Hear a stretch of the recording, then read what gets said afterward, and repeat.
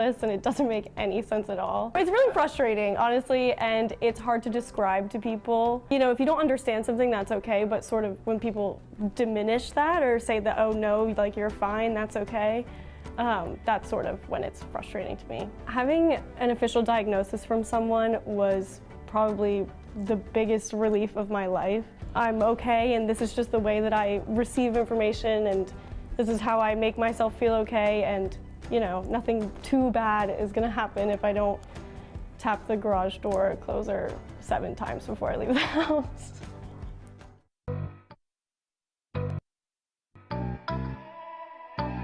Klondike Kate's is Newark's hometown favorite since 1979, serving legendary American comfort food like Kate's original nachos, juicy burgers, and craft cocktails.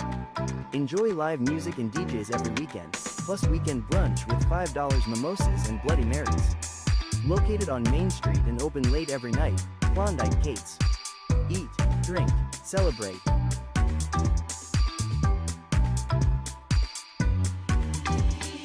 Excuse me, can I have your attention, please? Buffalo Wild Wings Pick 6 for $19.99 is the perfect meal for 2. Your choice of 2 entrees, 2 sides, and 2 drinks. Pick 6 meal for 2 for $19.99. Grab a friend and head to Buffalo Wild Wings.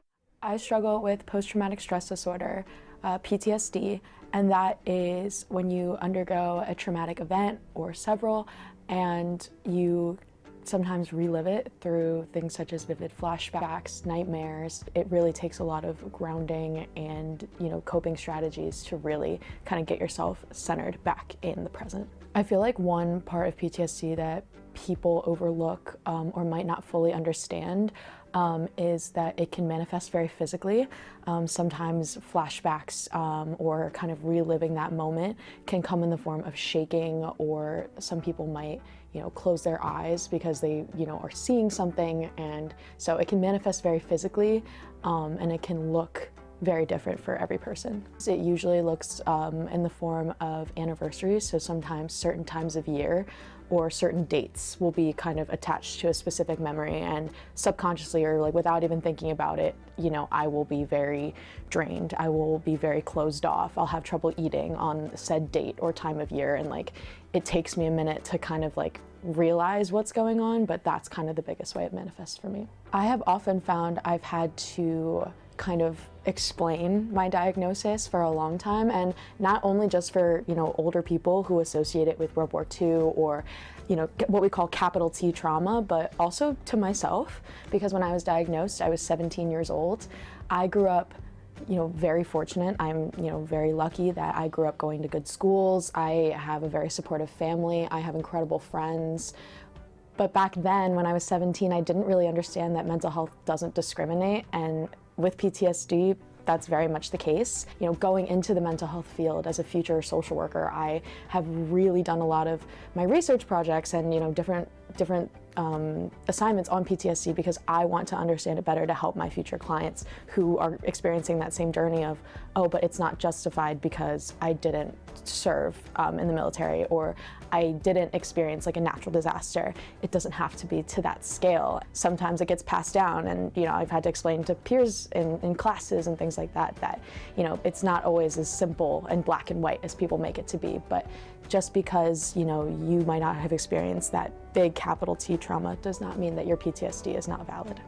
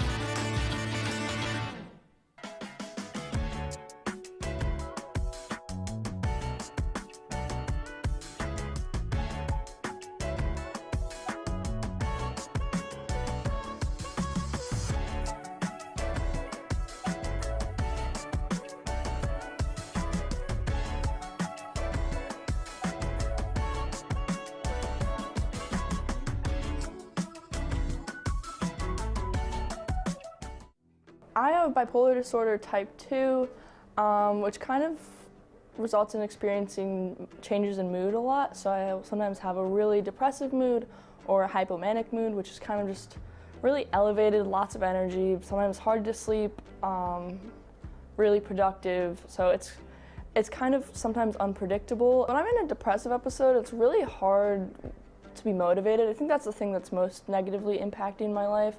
It can be really hard to complete tasks, to fulfill social obligations, to really, sometimes it's just to take care of myself, to take care of like my room, stuff like that. It's just kind of hopelessness takes over, really. Bipolar disorder type 2, you experience hypomania as opposed to mania, so it's a little bit like lesser version of mania, but I kind of feel slightly out of control. I don't exactly feel in touch with myself. A little bit too energetic, too productive, very impulsive, risk-takey. Money does not always go well. People with bipolar disorder aren't always in an episode. Sometimes you are in a stable place. Sometimes there's times where you experience a little bit of both at the same time, which is super dangerous. Feeling depression and lack of self-control results in really harmful, potentially life-threatening situations. There was a time in my life where I had just recently gotten diagnosed with bipolar disorder, and we were still trying to figure out what meds, what treatment was good for me. And I was in a really just horrible episode. There was a lot of stress with school, relationships, and I was so depressed for the whole week. I was not productive. I was like, maybe I need to take a leave from college, go home. And then all of a sudden I had this mixed mood, this mania popping in, and I remember being on the phone with my mom, and I was just pacing around my apartment building, just completely like unsure what to do with my life. And I was like so like there was just so much energy and at the same time no hope, and it was really hard to like recover. In the media, you see those characters that kind of go off the rails are always diagnosed with bipolar disorder, and it makes people who are diagnosed with bipolar disorder really afraid of their diagnosis. There's so much stigma, but really people with bipolar disorder are just people who are not happy about their diagnosis and want to be normal and be better too. Hi, I'm Carl Driggi, founder and CEO of Platinum Dining Group, a Delaware-based hospitality group that's been serving the Mid-Atlantic region since 1996, and I'd like to personally welcome you to our collection of restaurants. For nearly 30 years, Platinum Dining Group has had the privilege of serving millions of guests throughout the area. What began as a single idea has grown into a family of distinctive dining rooms, each with its own personality, food style, and ambition, but all rooted in the same commitment to unparalleled hospitality. Today, that commitment is brought to life by more than 500 dedicated professionals who show up every day with pride, passion, and an unwavering attention to detail. Our goal has always been simple: to create genuine and memorable experiences. Whether it's handmade pasta at Capers and Lemons, a coal-fired pizza from Taverna, or a sizzling red fire steak, every dish, every drink, and every moment is carefully considered. It's more than just food, it's about the connection. So allow me this opportunity to say thank you. Thank you for inviting us into your lives for 30 years. Whether it's a cozy dinner, a milestone celebration, or just something in between, thank you for allowing us to be part of your story, our story, the Platinum Dining Group story.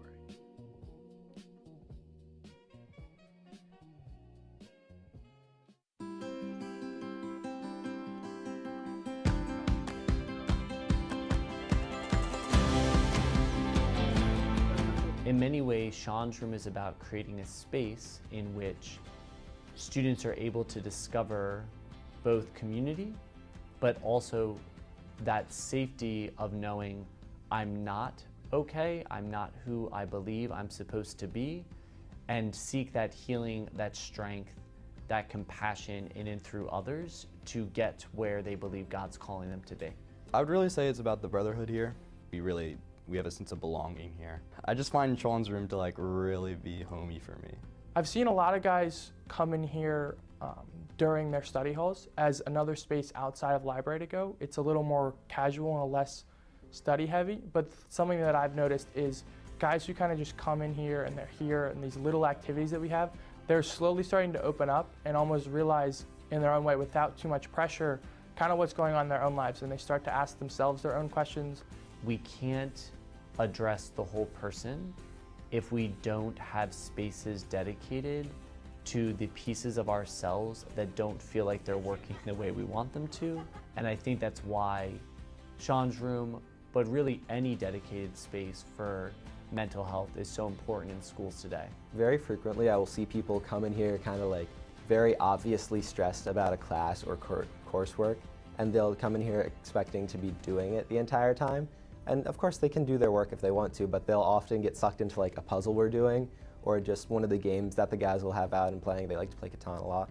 It's really just a mental health safe haven is the best way to describe it. It's a hangout spot where teens can be themselves and have open conversations about their mental health and what they're going through. But it also is a place where you can hang out, you can be around other people. People can come in for different reasons. They want to grab a snack, they want to take a break, they want to talk to a friend, they want to study down here because their friends are goofing off in the library. It allows people to come together, and then that's when the conversations start to happen.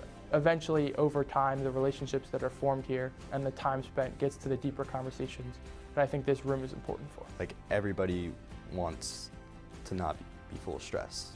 And to come down here, it's definitely great. And I know that my Sally's guys definitely love being in here.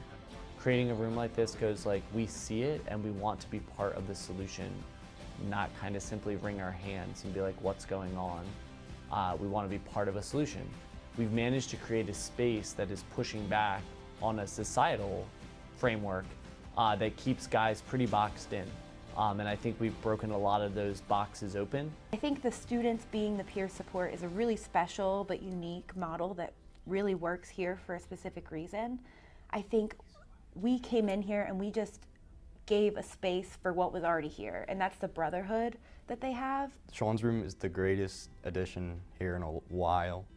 Like, I don't think I can name a better room because of the fact that you can just come in any time and unwind and relax.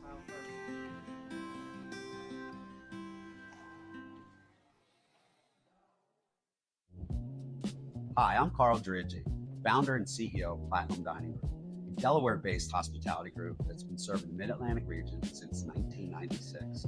And I'd like to personally welcome you to our collection of restaurants. For nearly 30 years, Platinum Dining Group has had the privilege of serving millions of guests throughout the area. What began as a single idea has grown into a family of distinctive dining rooms, each with its own personality, food style, and ambition, but all rooted in the same commitment to unparalleled hospitality. Today, that commitment is brought to life by more than 500 dedicated professionals who show up every day with pride, passion, and an unwavering attention to detail. Our goal has always been simple: to create genuine and memorable experiences. Whether it's handmade pasta at Capers and Lemons, a coal-fired pizza from Taverna, or a sizzling red fire steak, every dish, every drink, and every moment is carefully considered. It's more than just food, it's about the connection. So allow me this opportunity to say thank you. Thank you for inviting us into your lives for 30 years. Whether it's a cozy dinner, a milestone celebration, or just something in between, thank you for allowing us to be part of your story, our story, the Platinum Dining Room story.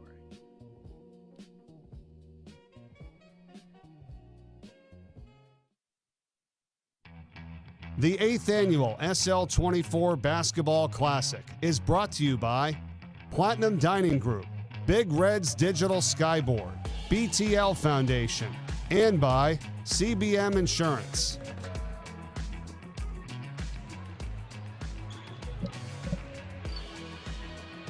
And welcome live here to the Chase Fieldhouse in Wilmington, Delaware. Nick Alessandrini alongside the coach, Bill Harmon. And we are back for that special time of the year. It is time for the 8th annual SL24 Basketball Classic as we welcome you here courtside at the home of the Delaware Bluecoats, the Chase Fieldhouse, and as you know, at the home of the SL24 Classic over the last 7 years. And Coach, here we are, year 8, in which has been one of the most fun events of the year for us, again, to raise mental health awareness, and it's such an important topic, and we are back for the 8th year. It's been successful each year and in and out, and here we are, 8th time. Nick, it's great to be here with you, and really more importantly, this is one of my favorite weekends of the entire year. We get a chance to commemorate, thank, and honor my dear friend who I coached, Sean Locke, and all the great things that his father and the organization has done. Great to be here with you. We got a great night of basketball. Looking forward to it as always. That's right, it all starts with the Spartans and the Patriots, but let's now take a look at the overview of the weekend here for the 8th annual SL24 Classic. As you see the schedule on your screens now, all gets underway here today with 2 games. We got the Spartans ×2 today, Coach, with the girls getting a start against Newark Charter, and then the men a little bit later on as they will take on DMA, and then a fun action-packed schedule tomorrow as well. All kicks off back here at 12 o'clock with some more girls action in Padua and DMA. Conrad and Odessa following that one up at 2 o'clock p.m., and then the final 3 games 4, 6, and 8 will have Ursuline and Friends, St. George's and Smyrna, and then rounding us out tomorrow night, Sally's and Sanford. We have a nice slate here. We're going to see some of the best teams in the state going at it here, and what the best thing is, as we're going to say here at nauseum over the weekend, for a great cause. Well, it certainly is, and there are a lot of really good games, teams competing down here, getting an opportunity to play in this wonderful field house in front of some hopefully huge crowds here this weekend. It's going to be a lot of fun, Nick. And now we're going to send it over to our PA announcer, Kevin Litton, for our pregame prayer and national anthem. Here's the SL24, the 8th annual, about to get underway. And to sing our national anthem, please welcome St. Mark's student Abner Murillo.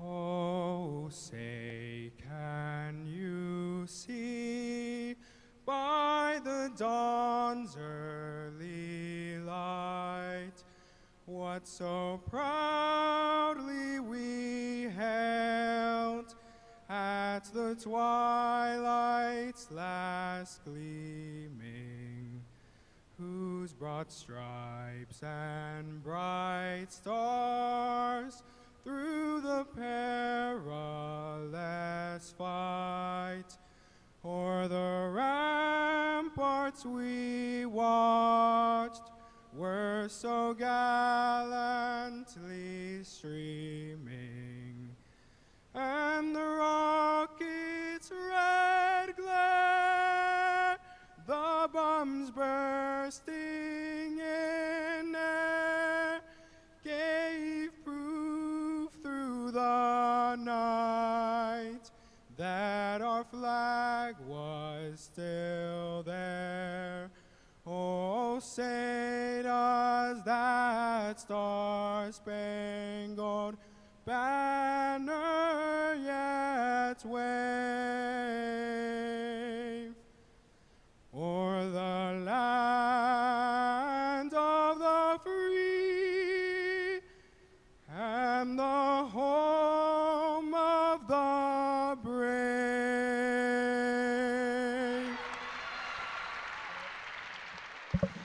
A beautiful national anthem now, gearing us up for tip-off here ahead of St. Mark's and a Newark Charter Game 1 of a fantastic afternoon weekend here at the SL24, the 8th annual. And again, we are here to honor our friend Sean Locke, who lost his battle with depression back in 2018, and just to see what has come from all of this, Coach, and just the great things that have come, and UnLocke the Light and Sean's house and everything. It's crazy to think now we're in year 8. It is almost unimaginable what has transpired in these brief years since Sean's life left us. Chris and the board have been so active. They've done so many great things. The schools and the neighboring communities have embraced this movement. Great financial support, great volunteerism. You really couldn't ask for a better run organization. Chris Locke at the forefront of it, but he's got a lot of other really fine people working with him and for him. Absolutely right, and now gearing up for starting lineups for the Patriots and the Spartans. And Coach, while we have a minute, let's talk a little bit about these 2 teams in St. Mark's and Newark Charter. As you can hear Kevin Litton on the PA here, great crowd already filling in here on a Friday night at the Chase Fieldhouse. Coach, St. Mark's coming into this one 8-6, led by head coach Val Karch. And again, they lose Sophia last year, who was their best player, obviously the daughter of Coach Val Karch, and this year trying to again find some people to step up, and here they are at 8-6. Well, Val Karch has done a great job in all her years of coaching. They have had a little bit of difficulty the last few games, lost 3 of the last 4, but they played really well at the start of the season. They've got an outstanding player in Kiefer. They've got some other really good complementary players, and Val Karch does a terrific job with that squad. And now we'll pause for our pregame prayer. And let this be a showcase of both teams' dedication and commitment to their sport. In the name of the Father, and the Son, and the Holy Spirit, amen. A special thank you again to everyone here at the SL24. It's great to see all the volunteers here helping out. Again, with the prayer, got here a couple hours early. Everybody's running around to make sure everything is good to go, and that just shows you how much this organization means to everyone here in the community and beyond. So now talk a little bit here about Newark Charter, who comes in to take on the Spartans here today, led by Mia Lang. And obviously the daughter of head coach Chef Lang, Amani Harrell, the senior, one of their leading scorers and their leading rebounder. Addison Palsgrove is just a sophomore, but this team has won 4 straight here as they come to Wilmington to take on the Spartans. They're playing their best basketball at the right time of the season. They have 7 seniors versus only 1 for St. Mark's. Coach Lang has done a really nice job. He is a big participant in the SL24 movement as well, a Newark-based gentleman. His daughter's a terrific player, can do it in a lot of different ways, and they've got some also really good complementary players, Harrell in particular and Miller, who both can score, a couple seniors that will help Coach Lang and his squad tonight against a really tough opponent. And getting through starting lineups here first with the Patriots of Newark Charter, and now making our way over to the St. Mark's Spartans, who of course happy to be back here for the SL24 for another year. And don't forget, everybody at home, there are ways to donate here. If you're not here at the field house, you can head online to unlikethelight.com/donate. There are multiple ways. You can also head over to givebutter.com/SL24 Classic 8, or the easier one, you can just text Classic 8 to 53555. Again, that's Classic 8, CLASSIC 8 to 53555. So multiple ways to donate here for unable to make it out to the field house either tonight or tomorrow. Again, all for a great cause as the SL24 dedicated to empowering young people by providing them with the tools, education, and resources needed to understand mental health. Their mission is to help youth recognize the signs of mental health challenges, access appropriate support systems, and build practical skills for long-term emotional and psychological wellness. And also, you can head to the online auction that'll be underway here today and tomorrow. Already online is the silent auction. You can head on over to unlockthelight.com, or excuse me, givebutter.com/e/SL24 Classic 8/auction. But all of that, if you just head on over to unlockthelight.com, you can find everything there as well. Coach, teams meeting here before we head on to half court, and tip-off just moments away. Well, I expect St. Mark's to try to pressure the ball. They love to get up and down the court. Some of their fine wins this season have been in high-scoring affairs. Newark Charter likes to play at a little bit more of a deliberate pace. We'll see who can impose their will.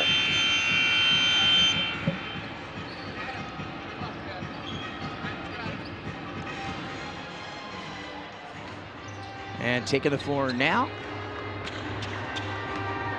And don't forget, coming up a little bit later, some boys action in the St. Mark's Spartans and DMA Seahawks. 2 great games on hand here today at the SL24. And we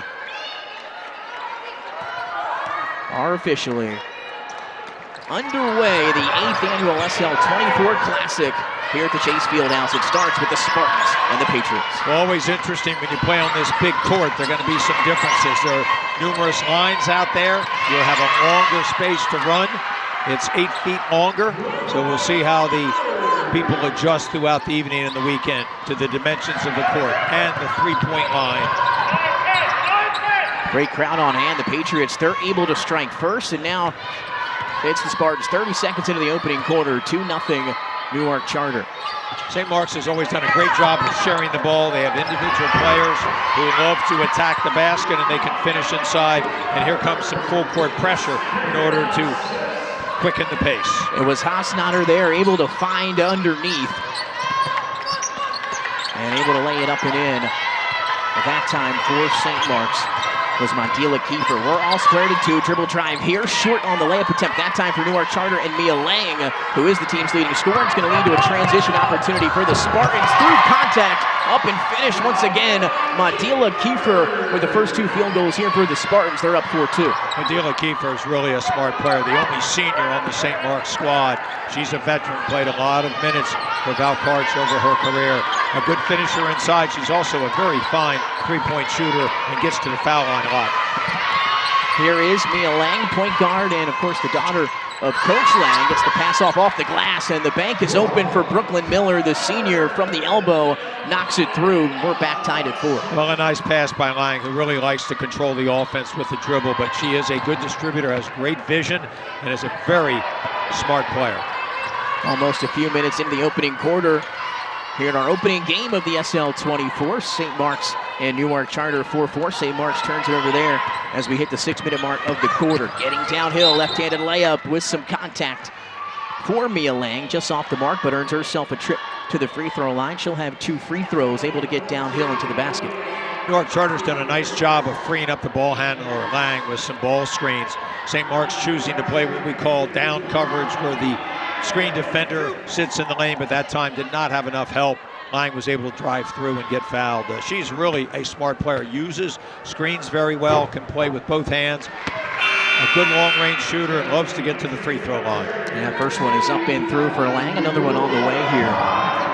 As the Patriots now up 5-4 over the Spartans. Big shout out to our crew here at the Fieldhouse. They've got fantastic audio that you all are hearing back at home. Got the Nets mic'd up here courtside. They've got it all. That free throw off the mark, so a second chance opportunity for the Patriots and a chance at a 3- or 4-point possession. That's our great friend Jimmy Smith's crew, who's done a fabulous job over the years organizing this, doing all the little things to make this streaming come through as best as it can. Here's Olivia Price to the basket. Price, how about that one off the window, fading away and able to get it to go. Boy, that was a tough shot. Difficult angle, but used the backboard to soften the shot. A little pressure here exerted by Newark Charter. I'm not sure they want to get engaged in a full-court game with the very quick and aggressive Spartans. One inside, left-hand layup, missed that time. And last touch by the Spartans. So interesting, Nick. St. Mark's has only one senior, and that's Kiefer, who's their best player. Newark Charter has 7 seniors on their roster, but their best player is a sophomore in Lang. Funny how that works sometimes there as St. Mark's lost it again. Newark Charter in transition and a foul all the way up that time. It was Amani Harrell, one of the team leaders, alongside Mia Lang, and now she'll head to the free throw line. 5:09 to go here, 7-4. Newark Charter up 3 and a chance to add on. If you're looking for a chance to add to your wardrobe, why don't you head all over to the merchandise here. You can head online to UnLockeTheLight.com. Short sleeves, long sleeves, crew necks, quarter zips, hoodies, hats, polo shirts, dry fits, magnets, you name it. Much more on sale now at the Feedhouse and online at UnLockeTheLight.com. And again, all for a great cause. Nick, you've got a couple of young ones at home. You might be over there buying some gear and some merch a little bit later on. That's right. Do they have onesies? As the free throw good that time. And now 9-4 Newark Charters with the 5-minute mark. St. Mark's again able to get it quickly down the other side. That one up and good. Mia Hustadter able to get it to go, the junior for the Spartans, and they respond after the couple free throws, 9-6. That was a really fine pass by Kiefer, who was able to find Hustadter on the far side. Good positioning on the weak side. How about Harrell around the screen? Mid-range jumper won't go. Rebound in a strong one. Goes to the Spartans and Natalie Vanjura. And that's going to keep possession after the whistle in the backcourt with 4:39. Newark Charter does not seem to mind to want to play this up-tempo pace. They've engaged them in a full-court game on this court, and at this tempo, you better have a deep bench. Try to let one rip, quarterback style. Drake May with the Super Bowl next week. It was intercepted by Harrell, and then after that tip winds up in the hands of a Patriot, up and in for Olivia Price. Funny how the ball bounces sometimes. Every once in a while. I got a feeling you like Drake May. We remember doing our show a couple years ago, Nick, our draft show. That's right. And a couple of us really liked May. I'm glad to see him to work out so well for the Patriots. What a great season they've had, especially for Grable, their first-year head coach. That's right. Coming up in more basketball here at the Chase Fieldhouse. Coming up after the break. We'll be right back here at the Unlock the Light.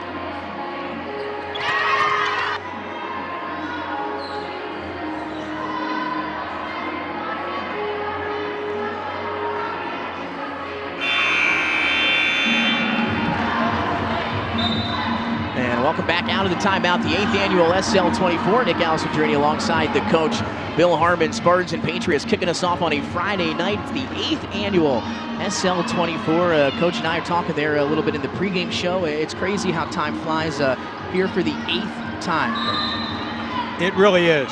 And in a certain way, it seems very short. And in other ways, Absolutely. It seems like an eternity since we lost our dear friend, Sean Locke.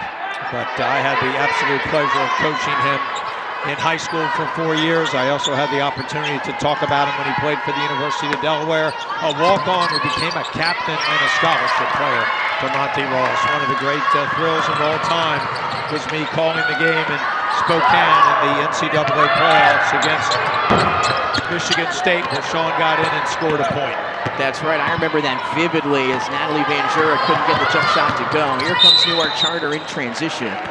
And a whistle and a foul. We'll inbound under the basket with 4:03. I remember that like it was yesterday. Wow, what a game, what a team. And that Michigan State team is pretty good. Tough draw for Sean and the Hens on that one. But And if you remember, Nick, Delaware played it really tough. That's right. For the first half and about 6 minutes into the second half, and ultimately just the prowess and the experience in Michigan State showed out. But I'll tell you what, Monte Ross's crew did a great job. It was a fun game, and to see Sean get in at the end and make a free throw. He was always a great free throw shooter. I remember that one. Here, give and go, able to get it back. Can she finish? And we'll have a whistle as Madila Kiefer now will head to the free throw line. Coach, you talked about her here at the top of the broadcast. Again, one of the only upperclassmen returning for Coach Karch, and they're going to need her here in this one against Newark Charter. Spartans down 5. Kiefer's a very solid player. She can play at all levels. She's a good defender, a very good rebounder, runs the court well, and just kind of knows exactly what Val Karch needs and wants on the court. She's another coach on the court, so to speak, but I like her experience. She plays at a really nice speed, never out of control, makes a lot of good decisions. First one off the mark. Another free throw here for Madila Kiefer. Nick, have you ever been to Spokane? I have not been to Spokane. Well, it's a really neat place. I enjoyed our stay out there. We had a really cool old-fashioned Western hotel. We had some wonderful waterfalls in the middle of the city. You could walk to the arena. We had a great time. It was a terrific thrill to be out there calling that game for the University of Delaware. Downhill, Price ran into a Spartan. And they're going to say not 6, so it's going to be a foul against St. Mark's as Madeline Fasnow questions it a little bit there, but a hard collision going to lead to some free throws here for Olivia Price and Newark Charter. 3:40 to go still here in the opening quarter. I think Madeline Fons is looking around to see what she did wrong there. I thought she had pretty good positioning. Maybe she moved a little bit into her, though the defender can be moving, just can't be stepping in too late. And that's something I know Val Karch does a great job of coaching. She's a defensive-minded coach. They're going to be taught how to draw a charge. Pretty good technique there, just maybe a little late. Another one on the way for Price. And the second free throw is up. Good rotation, and that one drops through. 1 and 2 on the line on that trip for Price, and now a little bit more pressure here, the full court variety for Newark Charter. Newark Charter's done a nice job of controlling the tempo, even though it's been fast, recovering fairly quickly. Kiefer is a good long-range shooter. She leads the team with 15 threes on the season. A tough one that time, contested from the baseline. Harrell goes around the screen, another collision. No whistle, we play on 3:13, 12-6 Patriots. Here's Lang now on the baseline. We reverse, trying to set something up, and it's stolen. Pickpocketed by Mia Husnatter, and now the Spartans for the moment as the ball taken right back, Olivia Price. And now Newark Charter will walk it up here under 3 to play in the first. One thing I like about Lang is if she does take the ball into a bad position, she's able to maintain her dribble and bring it back out to a better spot. Harrell wants to catch and shoot 3, no good. Follows her shot though and lays it back up and in on the putback. And that's what they say, Coach. No one knows where that ball's going to miss as a shooter besides you. You have the best idea. She tracked it down, laid it back in. She certainly did. Flat shot that came right back to her. The defender's got to do a better job of blocking out and then filtering into the mid-range. Husnatter gets in the lane, lost it, winds up in the hands of a Spartan. It's Kiefer there, couldn't get it to go, and another strong rebound by Newark Charter. Charter's done a nice job of controlling their defensive glass. They've played at a tempo that they want to play at. They've done a nice job setting ball screens. Unfortunately there, you're going to get a moving pick on Brooklyn Miller, who moved your body. Typically when you set a screen, you want to be at your hip width, and you want to have your hands on your knees. And some subs here for the Patriots. And the Spartans in for St. Mark's. Lacey Podolak, the freshman, getting in there for St. Mark's. As they're able to get it inbounded. St. Mark's has 2 freshmen on their roster. A very young team, as we mentioned, only with 1 senior. Sophomores, juniors, and 2 freshmen. In comes the talented freshman for Newark Charter, Morgan Bishop, into the game for Coach Lang. Spartans will inbound under the basket, coming off the screen. The 3 is up, off the mark, that time from Adila Kiefer. But an offensive rebound for St. Mark's. They find Kiefer inside. Kiefer shot no good. Kiefer battling for a 3rd opportunity. Came down with the basketball tied up with Morgan Bishop, and the possession arrow going to keep it down this end of the floor with St. Mark's. I love Kiefer's energy on the court. She stays with it. Even if she misses a shot or makes a mistake, she still continues to play hard. Did a nice job there of getting the secondary rebound. Inbound for the Spartans, trying to get it into Shanklin. Instead, in the hands of Kiefer, trying to get it up there, contested, and a little short. Solid defense there, even though they had a difficulty in the offensive glass early on, but Newark Charter has done a nice job of cutting off the passing lanes and the dribbling lanes for St. Mark's, making some of these shots much more difficult because of their high hand contests. Kiefer going to be whistled, I believe, for the foul there as the ball was knocked out of bounds. So that should be, I believe, the team's 5th foul against St. Mark's. Now we'll rock the floor here for some free throws for the Patriots. And this time for Newark Charter, it'll be the senior, one of the leaders, Amani Harrell. Newark Charter's done a nice job of getting to the free throw line early and more often than St. Mark's here in this first quarter. So 2 free throws coming up for Amani Harrell. And as we mentioned earlier, in our 8th year here at the SL24, as Harrell knocks down the free throw. Back in 2019 was the first year we raised $208,324. And then, Coach, you look all the way in the 7th year last year. How about this number? $674,324. What an improvement. Wow. In a very short time. It just tells you the impact of Chris Locke, excuse me, and all the volunteers. They've done a great job of mobilizing, getting so many interesting things going on, and this is a group that works throughout the year, never taking a day off. They get it inside. Post work unsuccessful that time for St. Mark's and Olivia Barlow. Now here comes out of the pack Newark Charter, and Morgan Bishop couldn't finish in transition on the layup. Taken right back by a Patriot in Addison Palsgrove, and then she's fouled on the way back up. So the Patriots, they are out hustling and working here to get this game started. They lead 16-6, a minute to go in the first, and now some more free throws coming up, this time for the sophomore Palsgrove. They just seem a little quicker to the ball. Sometimes you just have that way you're going, you're alert, you're certainly relentless in your approach, and they've done a nice job here of setting their own tempo, getting to the free throw line, and getting back on defense to stymie any of the St. Mark's leak outs. Well, we talked about money raised. Altogether from the first year, and obviously last year through year 7, over $2.9 million in those 7 years. $2,904,740 as Palsgrove drills the free throw. So you know what that means, Coach? That means we just got to outdo it this year. That's what it's all about, right? Last year, that number was $674,324. Well, this year, how about we try and get to $700,000? I'm certainly with you on that, Nick. St. Mark's with a minute to go in the first, working around the perimeter. Here's Hassnatter inside, lost it for the moment. Last touched by a Patriot, will stay down here. St. Mark's has done a good job of moving the ball. They've tried to penetrate, but the Newark Charter defense has packed in the lane, and they've done a nice job of cutting off the angles that have not allowed St. Mark's to get easy opportunities at the basket, and they've done a great job of contesting every shot that's been taken. So it'll be Kiefer to inbound under the basket, 50.7, 18-6 lead for Newark Charter, who's on a big run here to wind down the first quarter. Set play here called America's out of the out of bounds underneath, trying to get Key for a three on the weak side. Unable to do it that time. It was dribbled around, knocked out of play, and once again, it'll be Patriots basketball. Defense able to force a turnover, and now Newark Charter with possession here. 41 seconds to go in the first, and they're up 12. Newark Charter just a little bit more alert, a little bit more aggressive, doing a great job defensively, creating ample opportunities at the other end with their very fast-paced offense. Lang up top to Bishop. Extra pass now in the corner. Three is up for Madison Bishop. And how about that one? A hockey assist for Morgan Bishop. Kick. You've got it, Nick. I'm a big fan of the hockey assist. You should at least get a half of an assist. A tie up here on the other side with 14.3 seconds. Yeah, very well done on that side for Newark Charter. A little Lang, Bishop back to Bishop, and able to knock down the big shot. 20-6, 14-point lead, largest of the night so far for Newark Charter.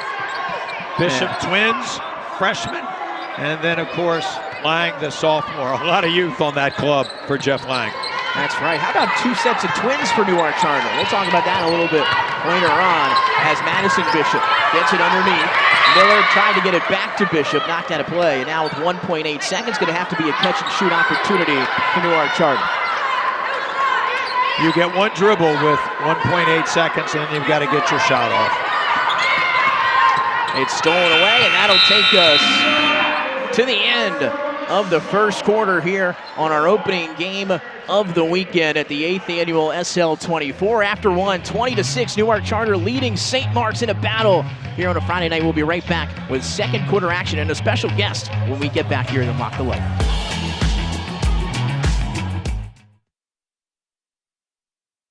After I saw the impact that Sean's room was having on so many Spartans, we had the idea to do more Sean's rooms. People will go to Sean's room just to do their homework or sit down and relax to get out of class, sometimes just to grab a snack and like reset your day. If we can get through to 5, 10, 15 kids, get their anxiety under control, it will spare them the pain and suffering that I went through as an active alcoholic. Mental health has to be the thing that they put first every day that they get out of bed.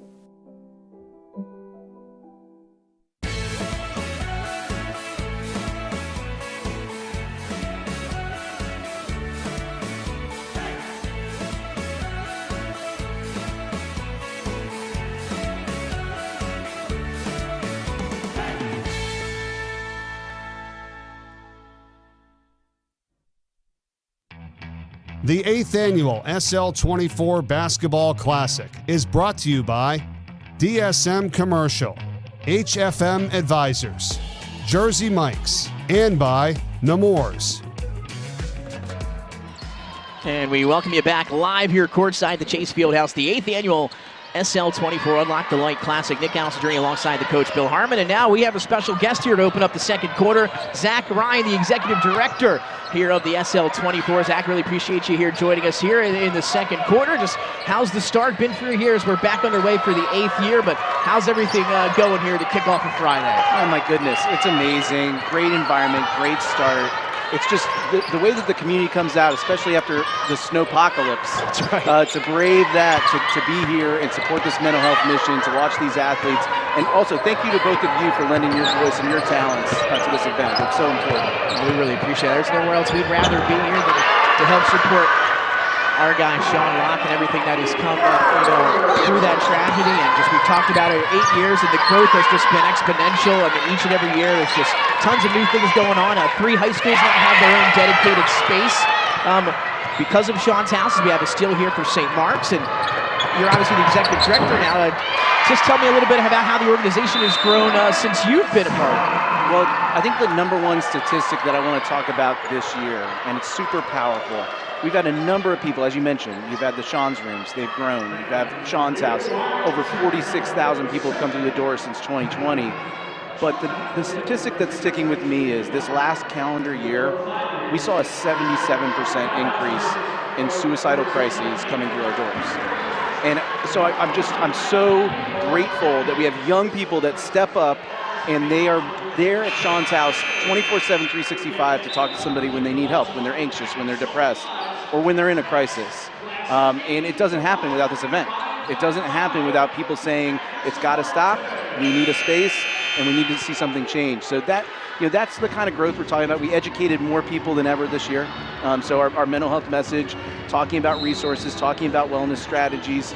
We're trying to reach every zip code by July. So we got some work to do. But it's really good to see and hear from these communities, because that's part of peer support, is listening. Absolutely. Zach, I think one of the great things about this organization are the number of volunteers and the time and the effort they spend. Obviously, a lot of that has to do with you and kind of mobilizing them and getting them organized, but it's a huge, huge component of this great movement. Yeah, I mean, when you look at this, this day and a half, there's just so many volunteers today alone. But, the real heroes are the peer support specialists who go through 7 weeks of training. We've trained over 350 young people to be peer supports. So they go through that 7 weeks, then they volunteer their time at Sean's house and Sean's rooms. That is really, that is so amazing that young people, again, with a lived experience with the mental health challenge, say, all right, I want to step up. I want to put myself out there. I want to be in that space when somebody's struggling. And so, but behind the scenes too, you have 3 gather and grow dinners each week. It takes a whole army of people to make that happen. I don't even know if I could begin to count or guesstimate how much that would be. It really takes a village, and I think that's what we're going to continue to see. As that one is up and in, finished off at St. Mark's there. Madeline fast now, as the Spartans on a nice 6-0 run to open up the second quarter here a few minutes in. And Zach, maybe what are some of the plans right now for the growth of the organization? We talked about how much it has grown in the 8 years, and maybe what are some plans here for the future? So I think for us, as we continue to go through all of those zip codes and meet all these people and talk to all these people and learn about the issues in these different spaces within Delaware, our goal is to have operations in each county. And I think that is the next growth point for us. What can we do in Sussex? What are the maybe unique challenges that young people are facing there with regard to their mental health? What are the other factors that are occurring in Kent that maybe a Sean's house or a Sean's room could really, in a Peer 24 support program, could really help those people? I think the other thing, as we continue to grow, so there's 3 parts to our mission: educate, assist, and support. So we talked about the support, we talked about the education, but the assist, and that is our mental health scholarships. And so if somebody is uninsured or underinsured, we want to make sure we have the funds to make sure there's no financial barrier for somebody getting the help that they need. And so, again, talk about a community. Again, it's events like this. It's our volleyball event in July. It's all these people giving throughout the year that say, all right, we want everybody to have access to a mental health professional. Yeah, peer support is a great start. It's often somebody's first step on a longer journey. So that's kind of where we want to grow. We want to grow the network of clinicians, grow our staff, grow our team, and grow our physical presence. Zach, a number that distressed me a little bit was that 77% number. Why is that so aggressive and so high? And it seems like the velocity is increasing. I think you're seeing people that, I hate to keep bringing it up, but COVID, I think that as you're seeing these kids get older, some of those things that manifested then, and maybe some of those traumas from then, and maybe lack of coping mechanisms, they're manifesting now. That could be part of it. I also think doom scrolling and some of the news and how we kind of process media and kind of do things, we need to really kind of monitor that and really kind of check ourselves. What are we looking at? What are we watching? Are we doing things that calm us or put us at unrest? Are you concerned about the rise of AI? Yeah, there's a lot of kind of conflicting opinions. I think a lot of people want it to be such a useful tool for people to get help. However, we've seen some dangers with it, right? The chatbots. Yeah, exactly. And people trying to seek connection, and it's not true connection, right? AI might be able to connect you to a list of resources, but ultimately there's people on the other side of those resources. And I think too often we stop before we get to the person. And when I talk about COVID, what did it do? It often separated us, right? That was a really big time of separation for us. And so when we kind of continue that and we say okay, I'm gonna engage with my phone, or I'm just gonna engage with my computer, or I'm just gonna engage with AI, you're not getting that person-to-person connectivity that we really, really need. We need it as humans. And so that's why like our peer model is so important. And I think like, I use AI as a tool. I probably don't know enough about it broadly speaking, but like, and I think nobody does. And it's such like an uncharted territory. It's changing every day. Yeah. Changing our lives every day. And so I think if anybody's like kind of pretending that they think they know everything about it, that's also a danger. Like I think we're kind of going into the uncharted territory, not knowing, and that's puts probably everybody at risk. And coming out of the timeout here, 4:42, St. Mark's and Newark Charter, our opening game here to kick off our 8th annual S24. 22-15, Newark Charter up by 7, but the Spartans here off to a little run here in the second quarter. Now a trip to the free throw line for St. Mark's and Natalie Van Jura. And as you mentioned, that great crowd on hand already here on a Friday night. With people with the snow getting off of work, it doesn't matter here for the SL24. Again, both teams well represented, and again, you're going to see people that have, no relation to basketball at all be here this weekend, again, here just for the cause, which is the most important thing. Well, and I think these two schools in particular have a lot of reasons to be on this court and to have fans in the stands. And I mean, obviously, this event is in memory of Sean, who was, a St. Mark's grad. But I also want to highlight St. Mark's has a Sean's room. And they were the first to do it. They were the ones that said, yes, let us be the model for this space inside our school where there's peer supports. And that takes a lot from an administration to like work with us, work with somebody and trust us. Again, we're learning more about mental health. We talk about we're learning a lot about mental health each day, and what's going to be best for young people. So like they said, like let's do this. And then Newark Charter. The response from their Newark Charter team, which is what we call basically our mental health clubs, it's been tremendous. More donors than any SL24 team right now. More donors, more funding from like school kids saying, all right, like we're going to give what we have like, financially to try to like really grow the programming. I'm really impressed. Both schools just are super big supporters, and we're very grateful to have them at the event. Besides all those details that you mentioned, tell me the evolution. Where does the SL24 go next? I think for us, the vision, when I talk about like statewide, why that's so important to me, we've had a lot of people come to us and they say, we're from California and we want to learn more about this, or we're Dover Air Force Base, or this, we want to have a Sean's room. And I think for us, Sean's house has had so much success. Like I mentioned, all those people coming through, we've been able to help them, all the people we've trained. If we can get to Kent and Sussex counties and really scale, with houses and rooms throughout a whole state, man, we have a rubric. I already believe in the rubric. It would be undeniable to anybody in the country, like, okay, here's a model that works.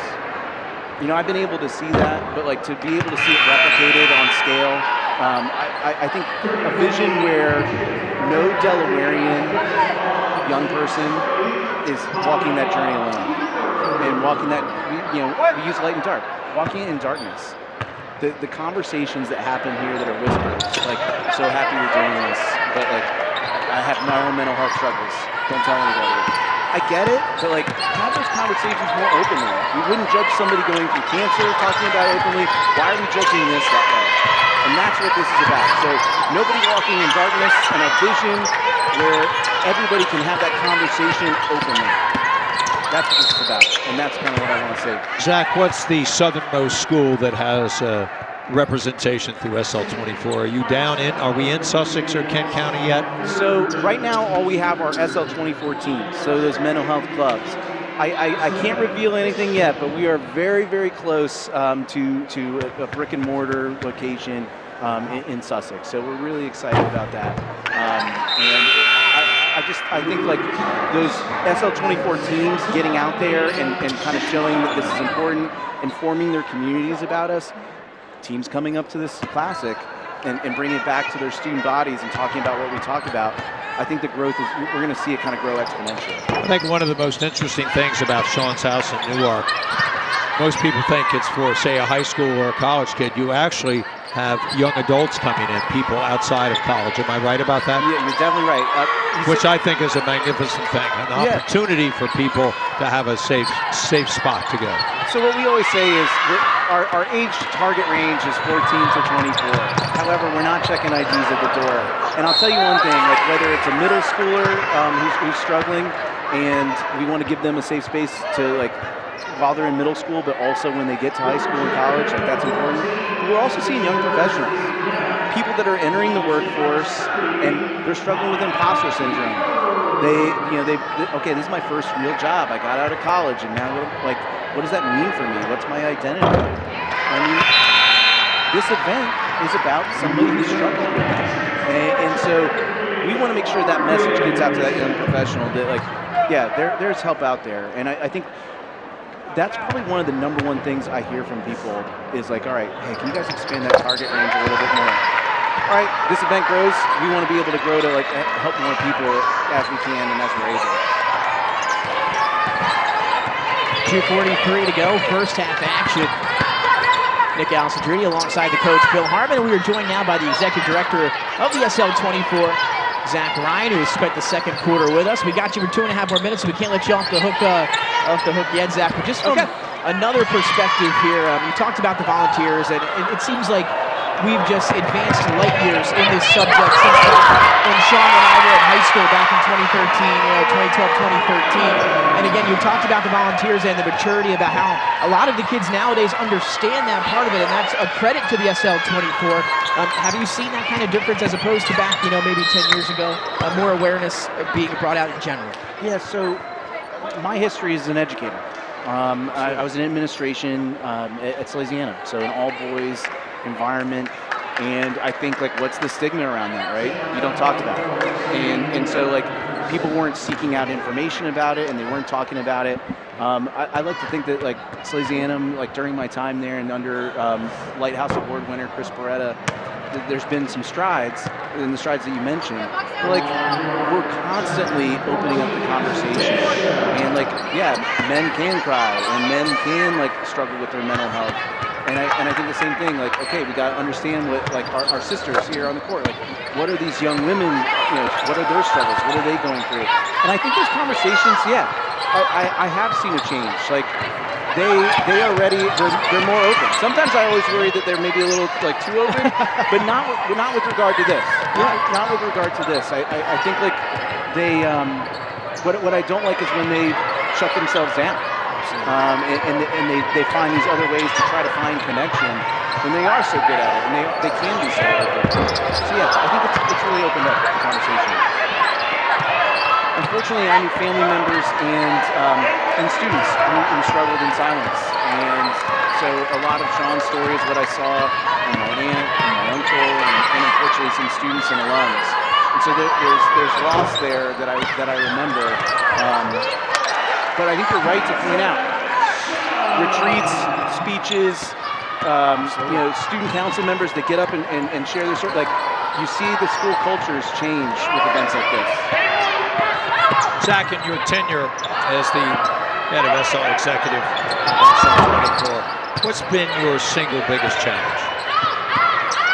Wow, that is a great question. Because I feel like I always tell people, we're kind of at the forefront of the biggest challenge, certainly in our country, maybe the world. And so I think for me, it is taking a team of people with lived experiences and making sure I'm leading with empathy and compassion. Yes, we have guests that are coming in, and they need to be at the forefront because they could be coming in crisis, but really recognizing and being like trauma-informed that the people that are working there, including myself, we bring our own baggage, we bring our own trauma, and the openness is really a key part of it. Being honest when you're feeling burnout, being honest when like you have a peer support session that's really intense, and making sure you're talking, being helped. That's the biggest challenge, is making sure that this team, who's doing tremendous work, we mentioned all those numbers in the beginning. That's a lot of people to help. That's a lot of message to spread, and letting those people know how valued they are and that there is a community behind them. That's the biggest challenge. It's just such a great staff and team doing great work. And lastly, Zach, before we let you go here, 14 seconds winding down half number one, and we've got a good one here between Newark Charter and St. Mark's, 26-22 Patriots over the Spartans. So how can people donate to the SL24, and where does that money go if people are kind of interested, how it goes to help out the organization? Yeah, so if you go to www.unlockthelight.com, and that's Lock with an E, you can find our event page for this event, and you can give that way. And there's also some fun ways to give tonight. You can do a Teams of Light gift, where you can give to one of these school programs, and then you can also give at our auction, which also means you have the chance to win and bid on some really fun items. But all of that goes to that amazing staff that I just mentioned, and putting it back into the programs. We are a very lean organization. 90% goes into operations to make sure we can meet the needs of all those people that come in, whether they're in crisis or whether they just need a safe space and a brave space to talk. There you have it, Zach, so much. The Executive Director, Zach Ryan, the SL24. Thank you so much here, as that will now take us to the half. What a second quarter. The Spartans able to battle back as the Patriots now holding a 26-24 lead. A big bucket from Sadie Nalon, the sophomore, will take the teams into the locker room. We'll be right back with third quarter action after the break. 26-24 Patriots over the Spartans. Hi, I'm Carl Driggi, founder and CEO of Platinum Dining Room, a Delaware-based hospitality group that's been serving the Mid-Atlantic region since 1996. And I'd like to personally welcome you to our collection of restaurants. For nearly 30 years, Platinum Dining Group has had the privilege of serving millions of guests throughout the area. What began as a single idea has grown into a family of distinctive dining rooms, each with its own personality, food style, and ambition, but all rooted in the same commitment to unparalleled hospitality. Today, that commitment is brought to life by more than 500 dedicated professionals who show up every day with pride, passion, and an unwavering attention to detail. Our goal has always been simple: to create genuine and memorable experiences. Whether it's handmade pasta at Capers and Lemons, a coal-fired pizza from Taverna, or a sizzling red fire steak, every dish, every drink, and every moment is carefully considered. It's more than just food, it's about the connection. So allow me this opportunity to say thank you. Thank you for inviting us into your lives for 30 years. Whether it's a cozy dinner, a milestone celebration, or just something in between, thank you for allowing us to be part of your story, our story, the Platinum Dining Room story.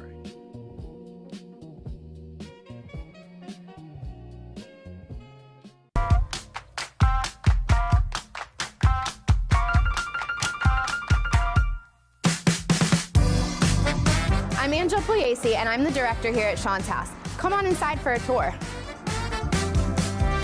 This is our living room, and this is really the heart of the house, just as the hearth is the heart of the home.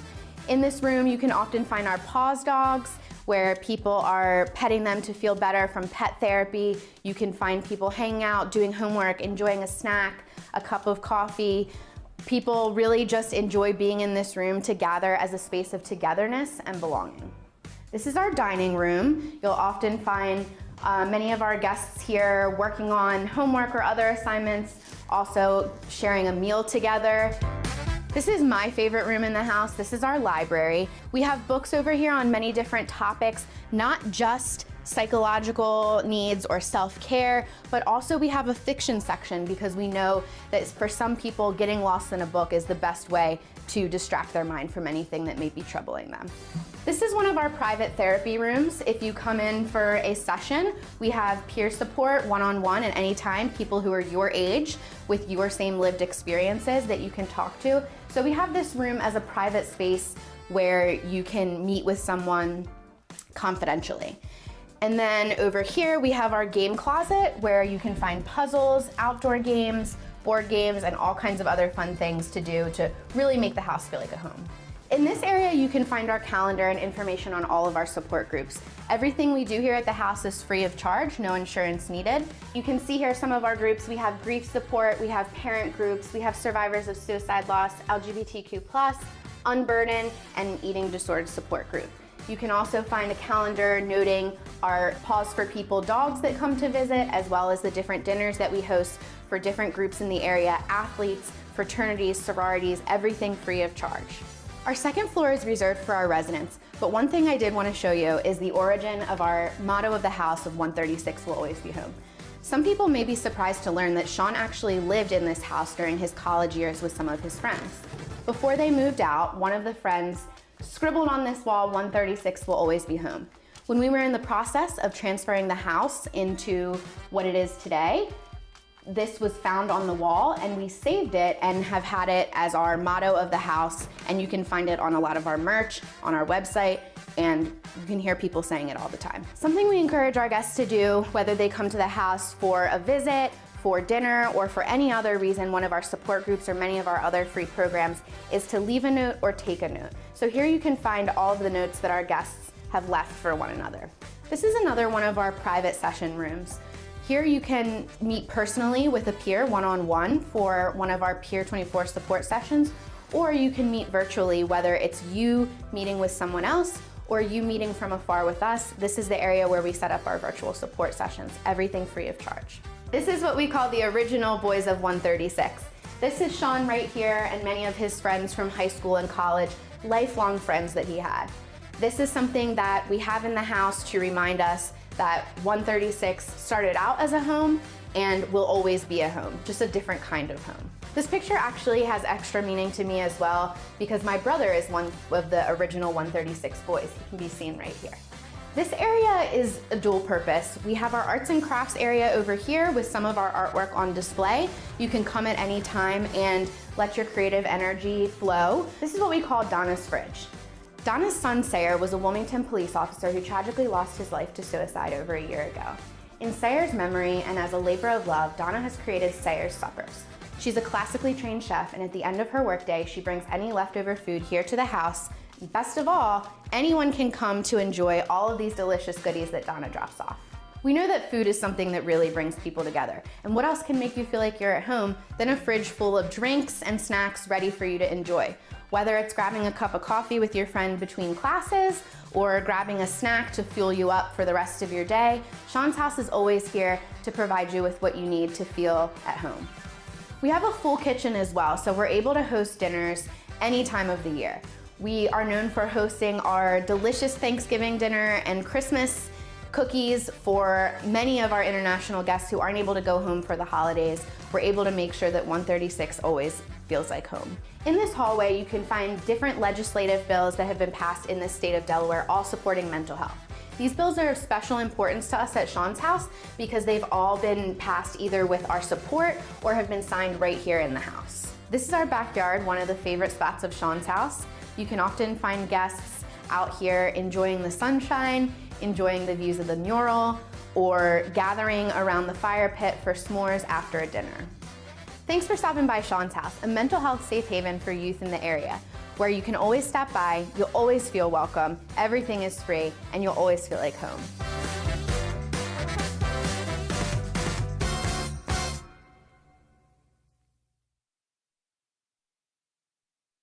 After I saw the impact that Sean's room was having on so many Spartans, we had the idea to do more Sean's rooms. People will go to Sean's room just to do their homework or sit down and relax to get out of class, sometimes just to grab a snack and like reset your day. If we can get through to 5, 10, 15 kids, get their anxiety under control, it will spare them the pain and suffering that I went through as an active alcoholic. Mental health has to be the thing that they put first every day that they get out of bed.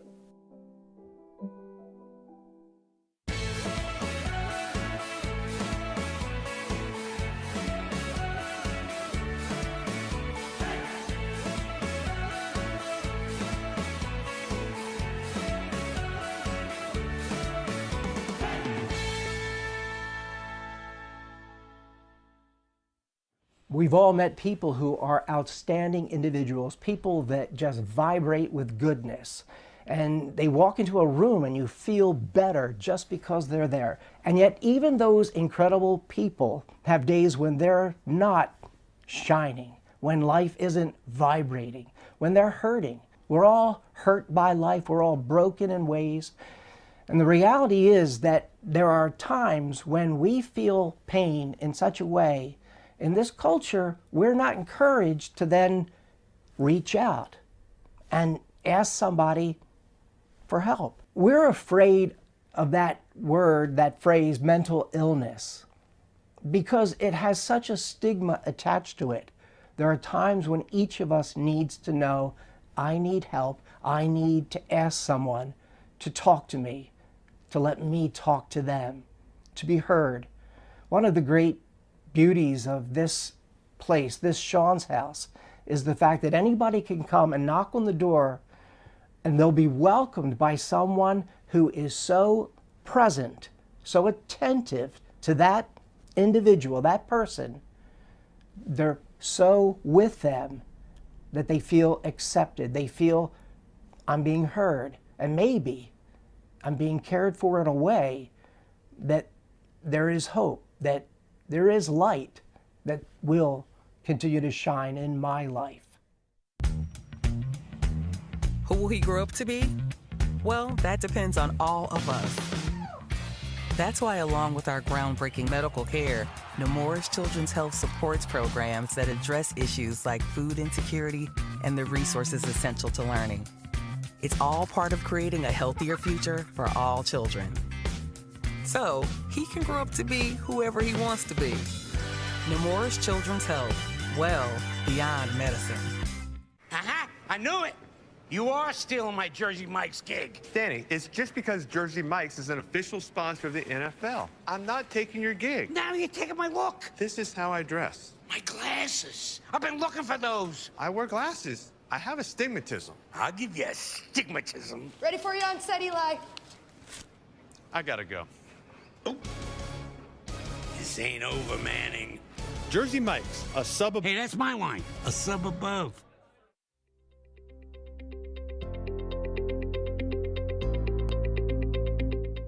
Partnerships built on relationships. That's our motto at CBM Insurance, and those words guide everything we do.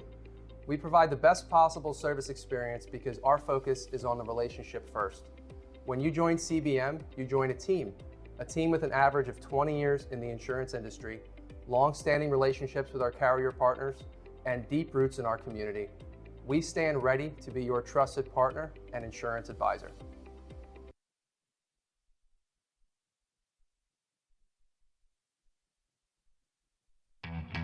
The 8th annual SL24 Basketball Classic is brought to you by St. Mark's High School, the Buffon, the Cicero, and the Locke family, 94.7 WDSD FM, and by Matt Haley Trust.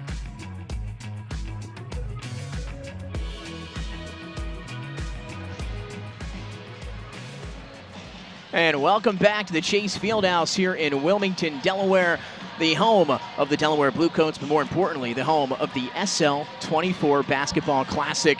Nick Alessandrini alongside the coach, Bill Harmon. We are back courtside, game number 1 at the break between Newark Charter and St. Mark's. And St. Mark's was able to battle back in that second quarter, outscoring Newark Charter 18-4 in that second quarter. And just like that, we've got ourselves a big ball game here in the second half. Nick, the difference was St. Mark's defense just got more aggressive.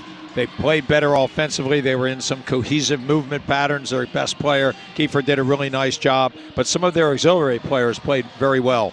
So it was a great comeback for them. This game could go either way here. Newark Charter battled. They've done a nice job with their younger players coming in and being very impactful. I think we've got a very exciting second half here in a couple minutes. Well, let's take a look at kind of some of the highlights and what we saw there in that first half out of St. Mark's and Newark Charter. A physical first half, coach. Both teams able to battle it out. And you look over there at Newark Charter. They were led by the senior Amani Harrell. 6 points for her. Madison Bishop, the freshman, she was able to add 6 points. And then you look over and we talk about the upperclassman for St. Mark's, and that is the senior Madila Kiefer, and she's having herself a nice game. We talked about her in the pregame. She's got a game-high 8 points to lead the way for St. Mark's in a big second quarter. Kiefer plays at a great speed. She's very intelligent on the court, uses shot fakes, can drive it with both hands, a good long-range shooter. She's got to have a big second half for them to stay in this game.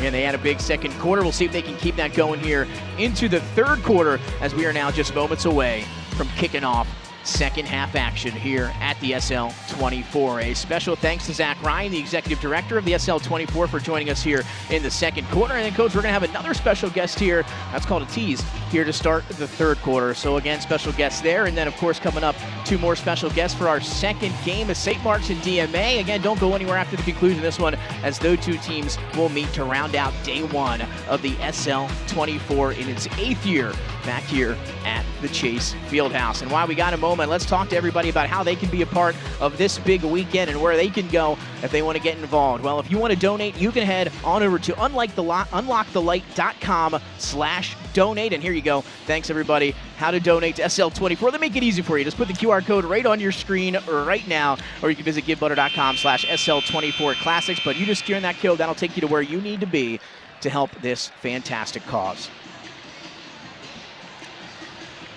Now both teams heading back to the benches, chatting with coaches here before the beginning of the second half, and we have a little bit more time, so we got to talk about the online auction. You can head online right now. We're here at the Chase Fieldhouse. They've got an autographed Jalen Hurts football, tickets to the Eagles games, Capers and Lemons gift basket, $500 Platinum Dining Group gift card, 7 Elite Island vacation packages from around the Caribbean. That's the one we're going to have to look out for, and as we are ready here for the third quarter. And now that'll bring us our special guest, Leah Witulski. Did I say that right? Yes, there you did. go. That's good. Thanks for joining us here to start the third quarter. Just to begin, before we get into what you do and everything else like that, but how's your opening Friday night here at the Chase Fieldhouse? How's everything going for you so far? Oh my God, it's amazing. I just finished doing some 50-50 raffle tickets with my 2 friends.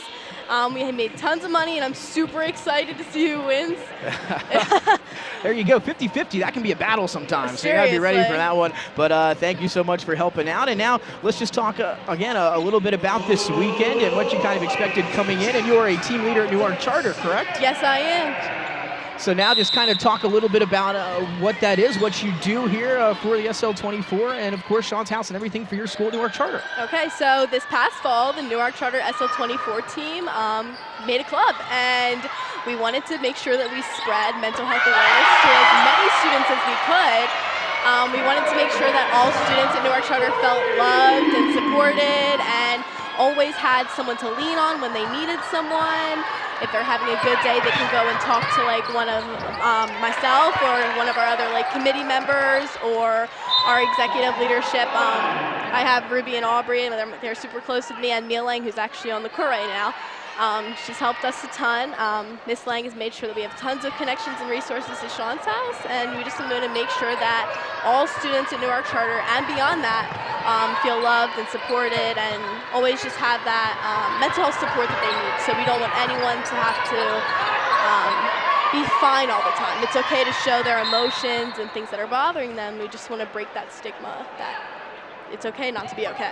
Absolutely right. Very well said. Of course, that's the reason that we are here, of course, for the SL24 in its 8th year. And when did you maybe kind of find out about the SL24? Maybe where did you start hearing about it, and what made you want to get involved? Well, I came to the Classic last winter, actually, and I thought that this was such a cool organization. I started talking to Chris and Kat, Patty, all of them, and I just thought that this is something that should be spread like from every high school, because school's a hard environment.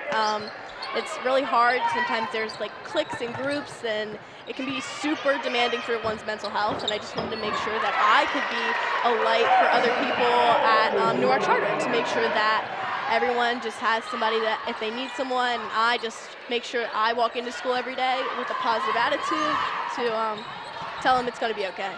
Wow. Are you an athlete? Do you play some sports at Newark Charter? I do competitive dance outside of Newark Charter, but I know that all the sports are obviously super mentally demanding, and just want to make sure that, again, everyone just feels loved and supported.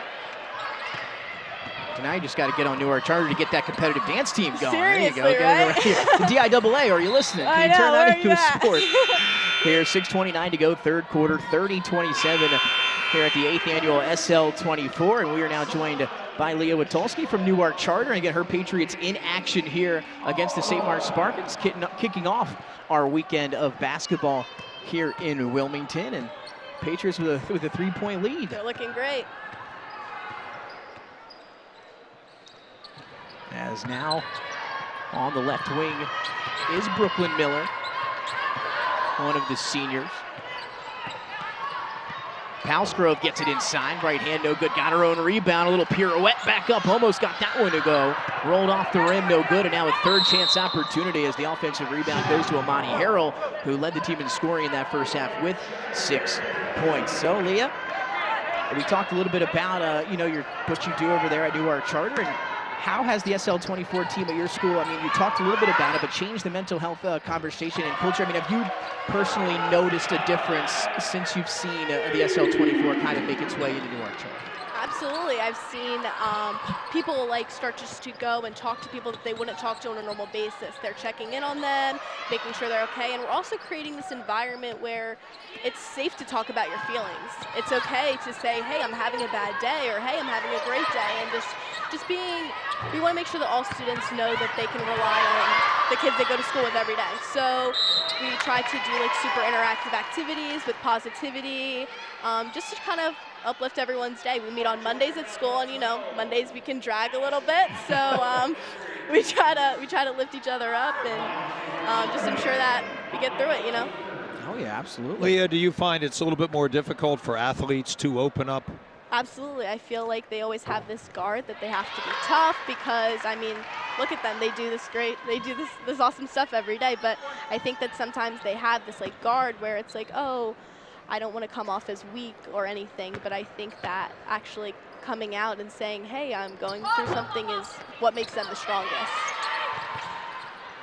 That free throw off the mark, but will stay down this end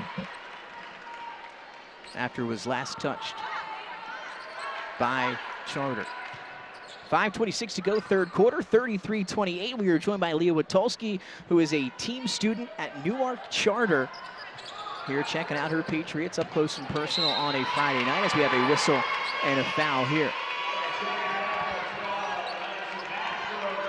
I think Newark Charter continues to be the aggressor here. They've done a great job in following up a number of their misses. They've been first to the floor. They've done an excellent job in transition. I'm really impressed with the job Coach Lang has done with his crew. Trying to get it inbound in there, picked away and stolen. Brooklyn Miller up ahead. Olivia Price in transition. It's good. It's another defensive play turning into immediate offense, something they've been able to capitalize against St. Mark's all night. How about that pass up ahead, unable to finish it with Sadie Nalon. It was similar to what she did back at the end of that second quarter on the big outlet pass. And this time a whistle will keep it down here, 5:07. Patriots up 35-28 over the Spartans. And Leah, you going to be back here tomorrow as well? Of course I will. Bright and early I'll be here. That was a loaded question. I'll be here all day. Leah, tell me a little bit about competitive dance. What does that entail? How much time is required? How often you all practice? What type of dance is it? Okay, so after school I meet with my team and we practice 4 to 5 days a week. And it's usually long durations of time. I'm practicing from 4 to 9, 5 to 9, things like that. But I think. When do you do homework? Oh, your question's as good as mine sometimes. Just all about time management these days. But I think that especially in competitive dance, it can be hard with mental health as well. I mean, you're surrounded with tons of girls, and I just feel like the constant comparison to one another, it definitely gets to you. But I mean, I, again, try to spread my light beyond just Newark Charter and bring it to things I do every day at my dance studio. And I just do you travel for competition? Is it some in the state and out of state as well? Yes. So we stay around. We stay close. Usually like Pennsylvania, New Jersey, Maryland, states like that. But then we compete nationally. But usually we do stay local, mostly. Yeah.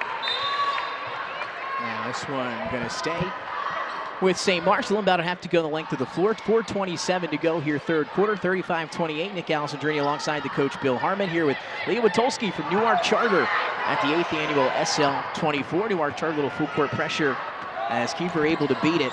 And now nobody stopping ball. Drives, kicks, open jump shot. That time for Nalon. Couldn't hit it. Rebound hauled in by Regina Miller. It's one of those where I think Kiefer could have just exploited her advantage driving in. She gets into the lane. Instead of finishing herself, kicks it out for a three-pointer. Miller's layup misses on the other end. Rebound to St. Mark's and the freshman Lacey Podolak. And now, Leah, have you been over to the merch table? I see you've got your Newark Charter shirt on here, but as that one is laid up and in, there is Kiefer once again. Cut the deficit to 5 for her Spartans, but There's some cool new stuff over there at the merch table I just saw. Let me tell you. I think I got every shirt on that table. I think I have everything in my closet. Well, it's all for a good cause, so I mean, by all means, go buy every single. I might have to take 5 or 6 pieces of them out with me on the way out tonight. The new crew necks are perfect. I'm obsessed with them. Well, yeah, what grade are you in at Newark Charter? I'm a junior. You're a junior. Yes. Started thinking about college? Yes, actually. I've been super interested in Penn State. But I'm looking to go into psychology. Excellent. Good for you. Thank you so much. Price almost had it stolen as it lands out of play with 3:10. 7-point lead for Newark Charter. Coach, we were up at Happy Valley last year for a little football action with the Delaware Blue Hens and the Penn State Nittany Lions. Didn't end our way, but it was a fun weekend there. So it was. I always enjoy our road trips together, Nick. Staying in the great town of Altoona. That's right. And we had one of our best dinners ever, if you remember correctly. You are absolutely right. Altoona knows how to make a steak. Yes, they do, for you. 3:10 here on the inbound for Newark Charter. As they get it up top, here's Amani Harrell, leading scorer for the team in the first half. And there you have it on your screen. There's that QR code. That's how you can donate to the SL24. All you got to do, take out your phone, scan that code. It'll take you exactly where you need to be. And that works a lot easier than me reading you the websites every letter for letter. Again, shout out to our team upstairs doing a fantastic job. But other ways you can donate, unlikethelight.com/donate. And again, we're going to talk about the auction here for the rest of the night for sure, as Kiefer has some open floor in front of her. Bounce pass up ahead to a teammate. Unable to finish it was Madeline Foss now. And after the missed layup, the rebound hauled in by Amani Harrell. And possession arrow going to go the way of the Patriots with 2:40 to go here in the third quarter. When Coach Karch looks at this tape, she's going to regret some of these missed in-close shots. Some of it has been excellent defense by Newark Charter, competing and contesting every shot. Some just been some ill-fated attempts by St. Mark's. If they do improve that finishing inside, they've got a chance to win this game. Inside, how about that floater with the right hand? Morgan Bishop, the freshman, able to get inside, floats it up and through, and then Patriots come up with a steal on the inbound and trying to get a quick 2-for-1 opportunity. Really impressed with Morgan Bishop and her twin. Both of them are very aggressive out there. They really know how to play the game at an early age and have been very impactful so far this evening. A travel here as the ball taken away by Mia Husnatter, but she went to the ground with it. So a travel there will turn it back over with 2:07, 39-30 Newark Charter. Olivia Price back in for Newark Charter. And Natalie Van Jura back in for the St. Mark's Spartans. Is competitive dance done at Penn State? Would that be a team that you would like to dance for? Yeah, there's a Division I team who just competed at the Nationals, actually. One of my closest friends, Sabrina, we grew up together, and she just competed there, actually. She did a wonderful job. It was great to watch her, and I knew that she's been dreaming of this for a while. So. Now, is there a season for competitive dance, or is it throughout the entire year? So I personally, we dance from September till June, and then our Nationals is usually end of June, early July. So we have like 2 months of off season, but it's usually just tons of training and practice and tons of fun. Outstanding. A timeout on the floor. We'll stay right here at the SL24. 39-30 Newark Charter out ahead of the St. Mark's Spartans in our opening Friday night matchup. 2:03 to go in the third, and we're here with Leah Witulski, a team leader from Newark Charter. And Leah, we got about 2 minutes left with you here in the third quarter coming out of this timeout. So if you will, again, just any words for anybody that might be struggling listening, or any words of encouragement here for somebody at home that might be looking for something. Absolutely. Sean's house is the best. It's truly something that's indescribable. The resources and help that they provide is truly wonderful. I know every time I've stepped into the house, it's so special. My heart feels warm. And I mean, I've truly just been changed for the better. I talk about it all the time to anybody who will listen to me about the program. I'll talk to my parents at dinner and be like, hey, did you see the new UnLocke the Light post, or anything like that? But it truly is something that is so special, and I hope that everyone will one day, even if they have something internally, they'll gain the confidence to come and talk, because I know that everybody there is so supportive and will always give out a helping hand when they need someone. But it's never good to struggle alone. So I hope that, especially this weekend, it'll open some people's eyes to just getting help, I feel. Yeah. There you have it. Very well said by Leah Witulski. Again, just a high school student at Newark Charter, but already making a big impact in the community here with the SL24. It'll be Olivia Price to inbound under the basket. 2:03 to go in the quarter. And now Charter up by 9. Lang for 3. Long off back iron. Rebound battled for. Nice box out by Mia Husnader. It'll be, though, tipped out of bounds. And a little hop there. How about Morgan Bishop, the freshman, jumping over the baseline there to go get the basketball. Morgan Bishop is extremely quick and very athletic. I've been very impressed with Mia Lang, the coach's daughter. She is a really smart player, can set up her teammates as well. Here she is with a turnover, one of her few tonight. But she's done a really nice job at distributing the ball, plays excellent defense, and has great range on her 3. And a quick whistle, and I think a re-turnover. I think stepping over the line on the inbound underneath for the Spartans that time. So Price will come grab it. Charter with the basketball back here under the basket.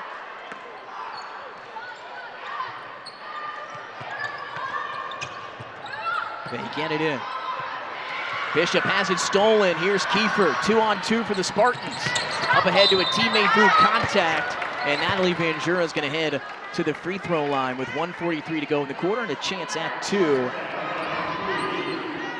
And while St. Mark's is shooting some free throws, and we talked about the merch, have you checked out the auctions? Oh, I'll have to. That's right. I saw some great items up there. Jalen Hurts football autographed up there. A chance to take that home after Coach. We know he'll win the Super Bowl next year again. Just wanted to take a year off. Seriously. He'll be back next year. Were you happy with the new OC signing, Nick? You know, it's hard to say. They've had a lot of success over the years with experienced play callers. We saw with Kellen Moore, they won a Super Bowl. Shane Steichen obviously made it to the Super Bowl. He's seen a lot of success over there in Indianapolis with the Colts, but I'd rather have a guy like Sean Mannion, I guess, with a lot of people talking about him here and build him up as the next young big coach. So I'd rather take on a chance on somebody like that than promoting somebody in-house like they did twice and it not work out. So, I mean, I would prefer Brian Daboll, maybe a Mike McDaniel, but Sean Mannion's who we got, and we're going to ride with him. You know what especially I want in that auction? Those vacations. Let me tell you, the snow is not it for me. That's right. And, there's supposed to be some more snow this weekend. Oh, Thank goodness no. I think that we are out of the fray there. Oh, good. Out of the bomb? That's what so we say. As we have out of bounds on the far side of the floor, 122, 39-31. The snow apocalypse. That's right. We heard that's what Zach Ryan said when he was on a little bit earlier. And we got the football. You got some tickets to the Eagles game. You mentioned, Leah, with the vacation packages. 7 elite island vacation packages from around the Caribbean. And, Coach, let me ask you this. Is it Caribbean or Caribbean? It's very interesting. I've always wondered about that myself, and I think in different regions you can go with either. See, there you go. Kiefer in transition. Layup is good. And St. Mark's cuts the deficit to 6 with under a minute to go in the third. This one has been a good one, back and forth. Teams with their own short little runs here throughout. And now Newark Charter. Nick, what's your favorite island in the Caribbean or the Caribbean? If you're down island or it's Caribbean. I'm not experienced enough to make that well, I want choice. you to go to St. Bart's someday. Oh, I like that. Maybe I'll head upstairs to the online auction and see if they've got something near there. We would love to go there. It's quite an interesting island. Originally a Dutch province. Price, and then a French one. found on the way up. She'll get 2 free throws with 25.5 seconds to go in the third quarter. And I'll tell you, Lee, if you ever need any question answered about anything, you ask the coach, Bill Harmon. He will have the answer. All right. We used to go. It might not be the right answer. Nick, you're way too kind. Oh, my God. I wish that was half the case. Oh, yeah. It is the full case. As we have a great crowd here on a Friday night, game number 1, and already filling up here at the Chase Fieldhouse. You look up there at the mezzanine, and a bunch of people checking out the action here, leaning over top. Great crowd up there, great crowd behind us here, and both of these schools showing out, including yourself, Leah, here, checking out the action and supporting their programs to kick off the Classic. There it is. Check out that crowd up top here for just game 1 of the SL24 UnLocke the Light. Leah, one thing that's very impressive to me about you is how well you speak and how enthusiastic you are about this foundation. But more importantly, you strike me as a good listener as well, and probably the most important thing when you're dealing with people with issues. Thank you so much. Very nice of you. Vanjura foul on the other end. More free throws coming this time for the Spartans. A chance to cut in to the 6-point deficit. And again, they've got packages, swag bags from many of your Delaware high schools, including Newark Charter, prom package available. The Bardea Restaurant Group experience, including 3 curated dining experiences for 4. I'll tell you, Bardea is on a different level. They are fantastic. Could you ever had a chance to eat at Bardea? I haven't. You better take a big credit card to that one. Yeah, I was doing some work there, so it didn't happen like that. I'm not going to say it's worth it, but you better have a big credit card. That's how good. They've got some fantastic stuff over there, and you can have, wow, how about that? 3 curated dining experiences for 4. And then on-ice tickets to the February 5th Flyers game with food and drinks included. If you've never been to a hockey game or an NHL game, you got to get to one. Even if you're not a hockey fan, the environment itself, it is. It's so exciting. It is a lot of fun. 7 seconds here, 39-35. Harrell steps underneath, looking for a teammate, stolen, and that might take us to the end of quarter number 3. As the two teams have been battling it out here tonight. 39-35, Newark Charter leading St. Mark's as we head to the 4th and final quarter of play. Leah Witulski, the team leader for Newark Charter, thank you so much for joining us here on the broadcast. Thank you, Leah. A phenomenal job. And again, good luck with the rest of the weekend. Thank you so much.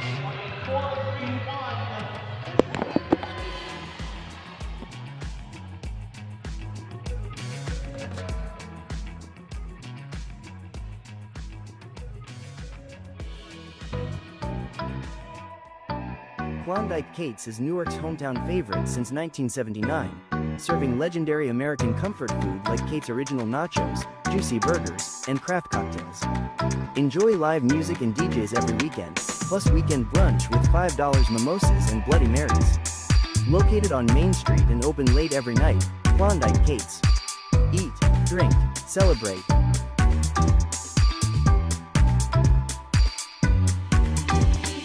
Excuse me, can I have your attention, please? Buffalo Wild Wings Pick 6 for $19.99 is the perfect meal for 2. Your choice of 2 entrees, 2 sides, and 2 drinks. Pick 6 meal for 2 for $19.99. Grab a friend and head to Buffalo Wild Wings. The 8th annual SL24 Basketball Classic is brought to you by ABHA Architects, Buffalo Wild Wings, Lang Cares Foundation, and by Kevin and Marion Healy. And welcome back courtside here at the SL24, the 8th annual Nick Alessandrini alongside the coach Bill Harmon. A special thanks to our guests in the 2nd and 3rd quarter, Executive Director Zach Ryan and Newark Charter Team Leader Leah Witulski. Both very impressive here to kick off our broadcast, Coach. I'll tell you something. Any organization has a young woman like that, Leah Witulski, in it is going to be very successful. What a passionate, intelligent, and also incredibly well-informed and sensitive young person. Very impressive. That's right. How about that? 39-35. Well, we've worked together a long time, Nick. That is true, and even before that. Now, you don't want to be able to read my mind, so. But no, really enjoyed our conversation. And we are back here 30 seconds into quarter number 4, a 2-possession game between Newark Charter and St. Mark's. I spoke too soon. 1 possession. There's Kiefer underneath on a great feed. Well, what a terrific concept out of the timeout of the quarter. A high-low where the elbow player throws a nice lob down to Kiefer, who'd sealed off her opponent. Well done. 39-37, 7 minutes to go here in this one. And what a way to kick off our SL24 weekend. Timeout on the floor. Coach Lang going to want to talk things over. We'll stay right here and talk ourselves. 7:02 to go, 39-37. Nick Alessandrini and the coach Bill Harmon here on the opening Friday night of the 8th annual SL24. And we were talking earlier, you think back in 2019, $208,324. Then you think about back to last year being the 7th year in 2025, $674,324. You think about just the growth of this here since the first year into the 7th year. And just again, you talk about it, and it has to do with a lot of great people behind it, and we talk about that and all the great work that they do. And you can't do that without all the help from a village, as they say. Well, that's certainly right. But what's so impressive to me is so many organizations ultimately get some fatigue. And that is exactly what does not happen in this organization. This organization seems to be in a perfect trend line, trending upwards. The great leader and Chris Locke and all his wonderful words, but his board and the volunteers. I mean, it really is an amazing organization that has continued to improve their approach year in and year out. $2.9 million raised in the 7 years. Truly incredible, and again, we want you all to help us make this another incredible year. Your donations, the online auction, merchandise, ticket sales, all goes directly to help support and fund Sean's House and the SL24 Foundation. Price lost it on the way to the rim. And the Spartans able to take it away, and once again, looking to act quickly as they get it up ahead to Hasnader. Well, at one time, the Spartans were down by 14, and I thought Val Karch did a really good job of keeping her team to motion under control, and there Kiefer continues to bring it back with an impossibly angled shot that happened to go in, but really a great effort defensively and then getting cohesion offensively in the second half for St. Mark's. Spartans able to steal it. You see that QR code on your screen. Don't forget, we're going to pop that up for you here throughout the broadcast. The easiest way to donate is just to scan that QR code you'll see here throughout the broadcast. They go back to Kiefer inside on the left block this time. She's found all the way up, a little hobbly after the contact. Hope she's okay. 6:06 to go, fourth quarter, and we are all tied at 39. And Coach, now a chance for St. Mark's, I believe, to have their first lead of the ball game here with Kiefer at the free throw line, all tied at 39. Well, Newark Charter got off to a great start. Their defense keyed them early on. They had some terrific offensive rebounding, were able to finish inside. St. Mark's struggled there. Now, here in the late in the third quarter and in the fourth quarter, they started to finish better inside through some contact. They've had some really nice passing, a wonderful feed from Olivia Barlow to Kiefer down low in the high-low situation. So St. Mark's getting it going. I think this could be anyone's game going down here in the stretch. Regina Miller back in the game for Newark Charter, and one more free throw here for Adila Kiefer, and she's able to knock it down. Gives the Spartans their first lead of the evening, 40-39.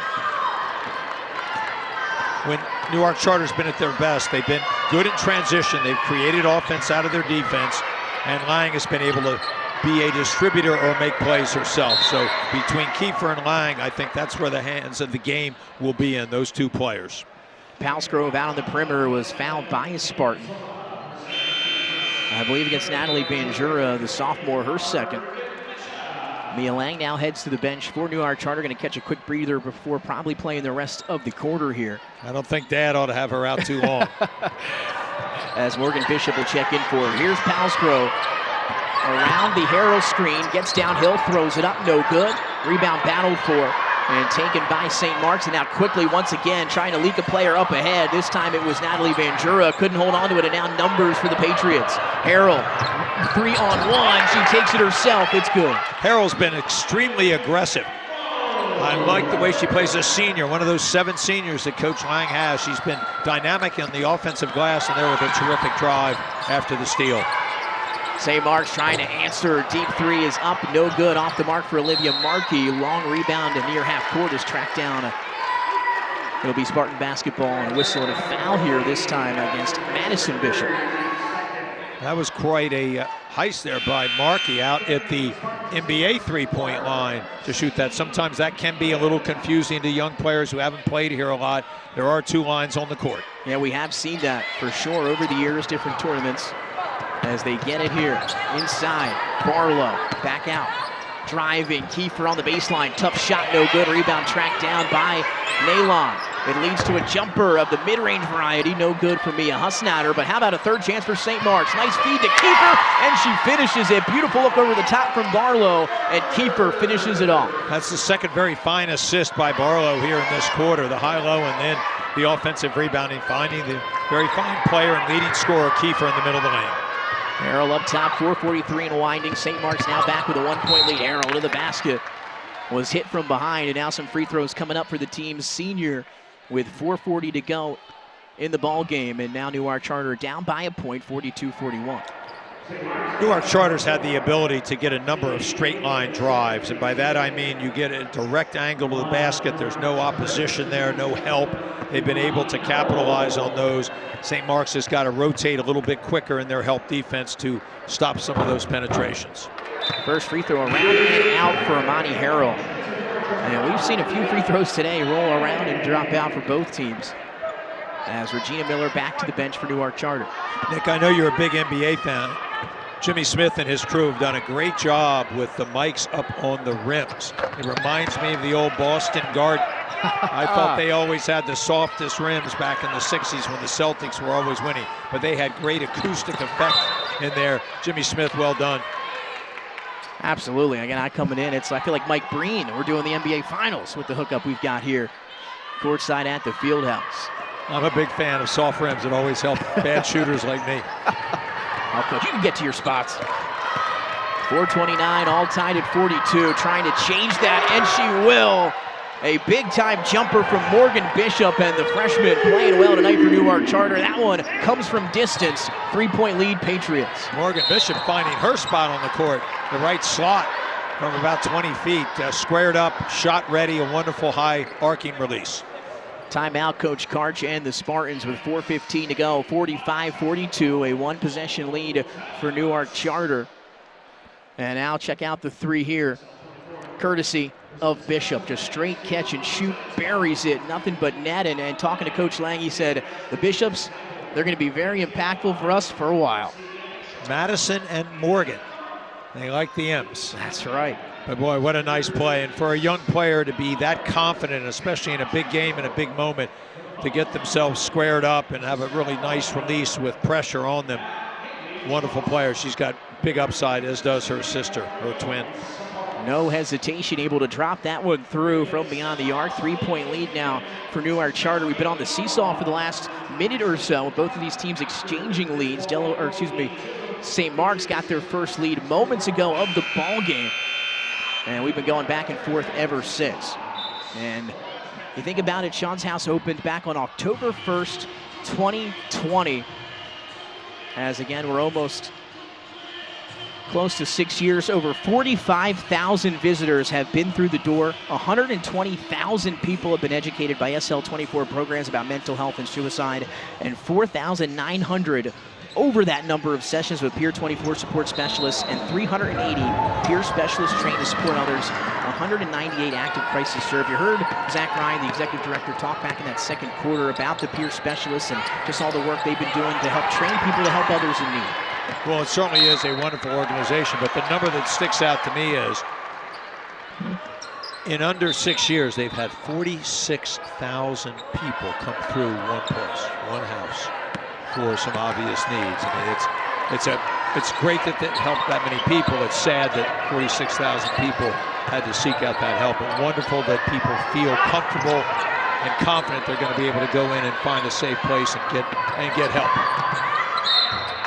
And whistle on a foul as Lang will head to the free throw line, a chance to extend this lead. And you're absolutely right. I don't know, 10 or 15 years ago, I don't think that many people are walking through that door or even expressing that they need some type of help.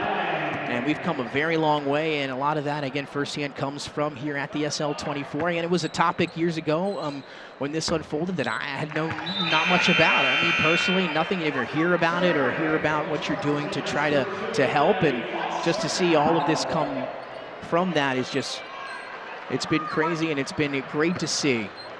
Again, for something, like I said, that I wasn't aware of, way back when. Well, that begs the point. I coached Sean for 4 years in high school.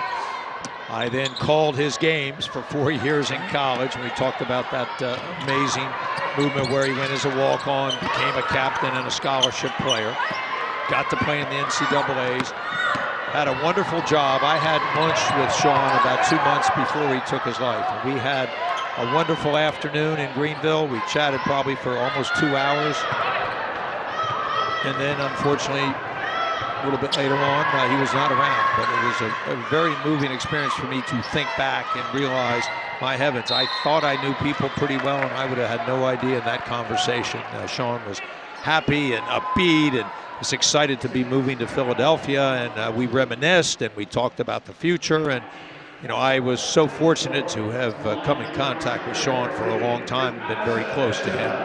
That it was a very moving experience to think back and realize how short a time it was between that moment and when Sean was no longer with us. Made my high school career a lot better, that's for sure.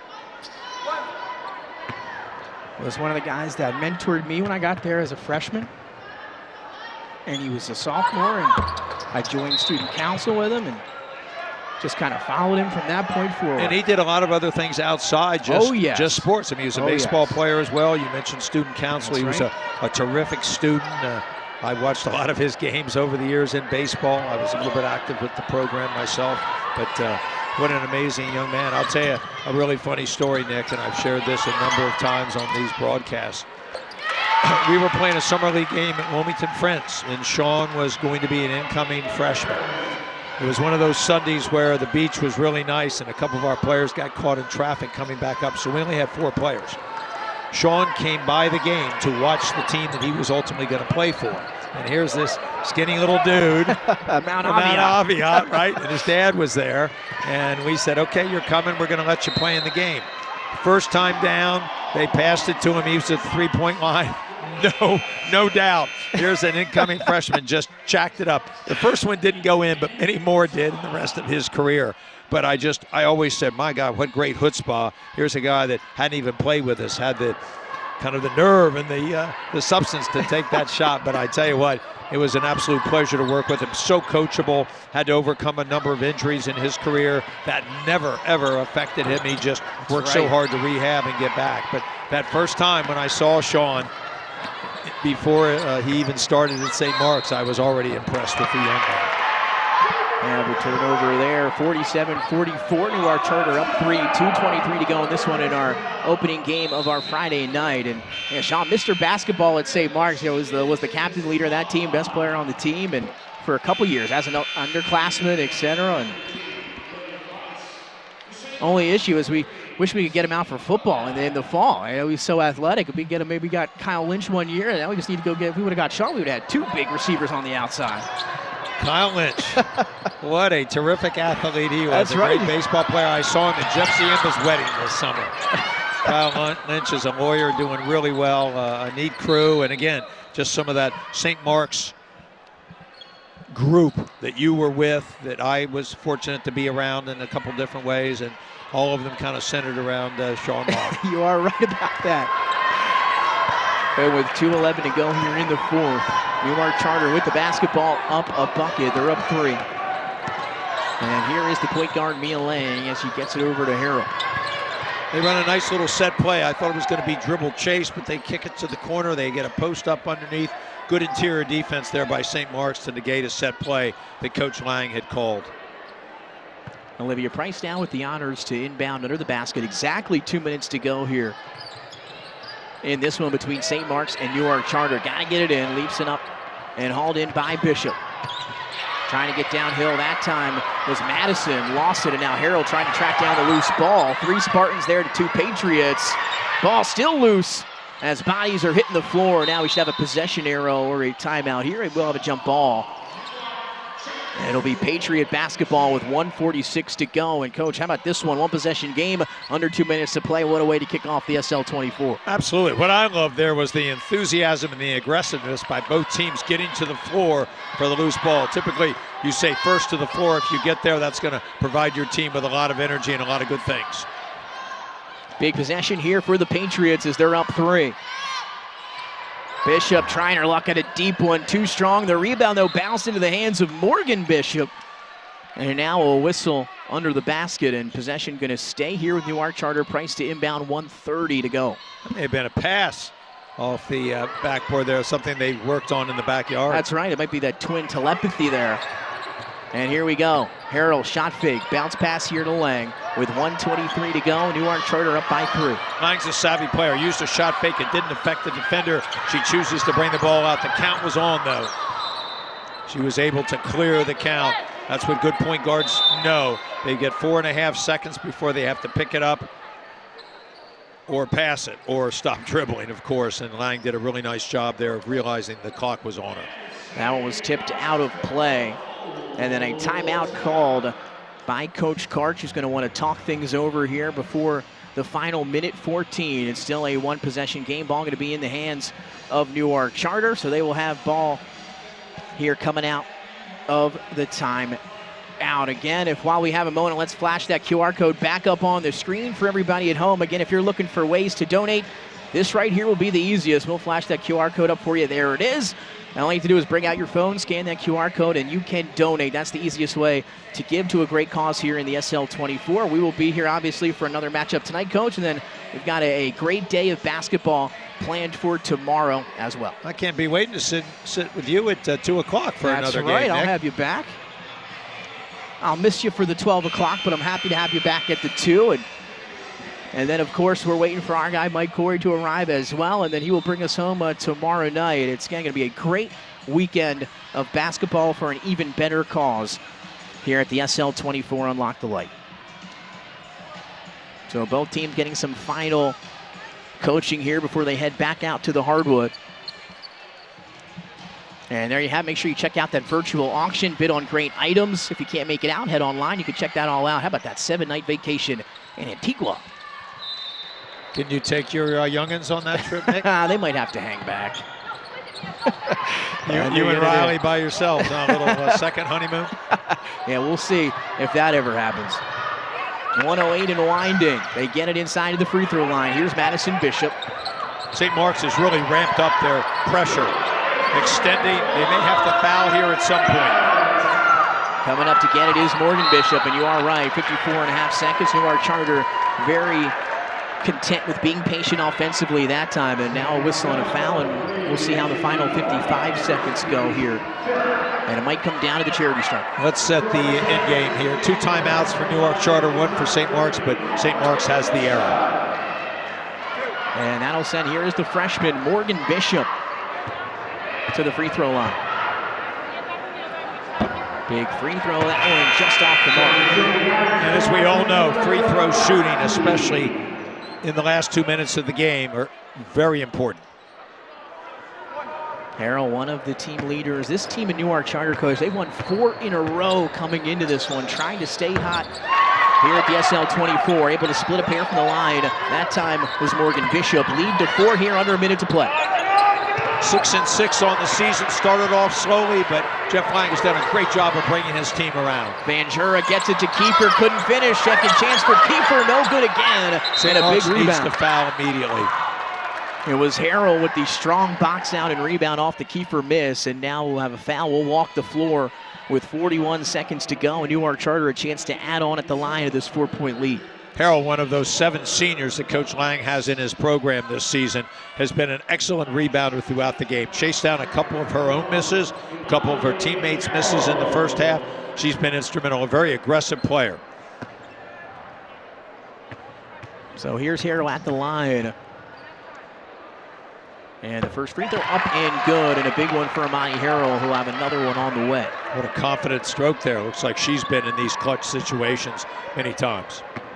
Harrell, one of the 6 seniors, but leads that group in terms of minutes played. Second free throw for Harrell, no good, but how about Mia Lang, the other leading scorer, able to haul in a second chance, and a big one now, 37 seconds. St. Mark's gonna have to foul as they're down by 5. Price now on the baseline, walks into a foul there from Markey. Price has played very well. No, excuse me, a little turnover here. It was a walk, and that was one where you're just playing a little too fast. Just possess the ball. St. Mark's has got to foul you in that situation. And there goes Kiefer, catched it down the other side, fouled on the way up. And we've seen this a few times today, Coach, as we have a stoppage of 28.5 seconds here. St. Mark's has taken these deep outlet passes, almost Kevin Love-esque, if you will, and trying to really get some ladies running down the floor with some of these outlets. Well, Kiefer's done a good job of running the court, as have some of her teammates. But Kiefer is really good at finishing through contact. That time, an aggressive foul. As a defender in those situations, you probably want the shot to go up, see if it goes in, because if you stop the clock, obviously a disadvantage for the defense who has the lead. 28.5 seconds, timeout on the floor. A 49-44 lead for Newark Charter. St. Mark's battled back, took a 1-point lead, I believe 41-40. And since then, it's been all Newark Charter regaining that lead and now holding on to a 2-possession game. Well, they've been very good at the free throw line. They've been aggressive, getting first to the floor, getting a couple of big offensive rebounds. That time a mistake at the offensive end, trying to penetrate when a foul was going to come, and created the turnover, and then not getting back on defense with their pressure, allowing Kiefer to get an attack. Patriots coach were 2-6 just a little while ago, and now having won 4 in a row. They're at 500 at 6-6, and now with a win over St. Mark's, can get above 500 and get to 7-6 on the year. It's been a nice stretch for Coach Lang and the Patriots, and now Coach Karch and the Spartans trying to put a damper on that win streak, but going to be tough uphill climb with 28.5 seconds to play.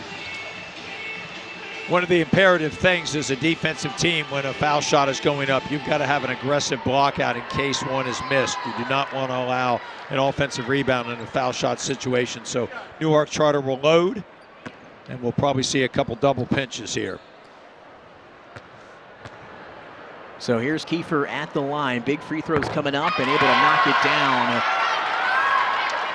And some big free throws for both teams here down the stretch. Kiefer, the only seniors you mentioned, Coach, moved from a guard to small forward last year. Big adjustment, but she's embracing the role and has really grown at that position. She's done a great job. She's very clever with the ball, can shoot it inside and out, and the leading free throw shooter on the team. So quick inbound here. St. Mark's down 3. They will have to foul, and they do, as they get a hand that time on Morgan Bishop, and she'll be the one to head to the free throw line. You know, one of the rules that's changed that I don't like is the way you could foul, and I hate to use the word intentionally, but when you're trying to stop the clock. There's an art form to doing it, and a coaching point. Now they've kind of removed that because you can grab and hold and they don't call it. That's right. Whereas we've always taught, which would still be the way we teach it, I'm going to go for a steal and just get some flesh. What if I get the steal and the officials don't call it? Then it's going to be our ball. So I think this grabbing and holding, I've never liked that change of the rule. You've got to learn how to coach it up and have your players be smart. That pass intercepted. A big steal that time for Madison Bishop. And St. Mark's able to get it right back. And with down 4 with 12 seconds, they will call a timeout, final timeout. I believe for St. Mark's, they had one remaining. So now a chance to talk things over. And check out now the steal as they're able to get it back. This one gives them a chance here. Well, when you have the lead, you don't want to dribble the ball into a bad place. You want to take it out into open space, pick it up, maybe have your coach use a timeout, have players group around you where close enough where they can get a pass back. So you, as a team leading in that situation, you don't want to over-penetrate and allow the team either to get the steal or get you in a bad position where they might create a turnover. So now if you're the Spartans, got to score, then quickly foul, then we'll see what happens after that. But 13.2 on the clock. St. Mark's down 4 with the basketball after the steal, and we'll see what Coach Karch draws up here out of the timeout. But I have a good idea it might head to number 30 in white. It's probably the best option. Run her off a couple of screens. Now, one thing Newark Charter wants to do is don't foul here.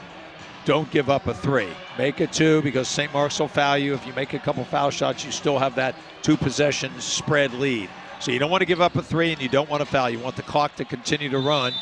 Especially, I thought that St. Mark's was out of timeouts. The board still shows 1. So they get it in. Here's Kiefer. Has to go quickly. 8 seconds. Driving kick. It's tipped around. That's going to cost him a few. Got to get a shot off. It leads to Foss now. She'll let it rip off the mark, and that'll do it. And Newark Charter uses a big first quarter to get out to a lead and then able to hold on late. Led by Mia Lang and Imani Harrell, but what a game from the freshmen, the twins Morgan and Madison Bishop, and they get the job done, 50-46. And now the win streak, Coach, it climbs to 5 games and the Patriots above 500. A fun game, a really good chess match between 2 really good coaches. The youth of Newark Charter seemed to win out here, but Kiefer was terrific for St. Mark's, the only senior they had. A really well-played, hard-fought game. 2 teams that I think will continue to play on deep into the season. The Patriots get the Spartans in this one, but don't go anywhere because coming up here, 8 o'clock tip-off between the St. Mark's Spartans on the boys' side as they welcome in the Seahawks from DMA. It's our final game of the Friday night to kick off our SL24 Unlock the Light for the 8th annual. Let's now head to, of course, you can donate right there at the QR code on your screen. That's the easiest way to give to a great cause. So for Coach and myself, a quick break coming, then we'll be right back with tip-off just around the corner for St. Mark's and DMA. It's the 8th annual SL24.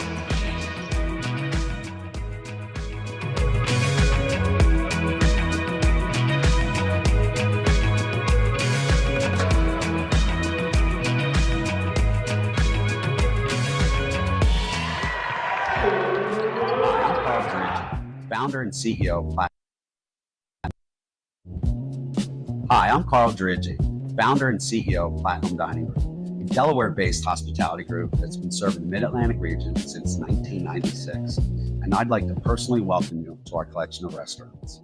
For nearly 30 years, Platinum Dining Group has had the privilege of serving millions of guests throughout the area. What began as a single idea has grown into a family of distinctive dining rooms, each with its own personality, food style, and ambition, but all rooted in the same commitment to unparalleled hospitality.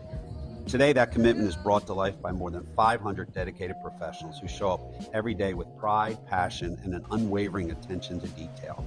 Our goal has always been simple: to create genuine and memorable experiences. Whether it's handmade pasta at Capers and Lemons, a coal-fired pizza from Taverna, or a sizzling red fire steak, every dish, every drink, and every moment is carefully considered. It's more than just food, it's about the connection. So allow me this opportunity to say thank you. Thank you for inviting us into your lives for 30 years. Whether it's a cozy dinner, a milestone celebration, or just something in between, thank you for allowing us to be part of your story, our story, the Platinum Dining Group story.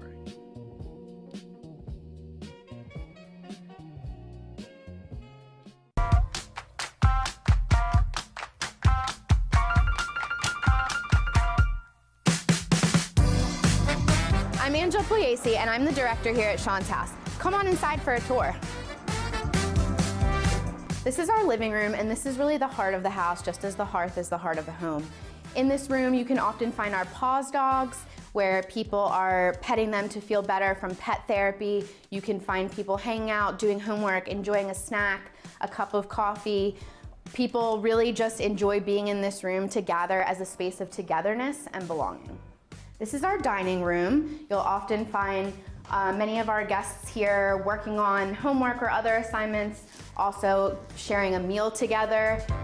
This is my favorite room in the house. This is our library. We have books over here on many different topics, not just psychological needs or self-care, but also we have a fiction section because we know that for some people, getting lost in a book is the best way to distract their mind from anything that may be troubling them.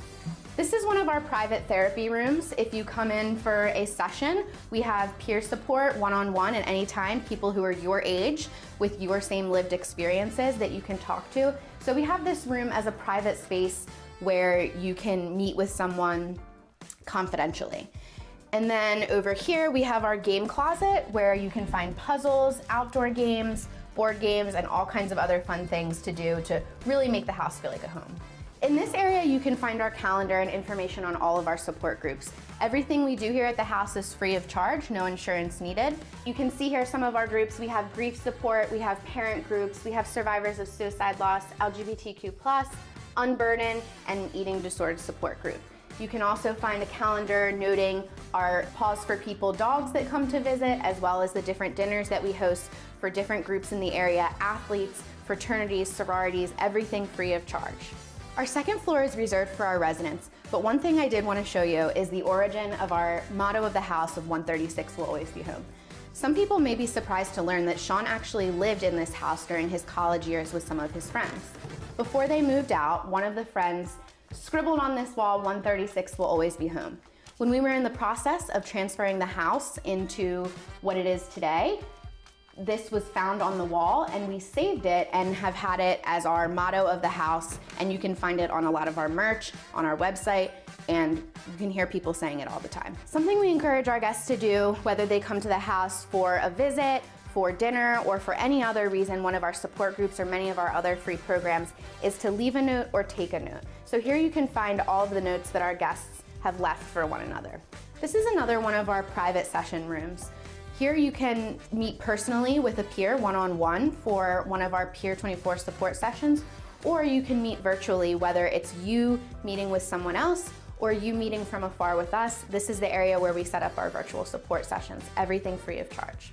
This is what we call the original Boys of 136. This is Sean right here and many of his friends from high school and college, lifelong friends that he had. This is something that we have in the house to remind us that 136 started out as a home and will always be a home, just a different kind of home. This picture actually has extra meaning to me as well because my brother is one of the original 136 boys. He can be seen right here. This area is a dual purpose. We have our arts and crafts area over here with some of our artwork on display. You can come at any time and let your creative energy flow. This is what we call Donna's fridge. Donna's son, Sayer, was a Wilmington police officer who tragically lost his life to suicide over a year ago. In Sayer's memory and as a labor of love, Donna has created Sayer's Suppers. She's a classically trained chef, and at the end of her workday, she brings any leftover food here to the house. Best of all, anyone can come to enjoy all of these delicious goodies that Donna drops off. We know that food is something that really brings people together, and what else can make you feel like you're at home than a fridge full of drinks and snacks ready for you to enjoy? Whether it's grabbing a cup of coffee with your friend between classes or grabbing a snack to fuel you up for the rest of your day, Sean's House is always here to provide you with what you need to feel at home. We have a full kitchen as well, so we're able to host dinners any time of the year. We are known for hosting our delicious Thanksgiving dinner and Christmas cookies for many of our international guests who aren't able to go home for the holidays. We're able to make sure that 136 always feels like home. In this hallway, you can find different legislative bills that have been passed in the state of Delaware, all supporting mental health. These bills are of special importance to us at Sean's House because they've all been passed either with our support or have been signed right here in the house. This is our backyard, one of the favorite spots of Sean's House. You can often find guests out here enjoying the sunshine, enjoying the views of the mural, or gathering around the fire pit for s'mores after a dinner.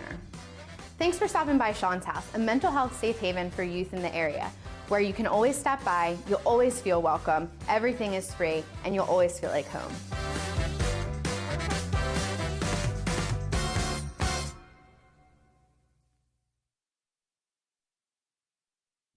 After I saw the impact that Sean's room was having on so many Spartans, we had the idea to do more Sean's rooms. People will go to Sean's room just to do their homework or sit down and relax to get out of class, sometimes just to grab a snack and like reset your day. If we can get through to 5, 10, 15 kids, get their anxiety under control, it will spare them the pain and suffering that I went through as an active alcoholic. Mental health has to be the thing that they put first every day that they get out of bed.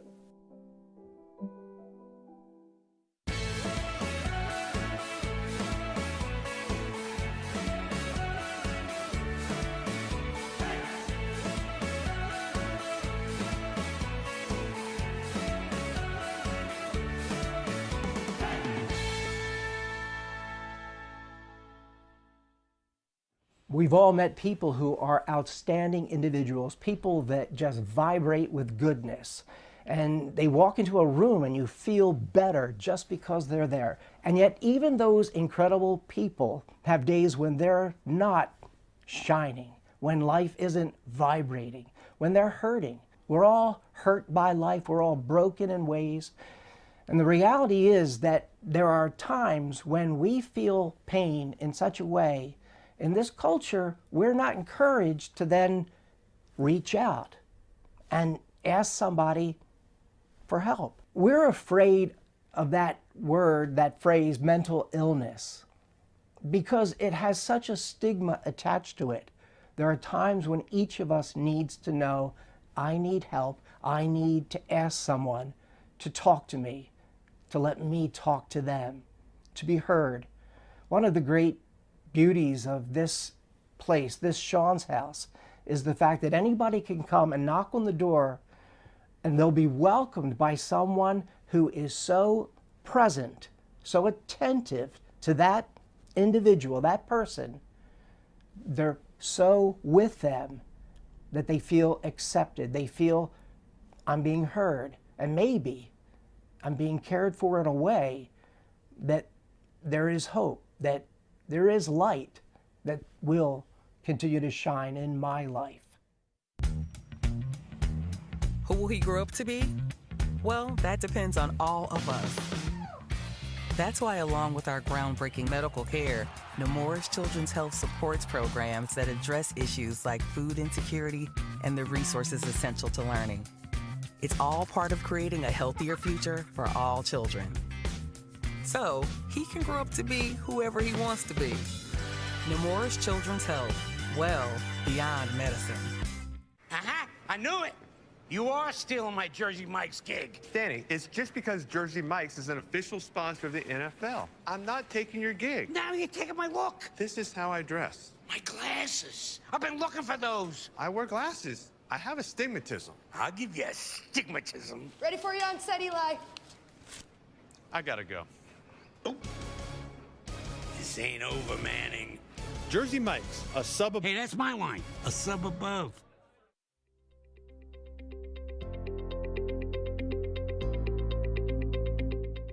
Partnerships built on relationships. That's our motto at CBM Insurance, and those words guide everything we do. We provide the best possible service experience because our focus is on the relationship first. When you join CBM, you join a team with an average of 20 years in the insurance industry, long-standing relationships with our carrier partners, and deep roots in our community. We stand ready to be your trusted partner and insurance advisor.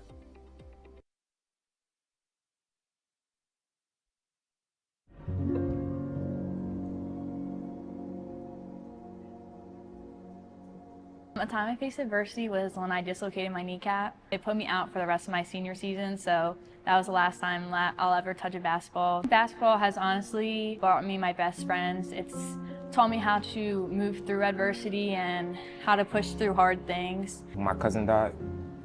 It was hard times, but I just talked to my family about it and just got through adversity, pushed through. We just kept talking and showing love to each other, just show how much we meant to each other.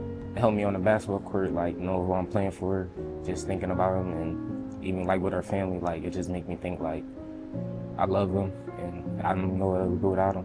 When I was in third grade, my parents, they got a divorce. It was a tough time for me. I faced a lot of adversity I had to push through. I really relied on my family. I faced adversity when my parents separated and kind of just broke me, and I just felt like I didn't have a safe space at home to just feel all my feelings, and I didn't really have anyone to talk to about it. Basketball was just an outlet where I could just go there and let all my feelings out, didn't have to talk about anything, didn't have to think about anything that was going on.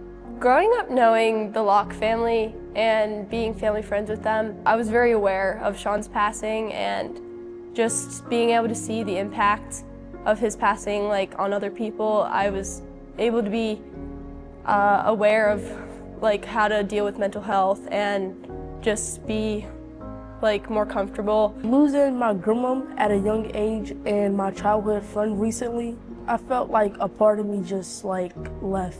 That's really it. It was hard without seeing them every day no more. It was my 6th grade year. It was COVID. COVID just hit and we were in quarantine, and I got a call from my mom saying that my cousin passed away in a bike accident. He brought a lot of joy to our family.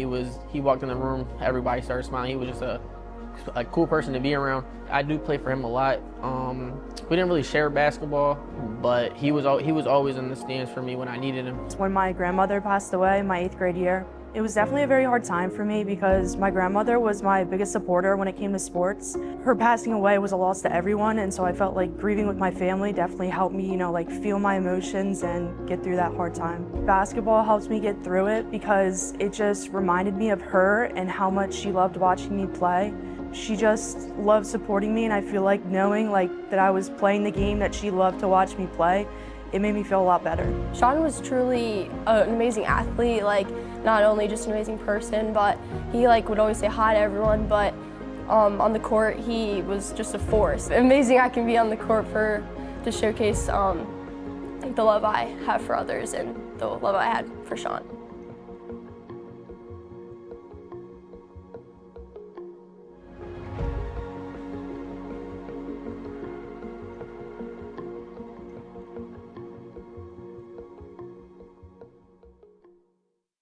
I suffer from something called PMDD, which is short for premenstrual dysphoric disorder. Similarly, there's something called premenstrual syndrome that many people have heard about. It basically means that around 1 to 2 weeks before my period, I feel just not like myself. Very depressed, very low, having a hard time talking to people, not knowing how to get out of bed, just not feeling like myself. And then all of a sudden my period comes and life is wonderful again. PMDD can make school life and work just a lot harder than what anyone is expecting it to be. Once I'm in the week before my period and feeling like everything is just falling apart and I don't like anything, I feel as though I'm a fraud and like I just don't know how to do my job anymore. Even though I have these highs and lows, it doesn't necessarily mean that I'm going to be suffering every time that my period comes around, or that when my period does come, I'm going to be feeling like the most wonderful person in the world. People with PMDD or PMS may be feeling more emotional at a certain time. It's not always just because of the diagnosis that they have. They could also just simply be feeling bad or down, and that's okay. Talking to my friends about PMDD can be kind of difficult sometimes, because even though they know that the week before my period or just like some time frame in the month I'm feeling really low and I'm having a hard time talking to people or trying hard to just go to the grocery store even sometimes to get some food, they just don't seem to get that it's something that's really out of my control, and I don't realize that I'm doing things that make me feel worse during this time either. Even though they are my greatest supporters, sometimes it feels as though they just can't really understand exactly what's going on in me until the wave of darkness is over and I have to explain it to them all over again.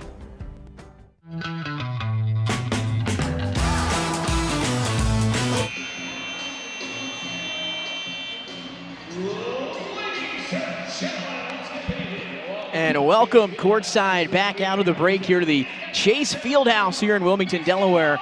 Nick Alessandrini alongside the coach Bill Harmon. And it is that time of the year, the 8th annual SL24, as now we toss it to the house. Ladies and gentlemen, at this time, we do ask you please direct your attention to the floor. At this time, please welcome the co-founder of the SL24 UnLocke the Light Foundation. Please welcome Mr. Chris Locke.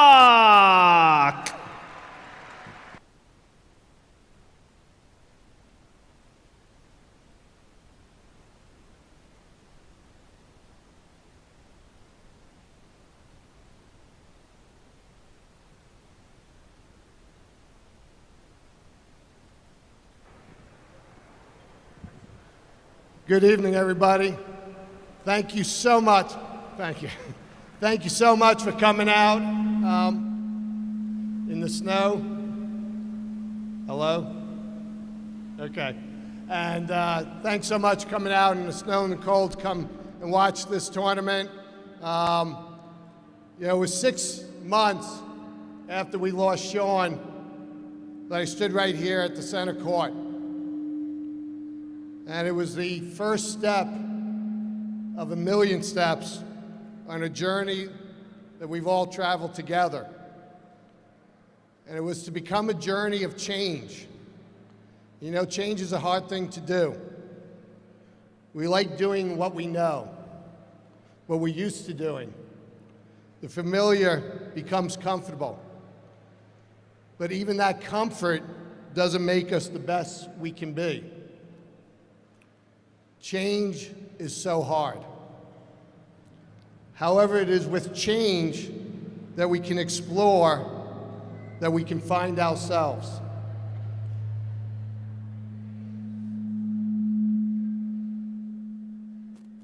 Yeah, just wait. Okay.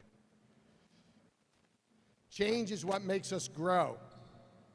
Change is what makes us better people and a better community. 8 years ago, I stood right here, and some of you were there and have come back year after year to support the SL24 mission. We are extremely and eternally grateful for all you have done to make SL24's mission possible. All of you are beacon of lights in a world that can be so dark.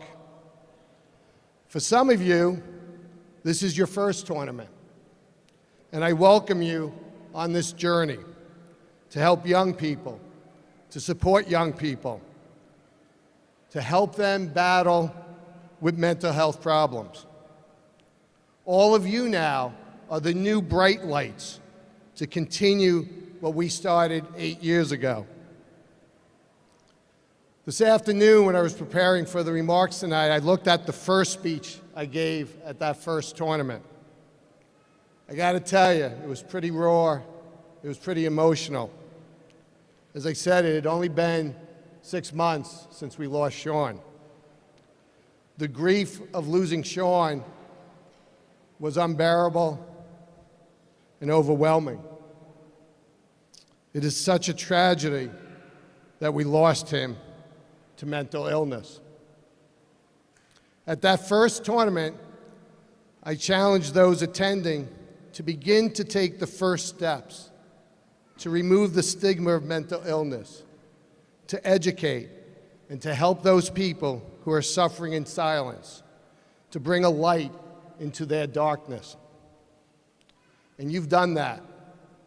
Since that first tournament, we have now educated over 200,000 people to remove the stigma of mental illness. We have awarded over $100,000 in SL24 scholarship money to help those pay for mental health services. Over 45,000 people have visited Sean's house.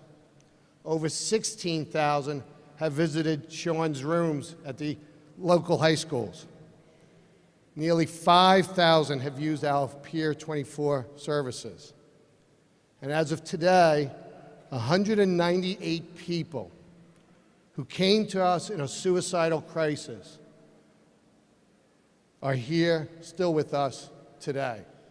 198 people.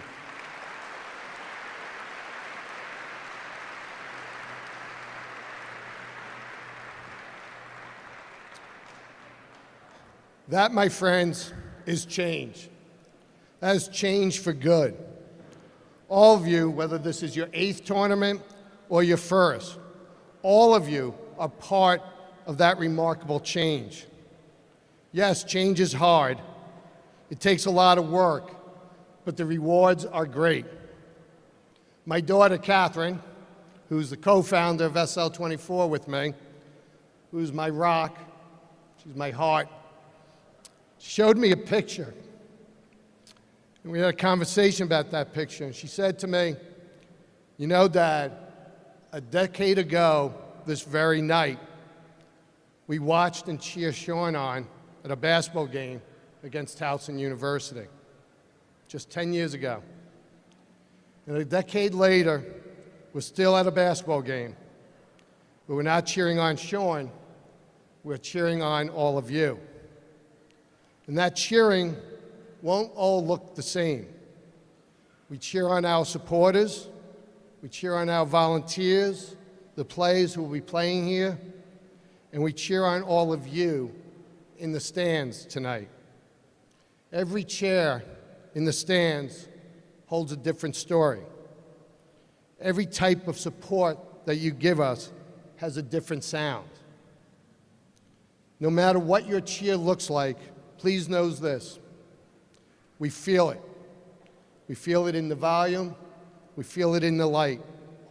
And know that we feel Sean cheering all of you. Each of you are the lights we need to end the darkness of mental illness. So as our tradition of this tournament is, I ask those to dim the lights. Those who have the power, dim the lights. And I ask you now to stand up. Take out your phone, as we've done in every tournament. Turn off the lights in the court so we can see those lights. Stand if you have mental illness. Stand if you want to help someone with mental illness. Stand if you want to be a beacon of light to help those in darkness. Thank you for everything you do. Let's keep on changing for the health and welfare of our children. Thank you. God bless. Good night. How the others must see the faker. I'm much too fast to take that test.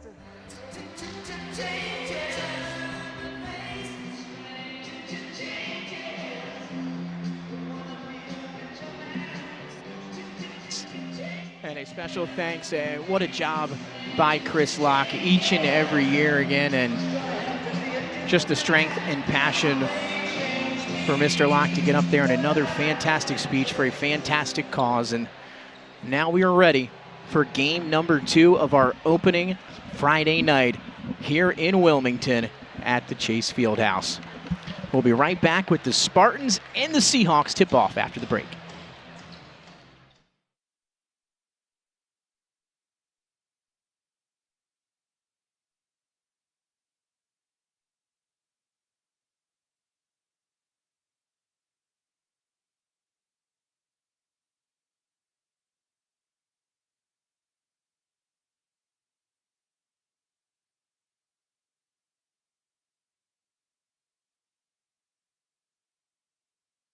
The 8th annual SL24 Basketball Classic is brought to you by the Marticelli Restaurant Group, TKO Hospitality, and by Ward & Taylor.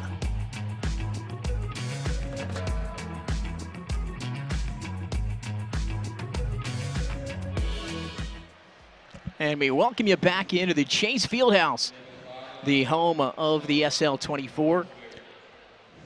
As now we're going to send it over to the scores table. And in doing so, help us seek out the help that we need. As your children, help us also to recognize when our brothers and sisters are struggling so that we may help them. For this game, we ask your blessing on the players, coaches, and officials. Help both teams play with humility and integrity, and let this be a showcase of both teams' dedication and commitment to their sport. Amen. In the name of the Father, Son, Holy Spirit. Amen. Ladies and gentlemen, Luke Poland. Fans, at this time, we do ask that you please rise to help us honor America. Here tonight, presenting our colors, please welcome, representing the Delaware Military Academy, the color guard.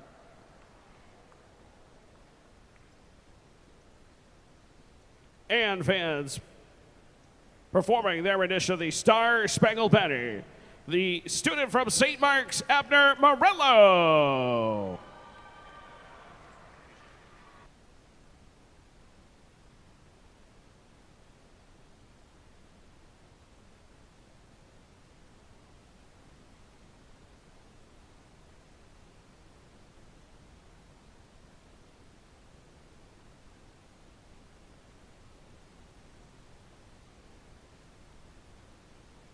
Oh, say, can you see by the dawn's early light what so proudly we held at the twilight's last gleaming, whose broad stripes and bright stars through the perilous fight o'er the ramparts we watched were so gallantly streaming, and the rocket's red glare, the bombs bursting in air, gave proof through the night that our flag was still there. Oh, say does that star-spangled banner yet wave o'er the land of the free and the home of the brave?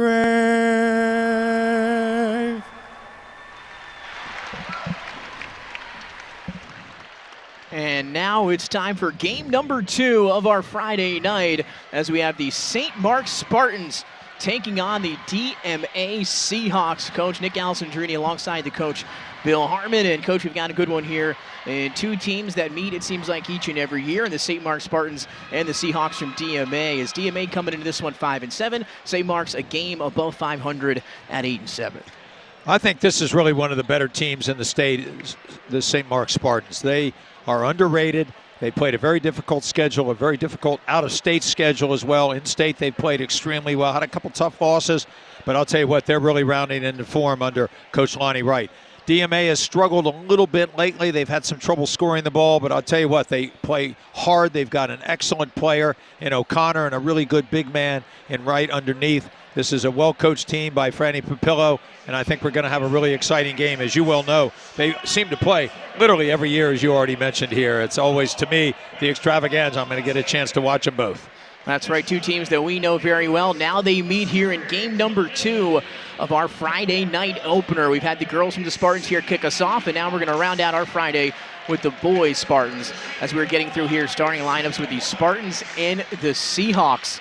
And again, don't forget, tomorrow a lot more action coming your way from right here at the Chase Fieldhouse. Day 2 of the SL24, all getting started at 12 o'clock p.m. And here you go. You see that QR code on your screen. Let's play a little game with everybody at home. Whenever you see that QR code, take out your phone, scan it, and donate. Again, we've got to make sure that we, of course, surpass the number from last year, $674,324. So we got to up that. We got to get. Let's see if we can get to 700,000 here in year number 8. So how do we got to do it? Scan that QR code and visit givebutter.com/SL24 Classic 8, and you can donate right there. And not to mention, Coach, if you, again, donate, there's also some other ways that you can give back and even take some stuff home yourself. How about the merch table outside on the way in? Some great sweatshirts, long sleeve shirts, T-shirts. I get one each and every year that I'm here, and I still say to this day it's the most comfortable crew neck that I own. I just got to get it back from Riley now next time I see her. She seems to have taken it over, so I'll have to get one here tonight. And then you take out also the virtual auction. You can bid on some great items. And again, if you haven't heard about the auction or heard about some of the items yet, let's just take some time to go through it. How about this? A Jalen Hurts signed football. That's right, Super Bowl MVP. 2 tickets to the 26-27 Philadelphia Eagles home game. And you know every home game's been sold out since, I believe, the late 80s or early 90s. So you're going to have to get 2 tickets there. Capers and Lemons gift basket, $500 Platinum Dining Group gift card, 7 Elite Island vacation packages from around the Caribbean or Caribbean, whichever one you prefer. And then, of course, Bardea Restaurant Group, ice tickets to the Flyers, so much more. How about this? Over 90 auction items all online at the auction page. If you want to check those out, just go to givebutter.com/C/SL24 Classic 8/auction. And again, you can head over to UnLockeTheLight.com where you can find the links for all of these sites. Well, Coach, here we go. St. Mark's and DMA. We're about ready for tip-off. Well, I was interested to see which starting lineup Coach Lonnie Wright was going to go with. He's played a number of different combinations throughout the year. This is a little bit more of his defensive-oriented club. Podolak can play some really good defenses, a real hustler. Watch for Bromwell, a terrific shooter who's one of the best three-point shooters and moves off the ball as well as anybody. But I'll tell you what, their glue guy is the coach's son, Wright. And we are underway. DMA will control the tip here, and it's going to lead to an open 3 for Isaiah Rice. Short and into the hands of a Spartans. It is Dylan Bromwell who comes in averaging 13 points per game to lead the way for the Spartans. Both teams play a lot of aggressive man-to-man. DMA will pick you up at half court and then sometimes at the top of the key. St. Mark's loves to run some motion. They do some 1-4 action. There's a great cut off the ball, which is a catalyst to their offense. That was Luke Podolak, got downhill, got a nice feed, just couldn't finish, and now quickly the other way for DMA. That shot is up and missed off the hands of Sean O'Connor, who is in his 4th year as a varsity starter for the DMA Seahawks. Had to coach against him every year. This guy is a really good shooter. He's evolved his game to where he plays more in the mid-range now, is now even attacking the basket. In the Conrad game, he took the first 5 shots of the game for DMA, but a really good player who's a veteran, as you mentioned, and I really like the way he handles the ball. Extremely aggressive player. Here goes Bromwell, couldn't finish there, contested, fading away from the basket. Rebound to Isaiah Rice. Here come the Seahawks. Rice, starting linebacker and tight end on the football team, and now here in the winter out on the hardwood. Rice can really play. He's dynamic. I don't think they use him enough in their offense. I worry about him from a coaching standpoint. He's very versatile, can shoot the three. He's really good inside. They should probably post him up more often. Going to feed it now. Back up top to Rice. Rice gets inside. And a little extra step that time in there for Sean O'Connor out on the perimeter. DMA will turn it over. 6:37 to go in the first. Still looking for our opening points. And that happens so often in today's game. Players are, the first thing you want to do when they catch the ball is dribble it, put it on the floor. Make sure you've established a pivot foot. You've got to practice that. O'Connor has a really good first step and sometimes gets a little too quick. Here's Dylan Wright, another senior for the Spartans. Lofts this one up ahead, looking for Meyer. Couldn't track it down, and then Rice able to pick off the pass as he tried to save it. Racing up the floor now is O'Connor. Now whipped to the corner. Good look. Open three is up off the mark for Paul Terranova, who's the team's best defender. Looking to hit from beyond the arc there. Couldn't do it, but a second chance here for the Seahawks. The big man inside, Francesa, is a senior. The lefty has played really well for them. Isn't a big scorer, but a good rebounder and passer and facilitator.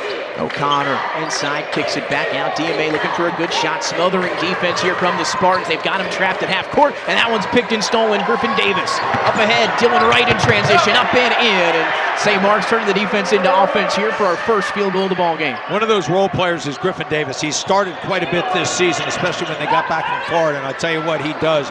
He plays extremely hard, a good defender, and loves to pass the ball. 2-0 Spartans early on, quarter number one on a Friday here at the 8th annual SL24. That pass intercepted.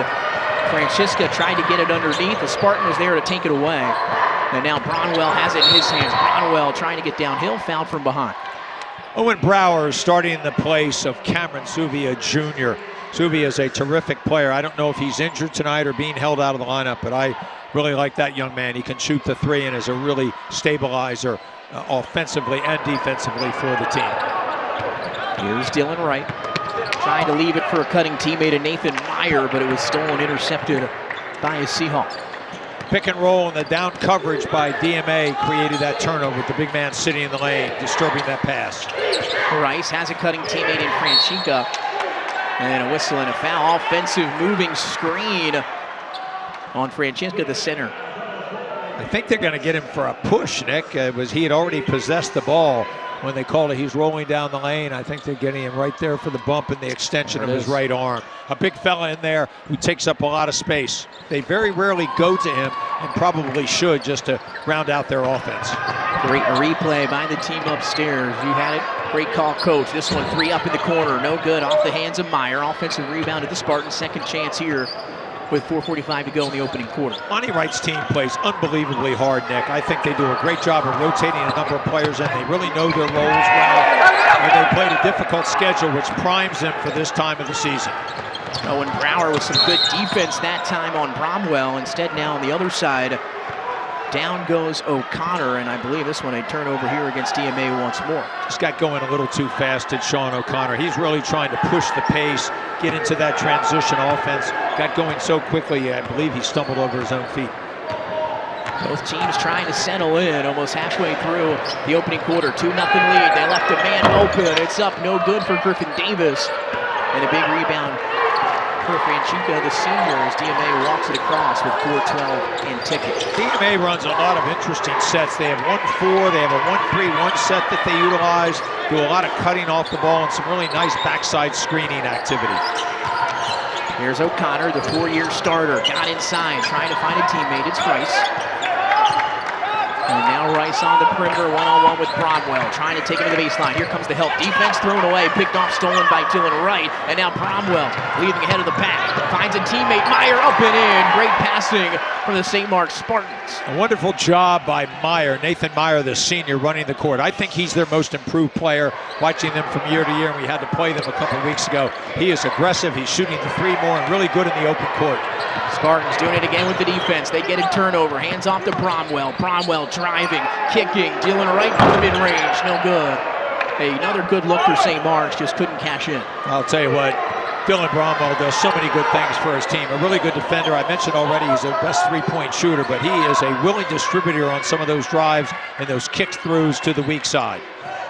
DMA and St. Mark's Game 2 of the SL24 UnLocke the Light Classic. A weekend of basketball here in Wilmington at the Fieldhouse today and all day tomorrow. A whistle and a foul right in front of us with 2:58 to go in the quarter.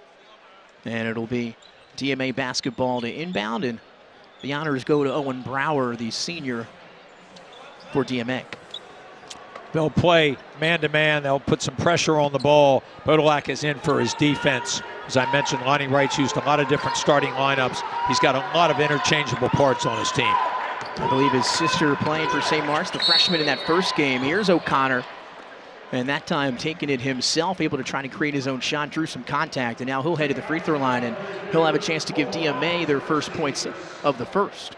Sean O'Connor, the senior, is one of those players in high school that you don't see very often, that not only is a catch-and-shoot player, but he can create the three-point opportunity off the dribble as well. So that makes him a unique player to cover.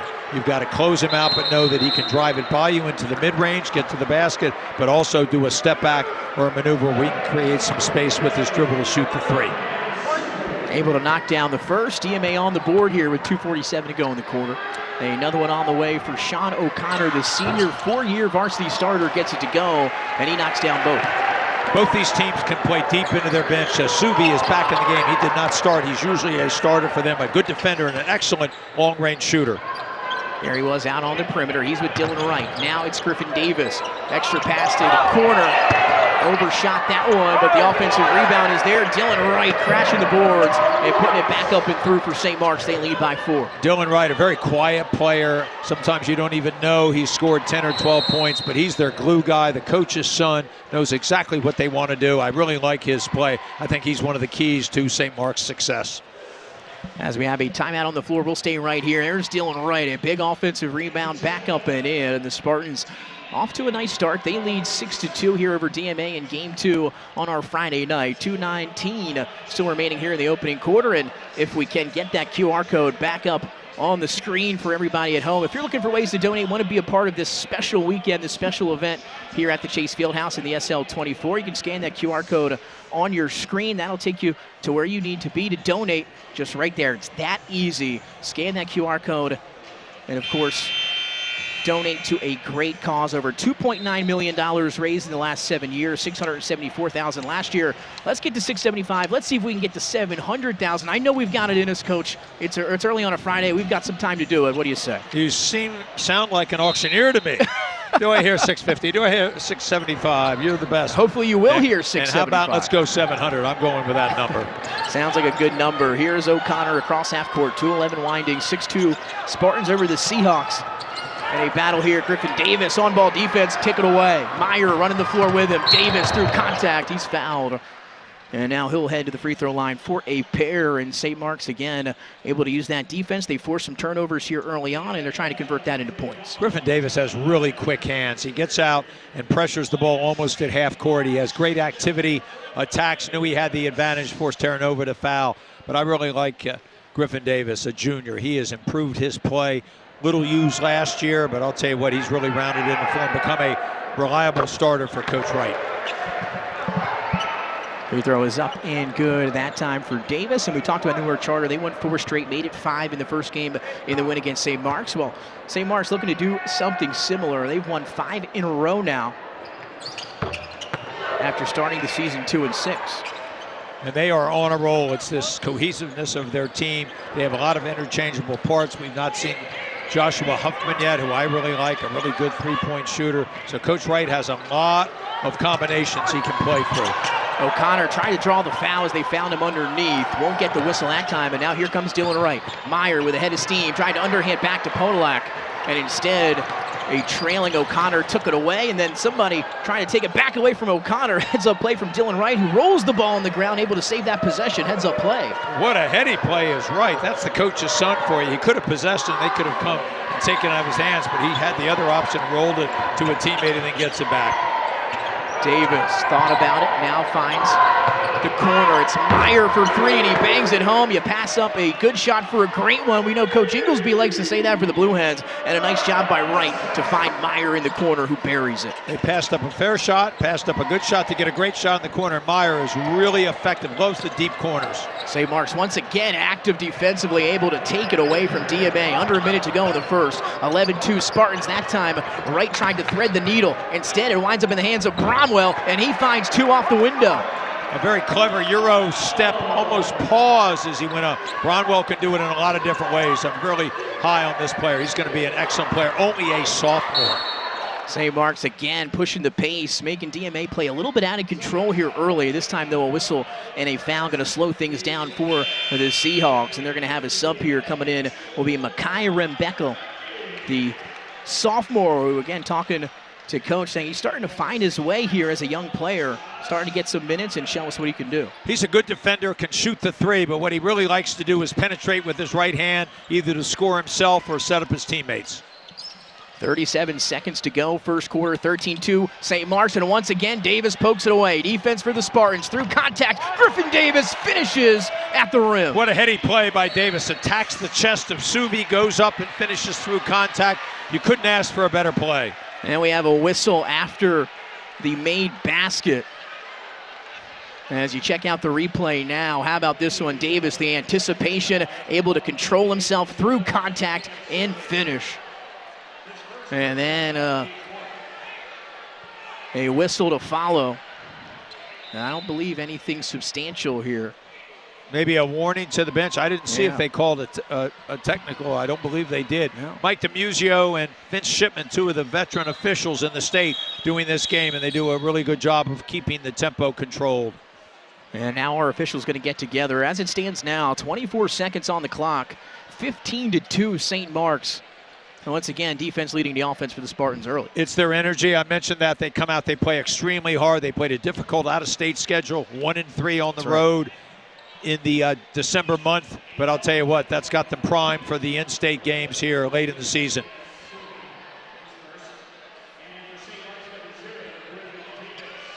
So I believe a double technical maybe.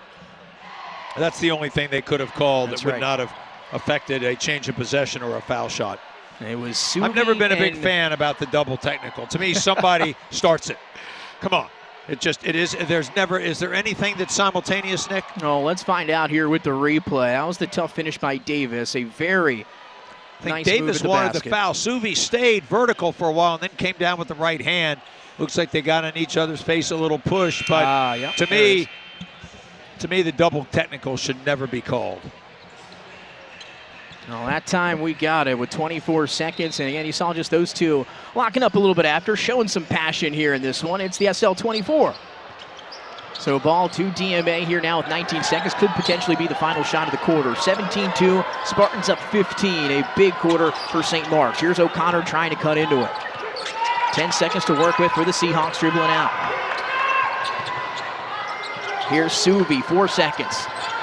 Suvi looking for Rice, got to get it up. Rice looking for somewhere to go, and he'll find nowhere. Once again, the defense from St. Mark's standing out early here in the first quarter, and they'll take a 17-2 lead to quarter number 2. It's the 8th annual SL24 live from the Chase Fieldhouse. It's great basketball planned for all weekend. Second quarter coming up between the Spartans and the Seahawks. We'll be right back.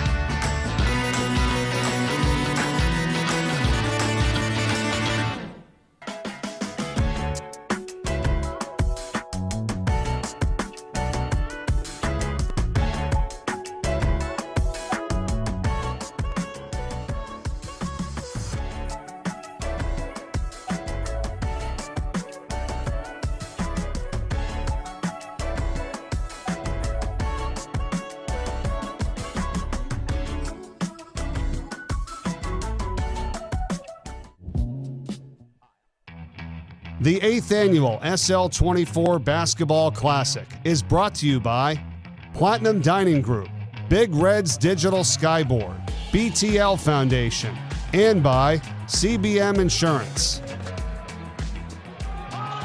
Right out of the timeout. How about Dylan Bronwell able to find his first field goal of the game, but it has to wait till early second quarter. 19-2 Spartans. Welcome back in to the 8th annual SL24. Nick Alessandrini alongside the coach Bill Harmon. And now we have a special guest in Chandler Morrell. Chandler, how you doing? Thanks for joining us. Doing great, gentlemen. I'm glad to be here.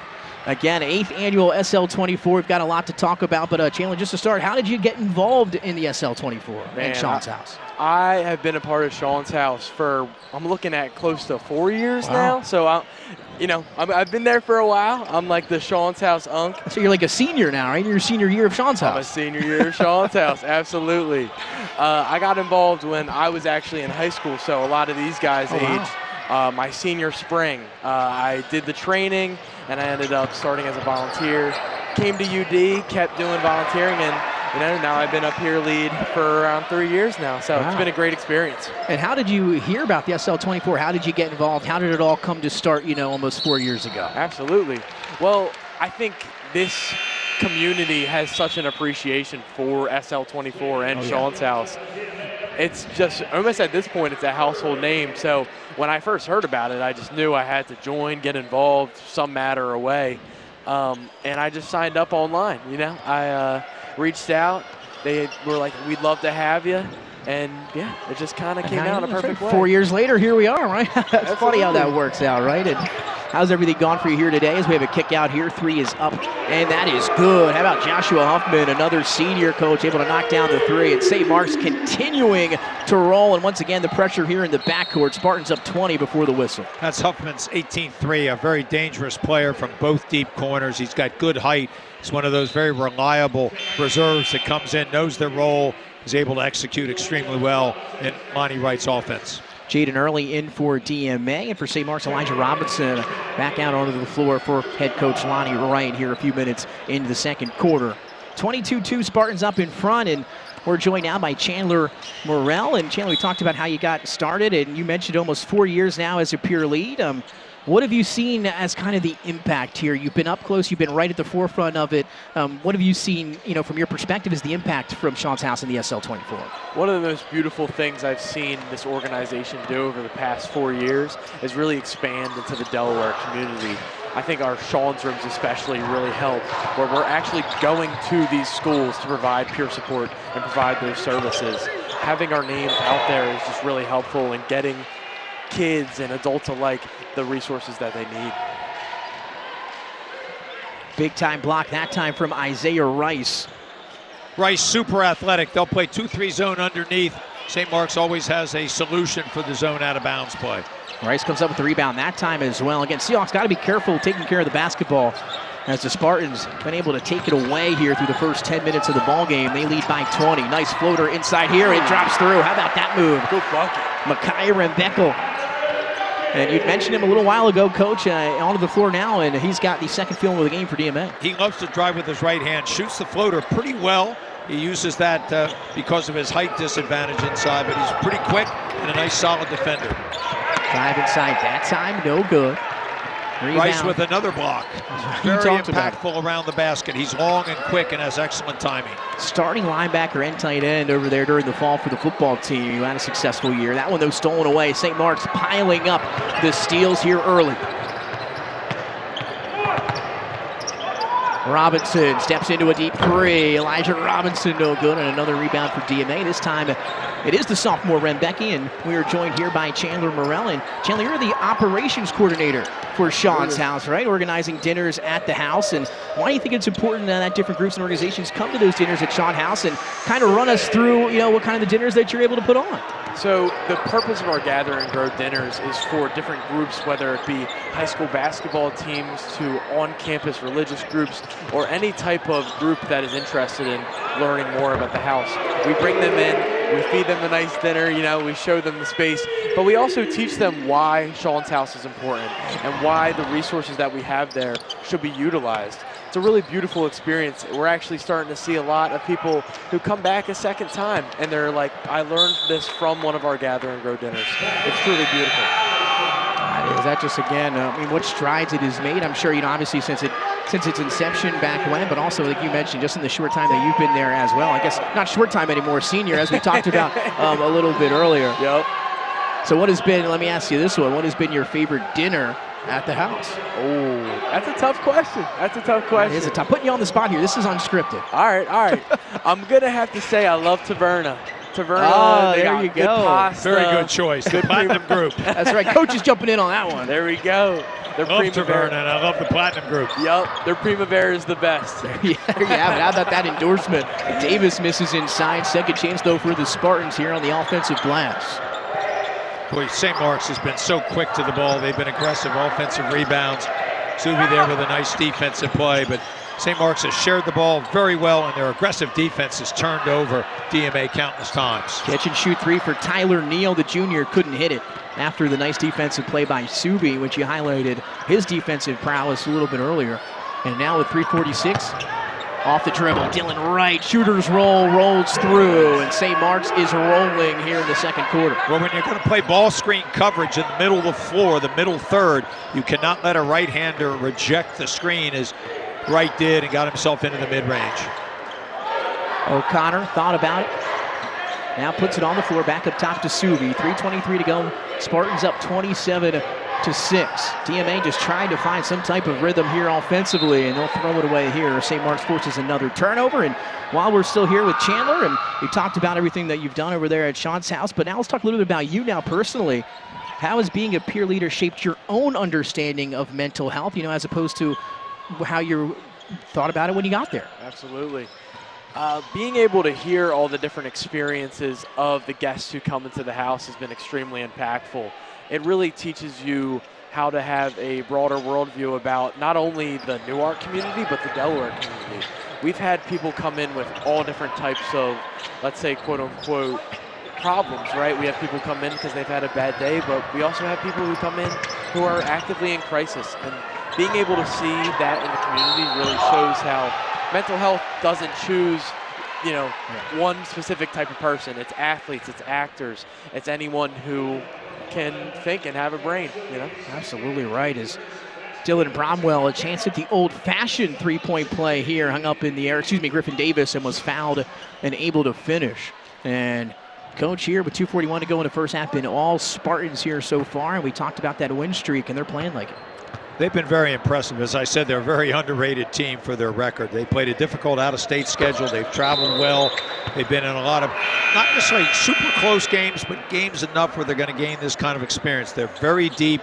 They play very hard, and I'll tell you what, they've shared the ball extremely well tonight, making the extra pass countless times. Once again, a defense all over the inbound and almost able to force another turnover here with 2:39 to go. Spartans up 24 here on a Friday night at the Chase Fieldhouse in the SL24. Nick Alessandrini alongside the coach Bill Harmon, and we are joined by Chandler Morrell. And we have a whistle on the far side of the floor.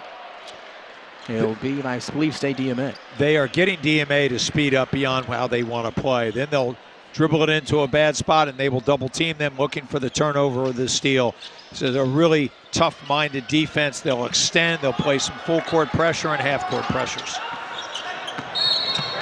An extra dribble though that time from Jason Paris, who is actually the kicker on the football team, but in the winter suits up onto the hardwood. A couple football players here for the Seahawks down on the floor, and there you go. You see that QR code on your screen at home. That's how you donate to the SL24. Just go ahead and take out your phone, scan that QR code, and that'll take you where you need to be to make a difference.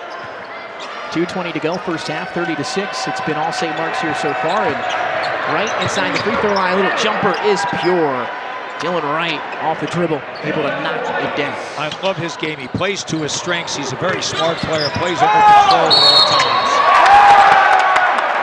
I believe we have a charge here as Rice, we talked about the athleticism, was able to get to the basket, but A Spartan was waiting for him there, able to take the charge as we check out the replay. And how about that? Good rotation over there by St. Mark's. The best way to stop a straight line driver is to get someone in his way before the restricted area, step in, draw the charge. That way now you'll make them play into the mid-range or be more circumspect on future drives. Kip Fillingame, the senior in for the Spartans. And Chandler, what advice might you give someone who wants to get involved with Sean's house and maybe, has been from the outside looking in, wants to get involved, not sure how to go about it? I'd say the first step is just to reach out. We are one of the most accepting, open communities you can find in the Delaware area. And especially if you're interested in getting involved with mental health support or even potentially one day being a therapist or counselor, it's the greatest first step you can do in this area to kind of fast track yourself towards that occupation. 140, 32-6 St. Mark's as Rebecca almost lost it here on the perimeter. Here's Rice. Kicks it out. Baseline jumper is good. That time for the junior Tyler Neal, able to knock down the jump shot for DMA. A split and kick. Neal is a really good three-point shooter off the bench. Got himself shot ready over in the right corner. Man, Chandler, obviously we're back for another year here at the SL24. What's your favorite part of this weekend overall? I mean, Friday, Saturday, a huge block by Rice inside. Is it, going through the merch? Is it making friends? What is the best part about your weekend here at the SL24? I'm going to let you gentlemen know right now, I am a proud Salesian gentleman. So I love Saturday night. I love seeing my boys in gold and white. There you go. Play Sanford. It's a classic rivalry. In my opinion, best game of the whole weekend. I know that's controversial around these parts. Well, it is the last game, so it might be the best game. Chandler, what year did you graduate from Salesian? I graduated 2022, so not too long ago. There's Deadweiler, the freshman, Zach Deadweiler. You know that last name as he's able to get inside and finish. 34-8 Spartans, 47 seconds. Rice almost thought about the three. They get it inside to Paris. It's stripped away, and the tie-up now underneath with Daniel Ibrahim. And a jump ball possession arrow. Going to give it to DMA with 40 seconds to go in the half. St. Mark's came out with just so much enthusiasm and energy. Coach Wright's been able to go to his bench and allow a lot of different combinations to play, and they've really paid off and done a great job. They get it inside. Nice inbound. Couldn't finish. Contested for Jason Paris. And rebound. And then a foul. We're going up against DMA as Deadweiler had it and was contacted in the backcourt. So, Chandler, let me ask you, you said 2022. I think that was in the midst of those basketball state championship run over there for Salesian, right? Where you get to see some of those? I did, yeah. So my senior year, we unfortunately, I believe, lost to Tower Hill. That game, Coach and I did that state championship did that game. Maybe the single best three-point shooting performance in the history of Delaware basketball. Never seen anything like it, Coach. I know we say that to this day. We talk about we've never seen anything like that. Inside and one. Once again for the Spartans. This time Xavier Tapper is getting in on the party here for St. Mark's. It was absolutely heartbreaking, I'll tell you that. Beautiful game, absolutely heartbreaking. As we see the finish here through contact, St. Mark's, they're clicking on all cylinders right now. 19.5 seconds to go in the half, and they're up 28, a chance to make it 30 here at the line. What a start for St. Mark's, but I'll tell you, that was a heck of a game there, but Sally's able to get a few of those state championships during that little run there, so they got some. Who's your all-time favorite basketball player at Salesianum? I mean, we can always say Dante, right? But growing up, I actually watched Dante play, and I watched Brian O'Neill play as well. So I had to coach against those two guys. That's right. We almost beat them one year. An NFL starting right tackle and a terrific player for the Minnesota Timberwolves. That's right. We had Brian out on the football field during that time. Yes, he was. He was a good one on both ways. Saw his dad here tonight down here supporting the SL24. Absolutely. 2.9 seconds as they get it in. This shot will count if it goes. Shooters roll, no, off the hands of Zach Deadweiler. And that'll take us to the end of half number one. And it was a half filled with Spartans, 37-10, as St. Mark's leading DMA by 27 as we head to the locker room. Chandler, thank you so much for joining us here courtside. Have a great rest of your weekend. All right, thank you guys for having me. Absolutely. We're going to send it to break when we come back. Second half action between St. Mark's and DMA, rounding out our Friday night at the 8th annual SL24.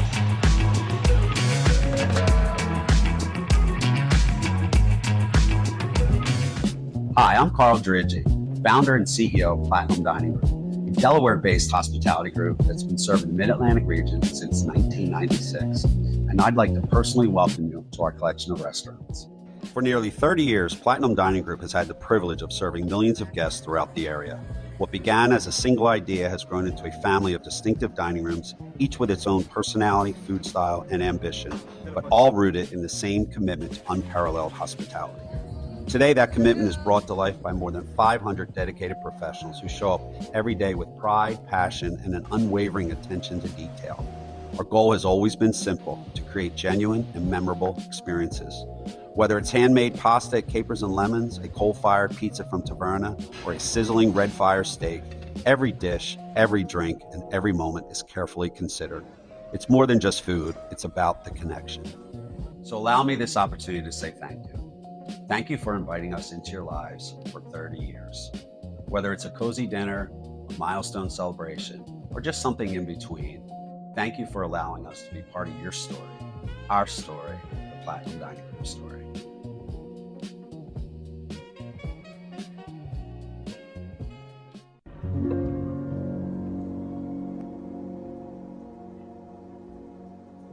The time I faced adversity was when I dislocated my kneecap. It put me out for the rest of my senior season, so that was the last time I'll ever touch a basketball. Basketball has honestly brought me my best friends. It's taught me how to move through adversity and how to push through hard things. My cousin died. It was hard times, but I just talked to my family about it and just got through adversity, pushed through. We just kept talking and showing love to each other, just show how much we meant to each other. It helped me on the basketball court, know who I'm playing for, just thinking about him, and even with our family, it just make me think I love them and I don't know what I would do without them. When I was in third grade, my parents, they got a divorce. It was a tough time for me. I faced a lot of adversity I had to push through. I really relied on my family. I faced adversity when my parents separated and kind of just broke me, and I just felt like I didn't have a safe space at home to just feel all my feelings, and I didn't really have anyone to talk to about it. Basketball was just an outlet where I could just use go there and let all my feelings out. Didn't have to talk about anything, didn't have to think about anything that was going on. Growing up knowing the Locke family and being family friends with them, I was very aware of Sean's passing, and just being able to see the impact of his passing on other people, I was able to be aware of how to deal with mental health and just be more comfortable. Losing my grandma at a young age and my childhood friend recently, I felt like a part of me just left. That's really it. It was hard without seeing them every day no more. It was my 6th grade year. It was COVID just hit, and we were in quarantine, and I got a call from my mom saying that my cousin passed away in a bike accident. He brought a lot of joy to our family. He walked in the room, everybody started smiling. He was just a cool person to be around. I do play for him a lot. We didn't really share basketball, but he was always in the stands for me when I needed him. When my grandmother passed away my 8th grade year, it was definitely a very hard time for me because my grandmother was my biggest supporter when it came to sports. Her passing away was a loss to everyone, and so I felt like grieving with my family definitely helped me, feel my emotions and get through that hard time. Basketball helps me get through it because it just reminded me of her and how much she loved watching me play.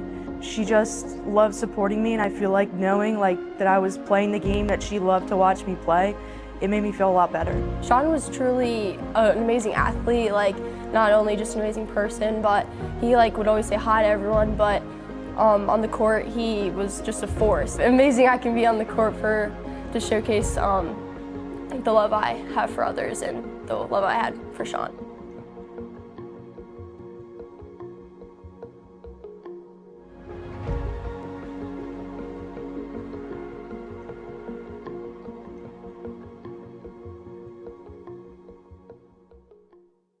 After I saw the impact that Sean's room was having on so many Spartans, we had the idea to do more Sean's rooms. People will go to Sean's room just to do their homework or sit down and relax to get out of class, sometimes just to grab a snack and reset your day. If we can get through to 5, 10, 15 kids, get their anxiety under control, it will spare them the pain and suffering that I went through as an active alcoholic mental health has to be the thing that they put first every day that they get out of bed.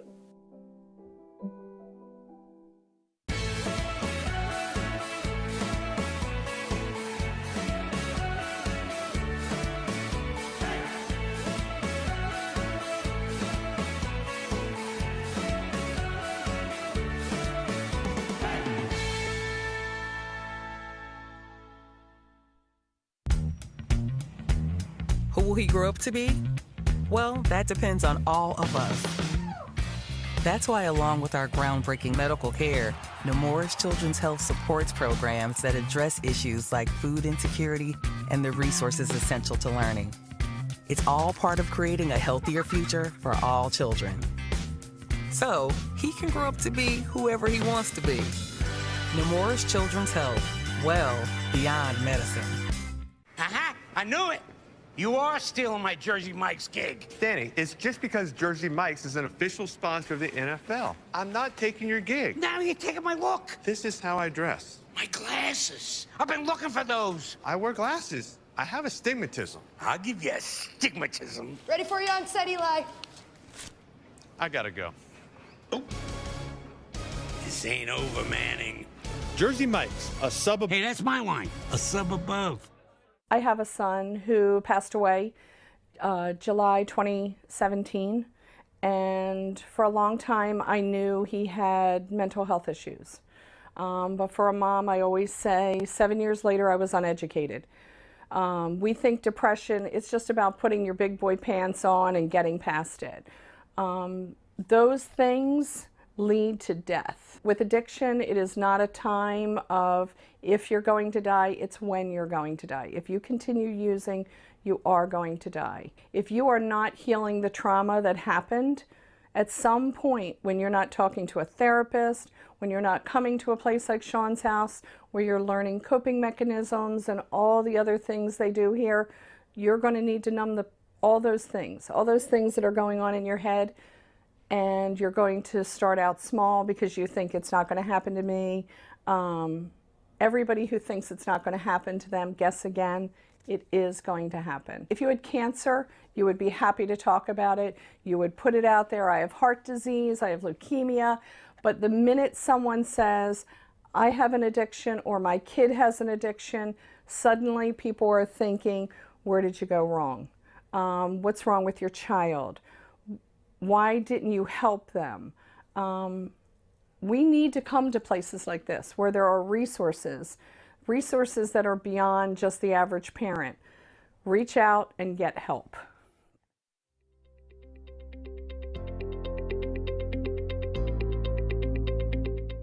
Partnerships built on relationships. That's our motto at CBM Insurance, and those words guide everything we do. We provide the best possible service experience because our focus is on the relationship first. When you join CBM, you join a team with an average of 20 years in the insurance industry, long-standing relationships with our carrier partners, and deep roots in our community. We stand ready to be your trusted partner and insurance advisor.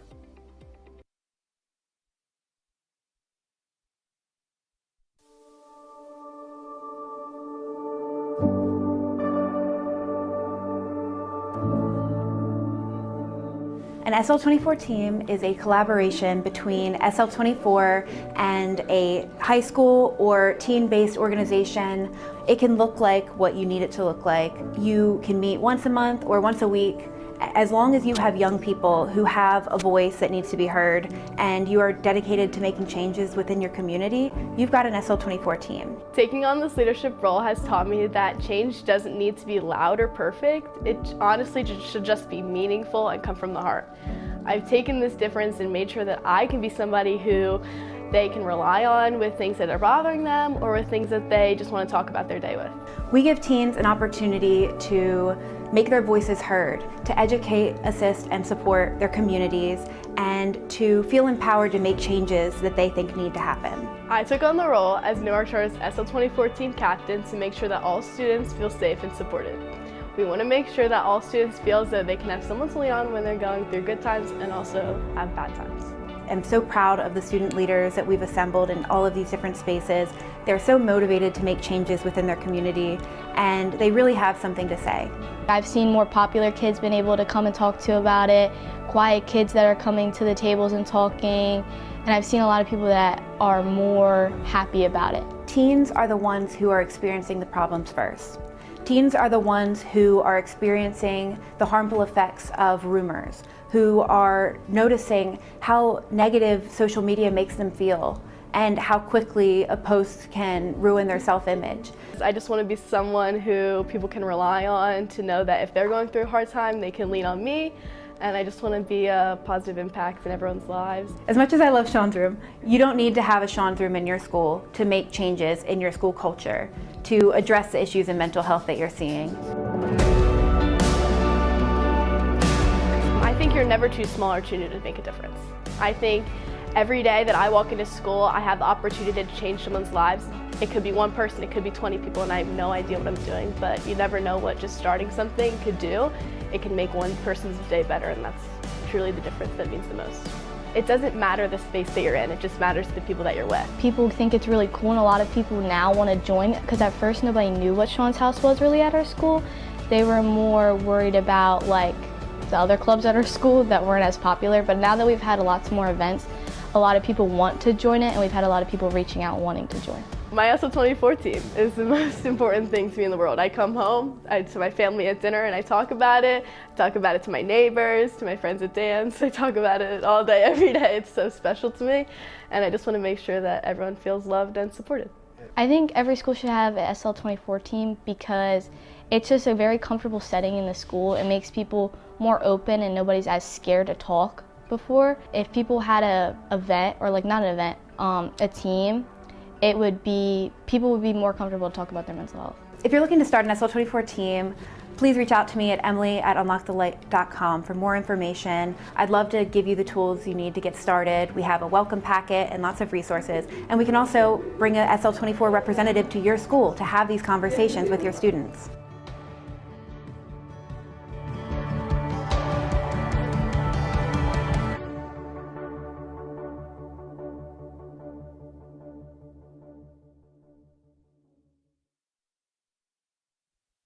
SL24 Basketball Classic. I'm Natalie, here with Mia Lang. Mia, tell me about your role in today's game against St. Mark's. Yeah, it was a really great game. They're a great team. I know a lot of their players. They play really hard. I used to play with a bunch of them at St. John's, and it was truly a teamwork today. That was what got us the win, and I'm just so proud of our girls. We've been working so hard, and yeah, it was just a great win. All right, Mia, tell me a little bit about what was motivating you tonight in the game. Yeah, for sure. There was a lot. I mean, just being here for this amazing cause, SL24. I love the Locke family. I love just being here, just being supported by so many people, and I truly love this cause and just playing for them, playing for Sean.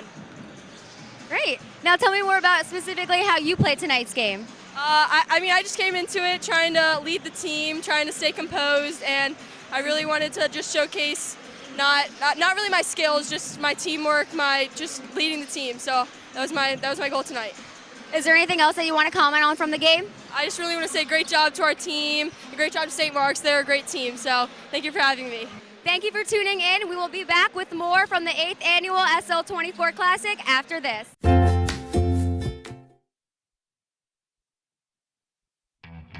The 8th Annual SL24 Basketball Classic is brought to you by DSM Commercial, HFM Advisors, Jersey Mike's, and by Newark.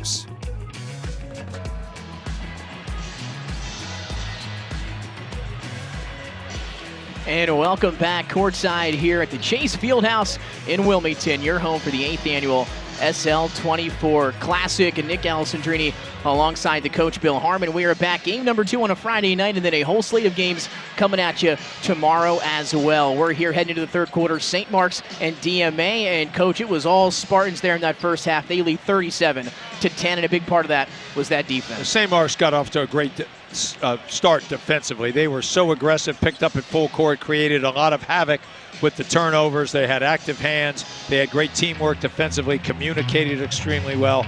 It was a great half. Their aggression and their team play gave them this big lead. DMA just got sped up well beyond their abilities, made it a tough night so far for them. St. Mark's needs to continue to do it. They're very deep and played extremely well off the bench.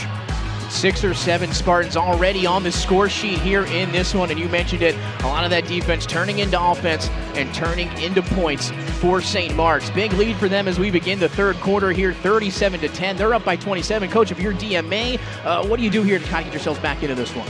Well, what you got to do is play this in small increments. Don't try to get it all back right away. Let's win the third quarter by a couple points, see if we can stabilize offensively, run some of their set plays, which they have several, and they're really well executed when they do it. But they've got to find a way to relieve some of the pressure. You've got to work through the post. You've got to be able to attack their pressure and try to convert early on against it. If not, St. Mark's will be able to dictate too much. St. Mark's led by Dylan Wright there in the first half, a team-high 8 points. But again, a slew of Spartans getting in on the scoring as they were spreading the wealth back there in the first half, and that's what happens when you turn that defense into offense. A lot of turnovers. We'll see if DMA can take care of the basketball here in half number 2, and what kind of comeback that the Seahawks might have in them. So we are gearing up for the start of the second half, and we're going to have a special guest here in just a moment, making our way here courtside right now, as we are going to be joined now by Kat Locke-Jones. Kat, thank you so much for joining us here on day 1, and we get the heavy hitters. I appreciate you chatting with Bill and I. Thank you so much. I'm Hello, honored Kat. to be here. Always great to see you. You look terrific. Wow, we got a dream team tonight. Oh, that's what I was thinking. I was anticipating the start of the third quarter all day, and now here we are. So we're excited to get into it. The 8th annual SL24. How does that sound? 8th annual, the 8th time we're having this fantastic tournament. It's powerful. Anytime I see the number 8, I'm always aware that we have been missing Sean for 8 years. But I think about the amount of lives that are still here in 8 years, and that's empowering, and that's the stuff that keeps me going every single tournament, every classic, every single day, honestly. We are now ready, St. Mark's and DMA. Start of half number 2, and the Spartans in control to begin the third quarter.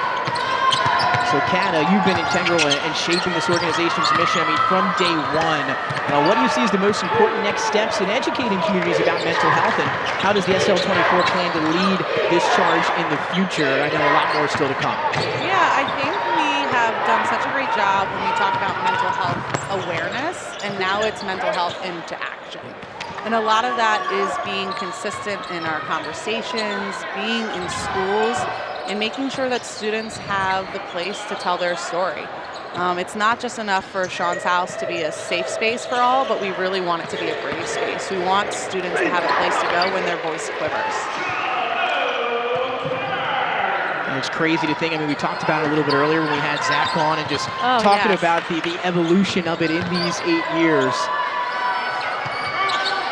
And Coach and I were talking, we said now's the time to get to 675,000 this year, right? Coming off the 674, we're looking to get to 700,000. And speaking of which, can we put that QR code back on the screen for everybody at home? Again, the best and easiest way to donate, scan that QR code right there on your screen. That'll take you to where you need to be to make an impact. I love the idea that you just said about evolution. So at the Newark Charter St. Mark's game, Mia Lang, who was playing, she had also played as a middle schooler. And so to go from playing at the halftime to now playing, you know, at the big show, like what a beautiful evolution. Think about how many conversations are being had like that. People who are continuing to support year after year. We're so thankful for that generosity. And she had a great interview that just closed out our halftime show there. A great sideline interview, very well spoken, impressive interview from Mia Lang and her victory there with the Patriots. How about that from 8th grader here at halftime too, leading her team to victory here in an actual tournament game. You love to see it. Yeah, and you know those conversations she's having with her teammates matter the most. Absolutely. Kat, you mentioned not only 8 years, of course, but literally day to day. How do you and the rest of your family keep up that remarkable energy? You know, I was talking to Patty, my sister, about this. Anytime we're at a family dinner, we still kind of feel like Sean's just running a little bit late. Like he's going to turn the corner and walk in the door, and he's going to be singing a Backstreet Boys song. We're still waiting for that moment. And I think that moment will always be there. Grief is very much like a winter jacket. where it warms you, and sometimes that can feel overwhelming and super heated, and then other times it's comfort because you know that you love someone. And so where there is great grief, there is great love, and we are fortunate to put that love into the work that we do. I've always been so impressed with your dad, Chris, and how he's been able to take obviously a very sad and tragic situation and turn it into really one of the remarkable movements here in the state of Delaware, no matter what it is. And I'm always so impressed with him when I see him. He's always got a big smile, but I know deep in his heart, you know, there's sadness, but he somehow gets up every day and gets it done. A really remarkable guy, and obviously carries over to his children as well. Honestly, what I admire the most about my dad is his growth in his own mental health journey. The dad that I had growing up is so dynamic and wonderful, and he really is my hero, but he's more my hero now because he is vulnerable with people his own age, and I watch him have difficult conversations and courageous conversations with men that he works with people in his lives, and that's really awe-inspiring. I'm so lucky that he's my dad. Well, it's a great word, evolution, isn't it? How people evolve over time, and who's to say that people can't change? Right, and how beautiful is that? My dad spoke earlier today about the power of change, and I think there's a lot of hope in that. There definitely is. And Kat, education, a big part of the mission at SL24 also, and you're an educator yourself, 2025 Maryland Teacher of the Year. How about that? Congratulations. That's quite the honor. Congratulations, Kat. I did not know that. That's fabulous. I come from a family of teachers and educators as well, so I know how that can be, and congratulations. And how has that kind of maybe helped shape the mission of the SL24, and how have you kind of brought that aspect of it to it? I am very, very extremely lucky. I teach some of the best students in the world, and I often think about who I was in middle school and what middle schoolers need. You know, from teachers, there's a great line where, like, if everything in life you learn in kindergarten, then everything is tested when you're in middle school and high school. And we teach our kids how to brush their teeth and how to read, but we often don't teach them how to have conversations around mental health. And so being in middle school and being in high school, I know that a big part is asking thoughtful questions and letting kids speak. It doesn't always have to be an adult talking. Giving them the space is really, really important. What age group do you work with, Kat? So I work with the middle school. So from 12 to 14, the middle of the wide middle. swath there. I know. And some of the most challenging age groups That's of all true. time, right? Honestly, they keep me young, but they're a great reminder of what it looks like when things are not perfect. And I don't think every conversation around mental health has to be perfect.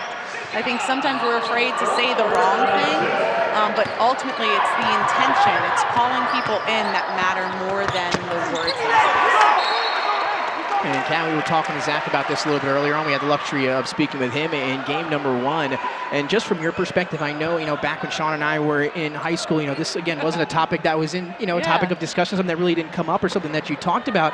Now you being, embedded in it and being such a big part of this great organization, have you noticed now that here we are, 10, 15 years later, how much of a difference? I mean, in my perspective, it's a huge difference as you see that QR code on your screen to donate. But I mean, have you noticed that as well? I mean, just strides and strides forward. There is 100% a difference, and I'm loving how people are really committing to being vulnerable, to having a chance to kind of tell their story. And with that difference, something that I'm so proud of is Sean's house is consistent. And so while change happens, we know that this light will continue to shine, whether it is cool to talk about mental health or whether it's something that's trending on social media. No matter what, 136 will always be home. And so I think that is something that I'm so proud of. We have grown, we have changed as an organization, but the light just keeps getting brighter. And it's because of all the people in the stands here today. We're so incredibly lucky to have them. Very well said. Nick Alessandrini, the coach, Bill Harmon, now joined by Kat Locke-Jones, the SL24's co-founder, obviously Sean's sister, and got to mention the 2025 Maryland Teacher of the Year. Thank you very, very much. You were Kat, very do you kind. have a favorite memory of Sean playing in high school? Is there one that kind of stands out to you, or do you have so many it's hard to put into words? I do have a favorite moment of Sean playing in high school. There was a week where Sean and I were carpooling during basketball season, and he left his gym bag in our car overnight multiple nights. And so every morning when I would go into my car, it would smell Foul. Horrible. Like a gym locker room. Inside of a Well, it's sumo good to know wrestler's he was armpit. sweating at practice. Yes, He worked hard. He was committed. And then one day, my younger brother Kevin said, "Sean, do not leave your gym bag in there." And I think about that moment because oftentimes there are people in your life when they will say something and you don't listen. But when it's your older brother or when it's someone that really, really matters and values, it can change your perspective. And I think about like the teammates, especially the boys playing here tonight. Sometimes you need a brother to remind you to do what's good for you. And so I think that moment sticks with me. I will say he never listened to me when it comes to cleaning up his sweaty socks, but it's okay. Kevin, I you forgive said, right? him. He listened to Kevin, and so Kevin's really the one that you want. Exactly. And so free throws coming up here for Isaiah Rice. A nice run to start the third quarter for DMA. An 11-2 run and ongoing here for the Seahawks. Make it 12-2 with 3:13 to go here in the third quarter. They've gotten St. Mark's, excuse me, Kat, to play a little bit faster. They've turned them over several times, gotten some good looks inside. They've been sharing the ball much better than they did in the first half. Another free throw on the way for Rice. And Rice able to knock down a pair. And for the most part, DMA battling back in this game here. 3:10 and ticking. Third quarter is right. Brings it across half court. And Cav got some great auction items again this year. Over 90 items. That's right. Oh my God. We were at the house the other day just going through, checking everything out. And let me tell you, there are some fantastic items in there. I almost didn't want to share the auction because I don't want people to outbid me. But how is tonight for you? I mean, St. Mark's here, it's got to be special. It is. It certainly is. And again, it feels like yesterday we were here for the first tournament. I know we were talking about that. It seems like yesterday, and it's just been, a great ride here now in the 8th annual year, and just each year getting bigger, getting stronger, getting more donations, which is so important for the cause. And just happy to be back, and hopefully I'll be happy to be back with you guys as long as you'll have me here. Always. Of course. If you don't have an Allison Greeny on the mic, I mean, what are you doing, I appreciate it. Able to knock down to the free throw that time for St. Mark's. 42-23 as the Seahawks get it within 19. Big three there off the mark. Rebound and brought in by Podolak, and now here comes Dylan Bromwell. That one has been, do you have a favorite part of the weekend? Like you said, we're in the 8th annual SL24 Basketball Classic. Is there any part of the weekend now that you really look forward to? I know the whole thing, but is there any special part of this Friday, Saturday that you're excited for? The thing that always excites me every single year is the staff and how hard they work. Absolutely. Having conversations with Zach or Ange, Missy, Chandler, Denise, we have such a great and powerful staff. And so there are moments where we get to have our team huddles, and I see how much it means to them, and I'm so inspired that this is their life work. They come to work every single day to make the world brighter. And that's inspiring to me. I could not agree more. I mean, you can tell right away from the people that we've had a chance to talk to here on the air, just walking around the gym, around the building. I mean, the passion, the energy, it's unmatched, and it's all, 100% genuine. Yeah, it really, really is. And I think conversations that we're having with parents or teammates, whether it's in a whisper or they're asking about the mental health scholarship or someone thanking us about resources, they are quick moments that have everlasting impact.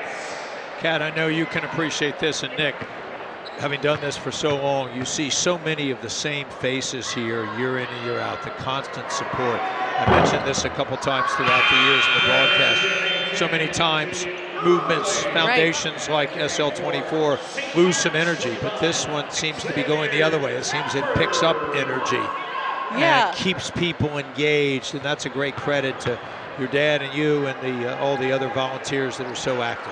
But I think it's a great credit to the students. It's to the athletes. The game stays the same. The people who are wearing the jerseys change. But every time they step on this court, they're adding something. They're adding something to the sauce. They're adding something to the light. And that's what That's what keeps us going, really.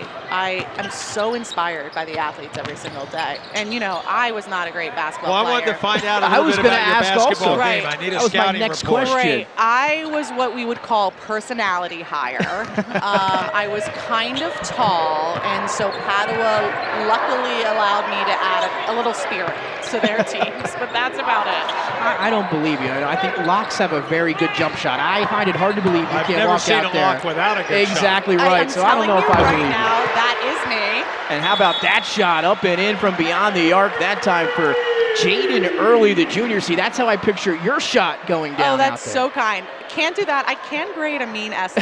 Oh, that's so right. if you want to do a 5-paragraph essay, Well, the teacher of the I'm year, your girl. I believe you as we check out the replay. We want to talk about semicolons and Oxford commas all day. Well, here's my question. How does one get to be teacher of the year? What does it take to do something so special and obviously so hard to do? Well, I got to be teacher of the year because I have students of a lifetime, and so they are really amazing. But you go through a process. I was able to interview in Baltimore City and then go through the Maryland process. But ultimately, going into different schools makes me so appreciative of the work that we get to do at Sean's Room and going into the schools here in Delaware. I think that is something that is so unique to Delaware, having Sean's Rooms and being able to be inside places where kids are every single day. And ultimately, like, supporting teachers and school counselors. That's really the work that we try and do. And that's a real cool experience, just seeing those three places at those three high schools, St. Mark's, Salesianum, and St. George's. Did you ever think that we would get to that point there where now everybody's having a little taste of their own Sean's house, if you will? Right. That was always my dream. I'm definitely someone that focuses on education and when it comes to our mission, and so being in schools every single day. But I think the SL24 teams are amazing, whether it's at Newark Charter or St. George's. These are student-led groups. They're leading the light, and they're going to be the next generation that continues these stories. I will tell you, the students that we had a chance to talk to even on the air here, and Leah from Newark Charter earlier. Amazing. We were just kind of almost stunned at how impressive these young high schoolers were with the way they spoke, the way, the things they said, what they believed, and what they were able actually to do. It's been very impressive, and also impressive that three that time. Josh Huffman able to bang one home from the perimeter, lead back to 19. Yeah, I'm here to tell you that the kids are all right, that our next generation, they have a lot of great work that they're doing. I really am proud of them. I think that's what was so impressive to me listening to Leah and others, is how remarkably mature they are, how they understand the message, how they're able to communicate it, and at the same time, they seem to be very good listeners as well. And the reason why you know that is because you had a conversation with them. And so I would push people today to have conversations with middle schoolers, with high schoolers, and let them surprise you. Let them tell your story. This is a great opportunity for you to talk to the teenager in your life. I promise you they're not as scary as you think. I promise. Scout's honor. Thank you so much for joining us. Thanks for Fantastic. Really thank you. Kat, always great to see you. You're the best. Thank you, guys. Fantastic. There you have your 2025 Maryland Teacher of the Year, gracing us with her presence here in the third quarter. Kat, thank you so much. A big third quarter here. We're heading to the fourth. It's been all Spartans through three. They lead DMA 47-28. The conclusion coming up after the break.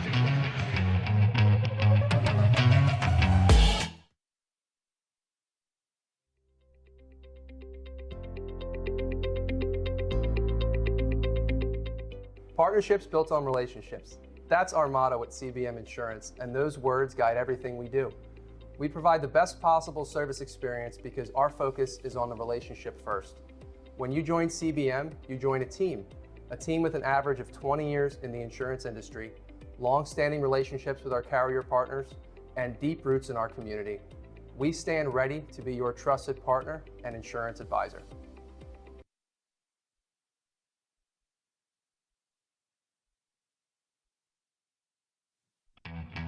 The 8th annual SL24 Basketball Classic is brought to you by St. Mark's High School, the Buffon, the Cicero, and the Locke family, 94.7 WDSD FM, and by Matt Haley Trust.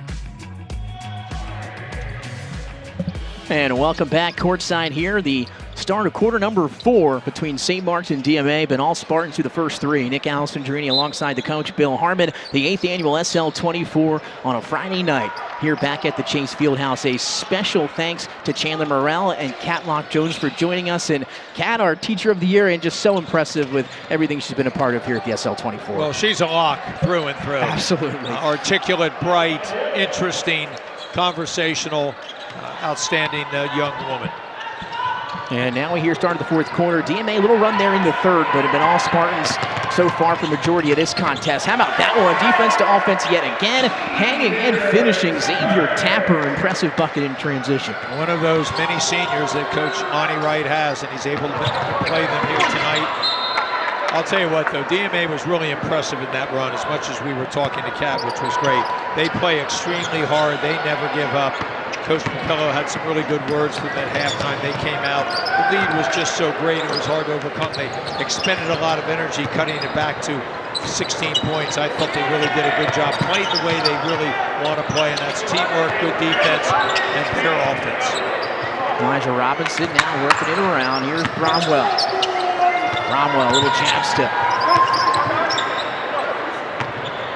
And now it's Huffman, fresh off the deep 3. Now going to try his luck at a deep 2. Banks open late on a Friday. As that one drops through for Huffman. A few consecutive field goals for the Spartans and Huffman. St. Mark's up big. He's a terrific long-range shooter. He has started on and off this season, but I'll tell you, when he comes in off the bench, he provides a lot of offense, instant energy, and instant offense.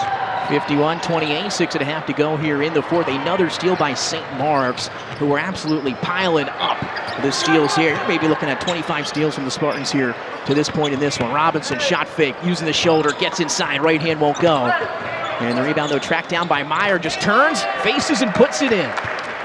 I'm a big fan of Isaiah Robinson. He's a junior. He's very physical, does a really good job with his body, an excellent defender. But I'll tell you what, this Nate Meyer, the senior, has improved a lot this season. He can do a little bit of everything to help his team win.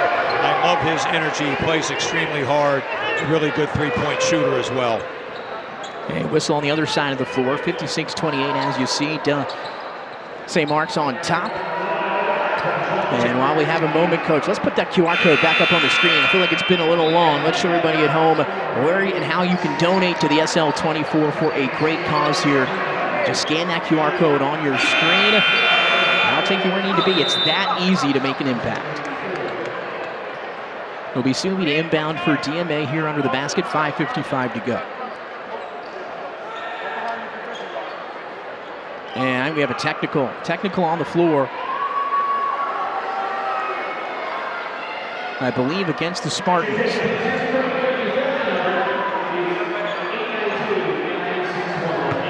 We'll get an explanation here now. I didn't think so.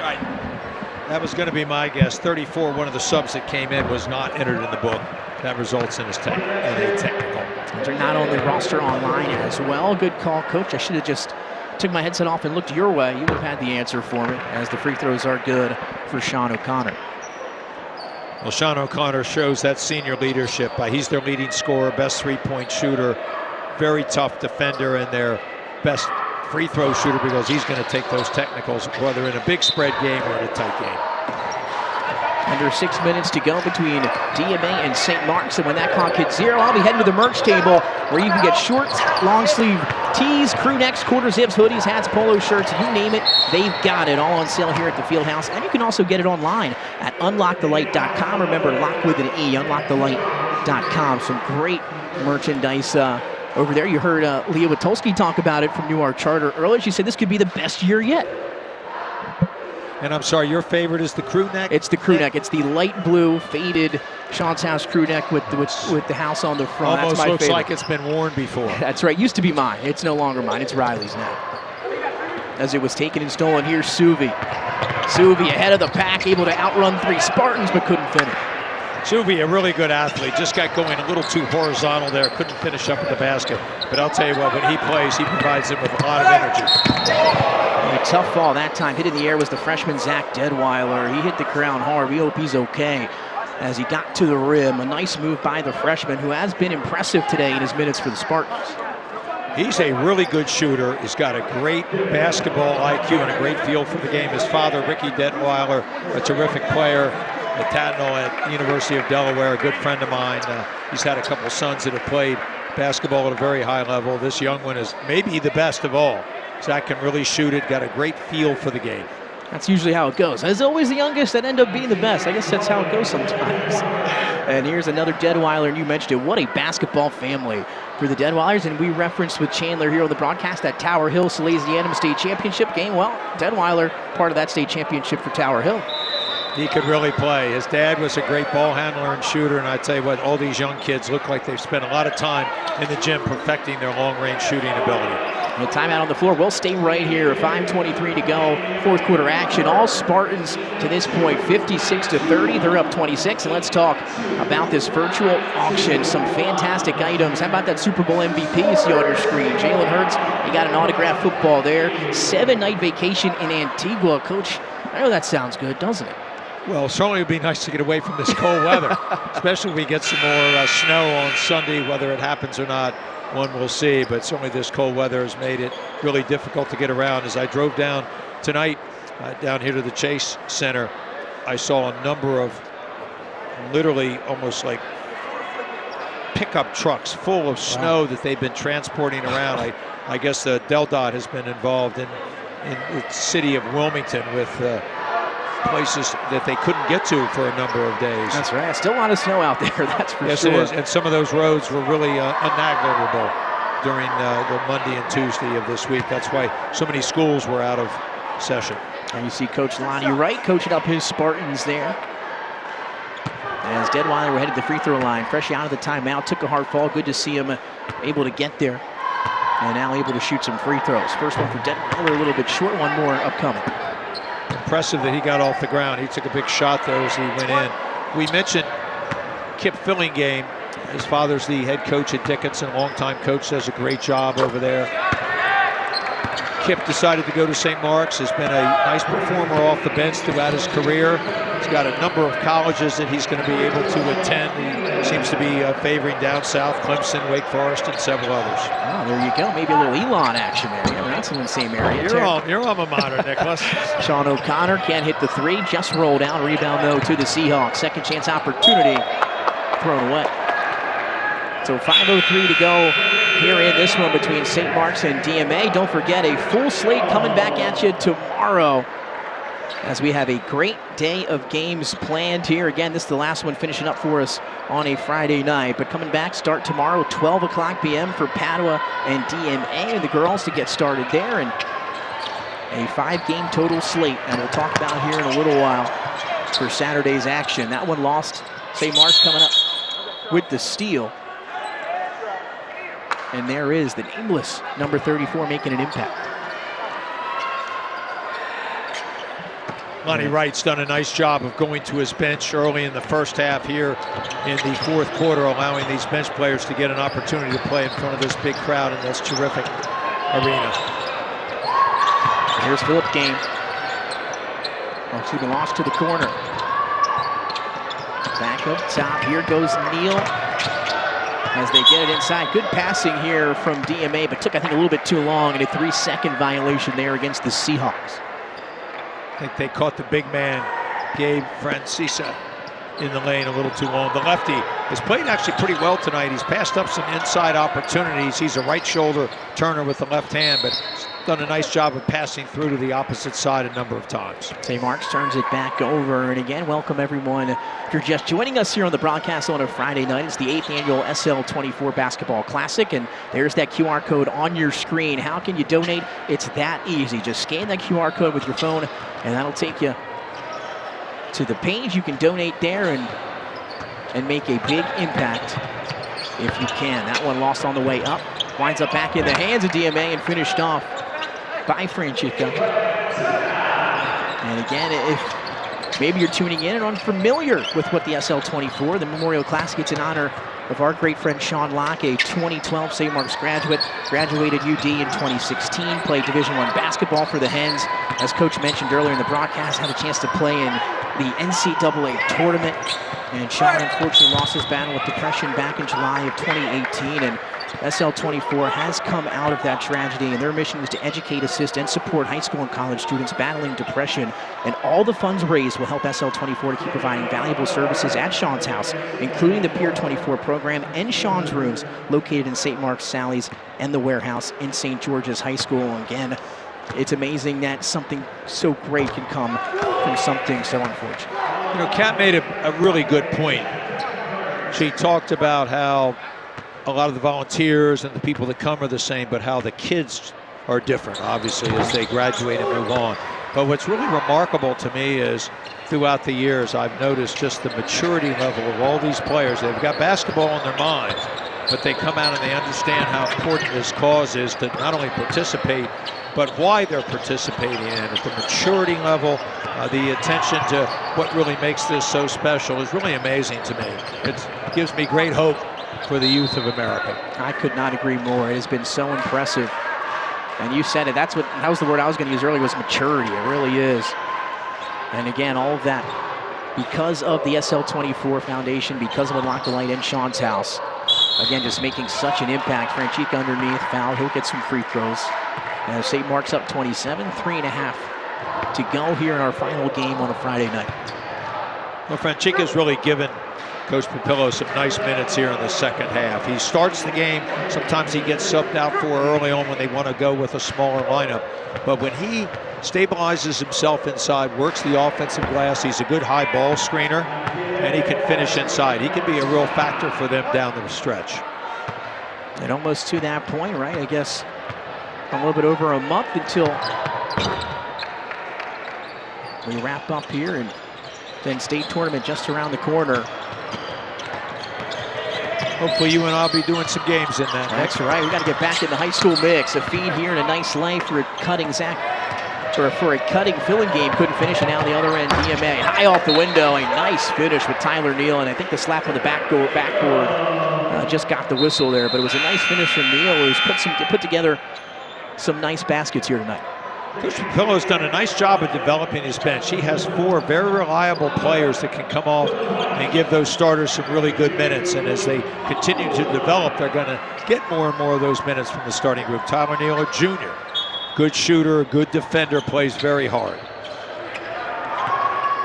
3-minute mark here of the fourth quarter between St. Mark's and DMA. Game 2 of 2 on our kickoff Friday, as Wright had his shot blocked. To follow that time from filling game wouldn't go. And now 2-on-1 for DMA in transition. Rembecki gets it back, shot slotted. Nice defensive play by Daniel Ibrahim, the senior, showing off the length. Ibrahim has not played a lot this season, but boy, when he comes in, he has great length, great activity underneath, a good shot blocker, a good offensive rebounder. I think going forward, Coach Wright may see more time for him on the court.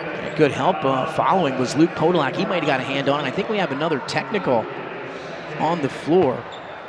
It'll be against Ibrahim.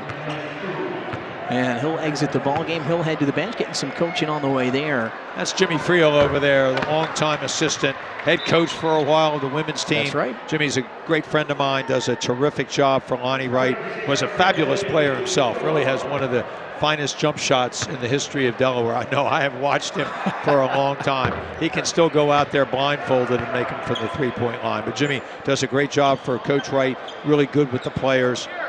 An exceptional man helping out St. Mark's. I'd love to see him and Coach Sibley battle it out from the free throw line. Who would win that battle there?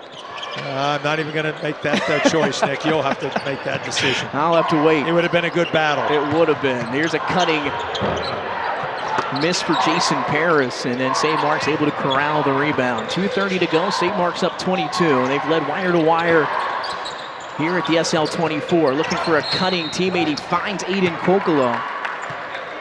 And the senior's fouled, and he'll have some free throws here with 2:27 still to go in the game. Even though DMA is going to go down to defeat tonight, they'll be 5-8 on the season. I think Coach Papillo's got to be very proud of his team. They were well out of this. This game could have expanded. They played extremely hard. They never quit. They've got some really good players, and once they kind of solidify their offense and don't succumb to the speed up and the pressure of opponents, I think they're going to be a really good team. He works very well with his team. He's got a good coaching staff, and these guys never give up. So Kuklo at the line here for the Spartans. One more on the way. Off the mark, rebound battle for Philip. Game almost had it. Instead, it's a teammate, Meyer, able to haul it in, and then taken back away by O'Connor in the Seahawks. Speaking of a guy that never quits, it's that Sean O'Connor. He's played for 4 years, a really good shooter. His team is not doing well tonight, but he continues to show how hard he plays and how his desire is for victory. That three off the mark there, and again, don't forget as we round out tonight's action about the online auction. That will still go on. The games will come to a close. The auction continues. So you're going to head over and check that out at givebutter.com/C/SL24 Classic 8/auction, or just head over to UnLockeTheLight.com and you can check out all the links there. And again, check out some. I love when we get to see the Jalen Hurts image every time we put that up on the screen there.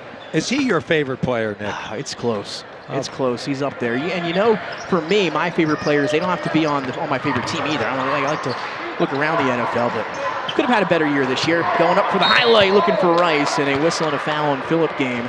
I don't know. I like Hurts, but I think I like the 7-night vacation Antigua a little bit more. Well, I think you and Riley deserve that.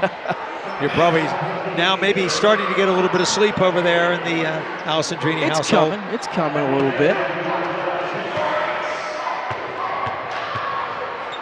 As free throws coming up for Isaiah Rice. Again, starting linebacker and tight end, plays both ways on the football team.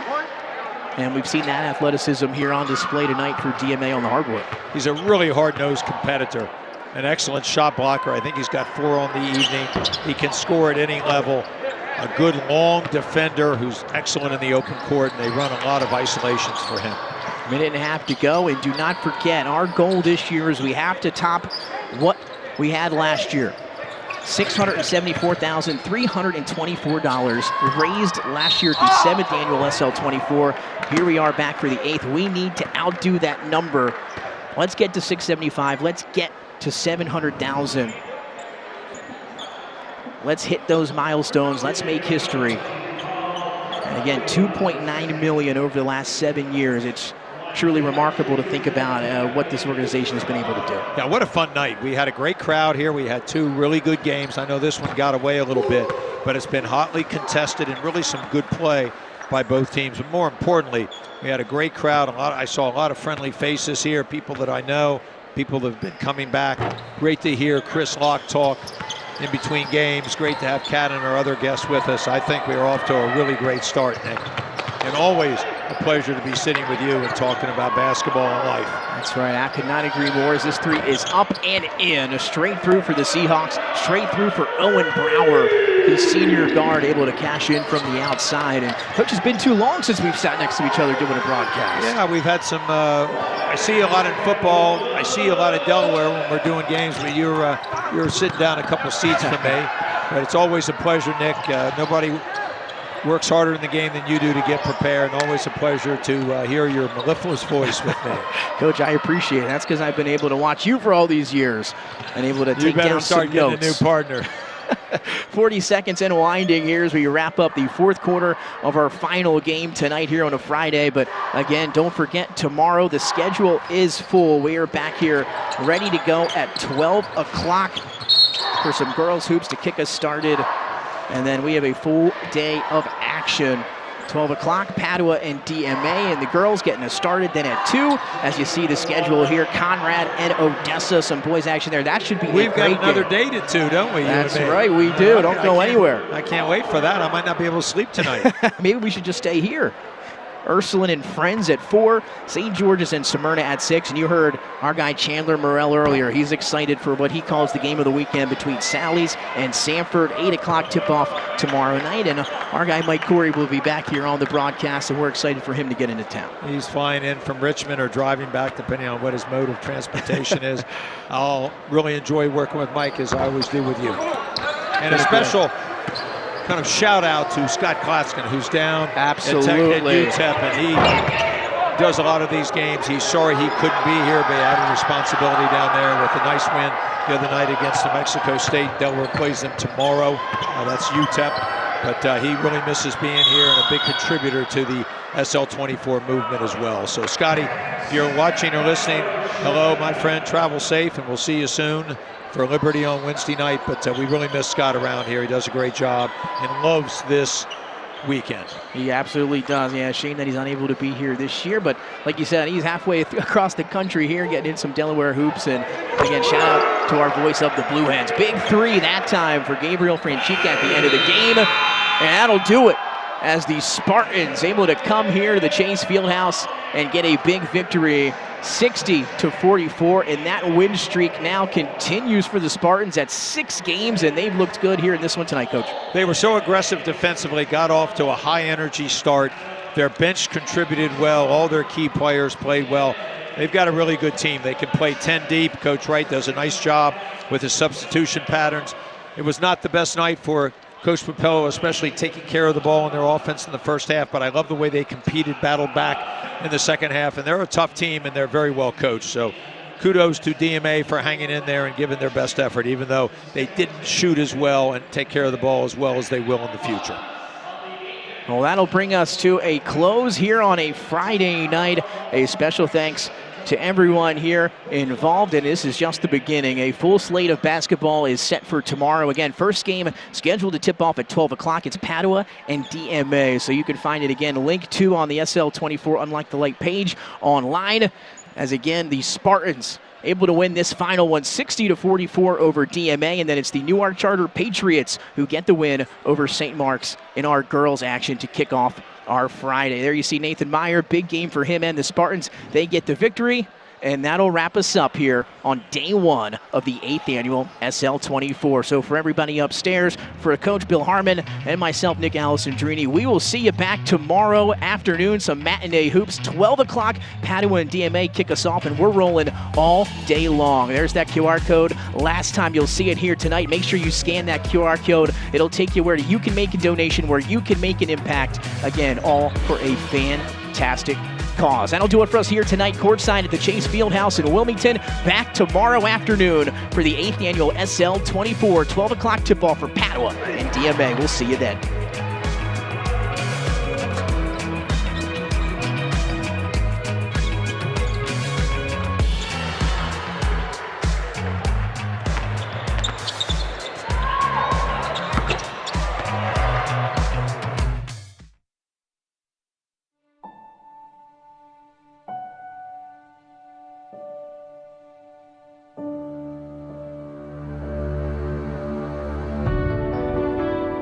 Recovering alcoholic. I've been sober for a number of years. I've struggled with mental health issues as well. I'm a strong believer that my anxiety was something that led to my alcoholism. My goal is that if I can help one student with their mental health issues now, to save them from the pain and suffering that I went through later in life, then I've done my job. Maybe if my son had had a place like this, maybe addiction would not have taken over, and he would have been able to have a safe space where people understood, you know, the struggles of mental health. I believe that when something so horrible like that tragedy of Sean's dying happened, it's because at that moment he was in such pain and nobody was around. Nobody was there to grab him and hold him and say, I got you. And we all need that. We need to know that we can talk to anyone, that people care about each other. Being invited to join the board of SL24, I found impact in Delaware, helping friends of my sons who would have never had the opportunity to hang out at Sean's house and get the help they need and remove the stigma. I share my light because I had some really good adults share their light with me when I was a teenager and into my early 20s. Particularly my father and a few teachers that I encountered really helped me develop resilience. This is a way for me to just give back to save a life. I love the people who work here. Our peer support specialists are rock stars. They are the beacon of hope for this community. Why do I share my light is, why don't you? From all of the sponsors, everybody involved, volunteers, peer support, people here at the house, I think they would answer it the same. Why wouldn't you?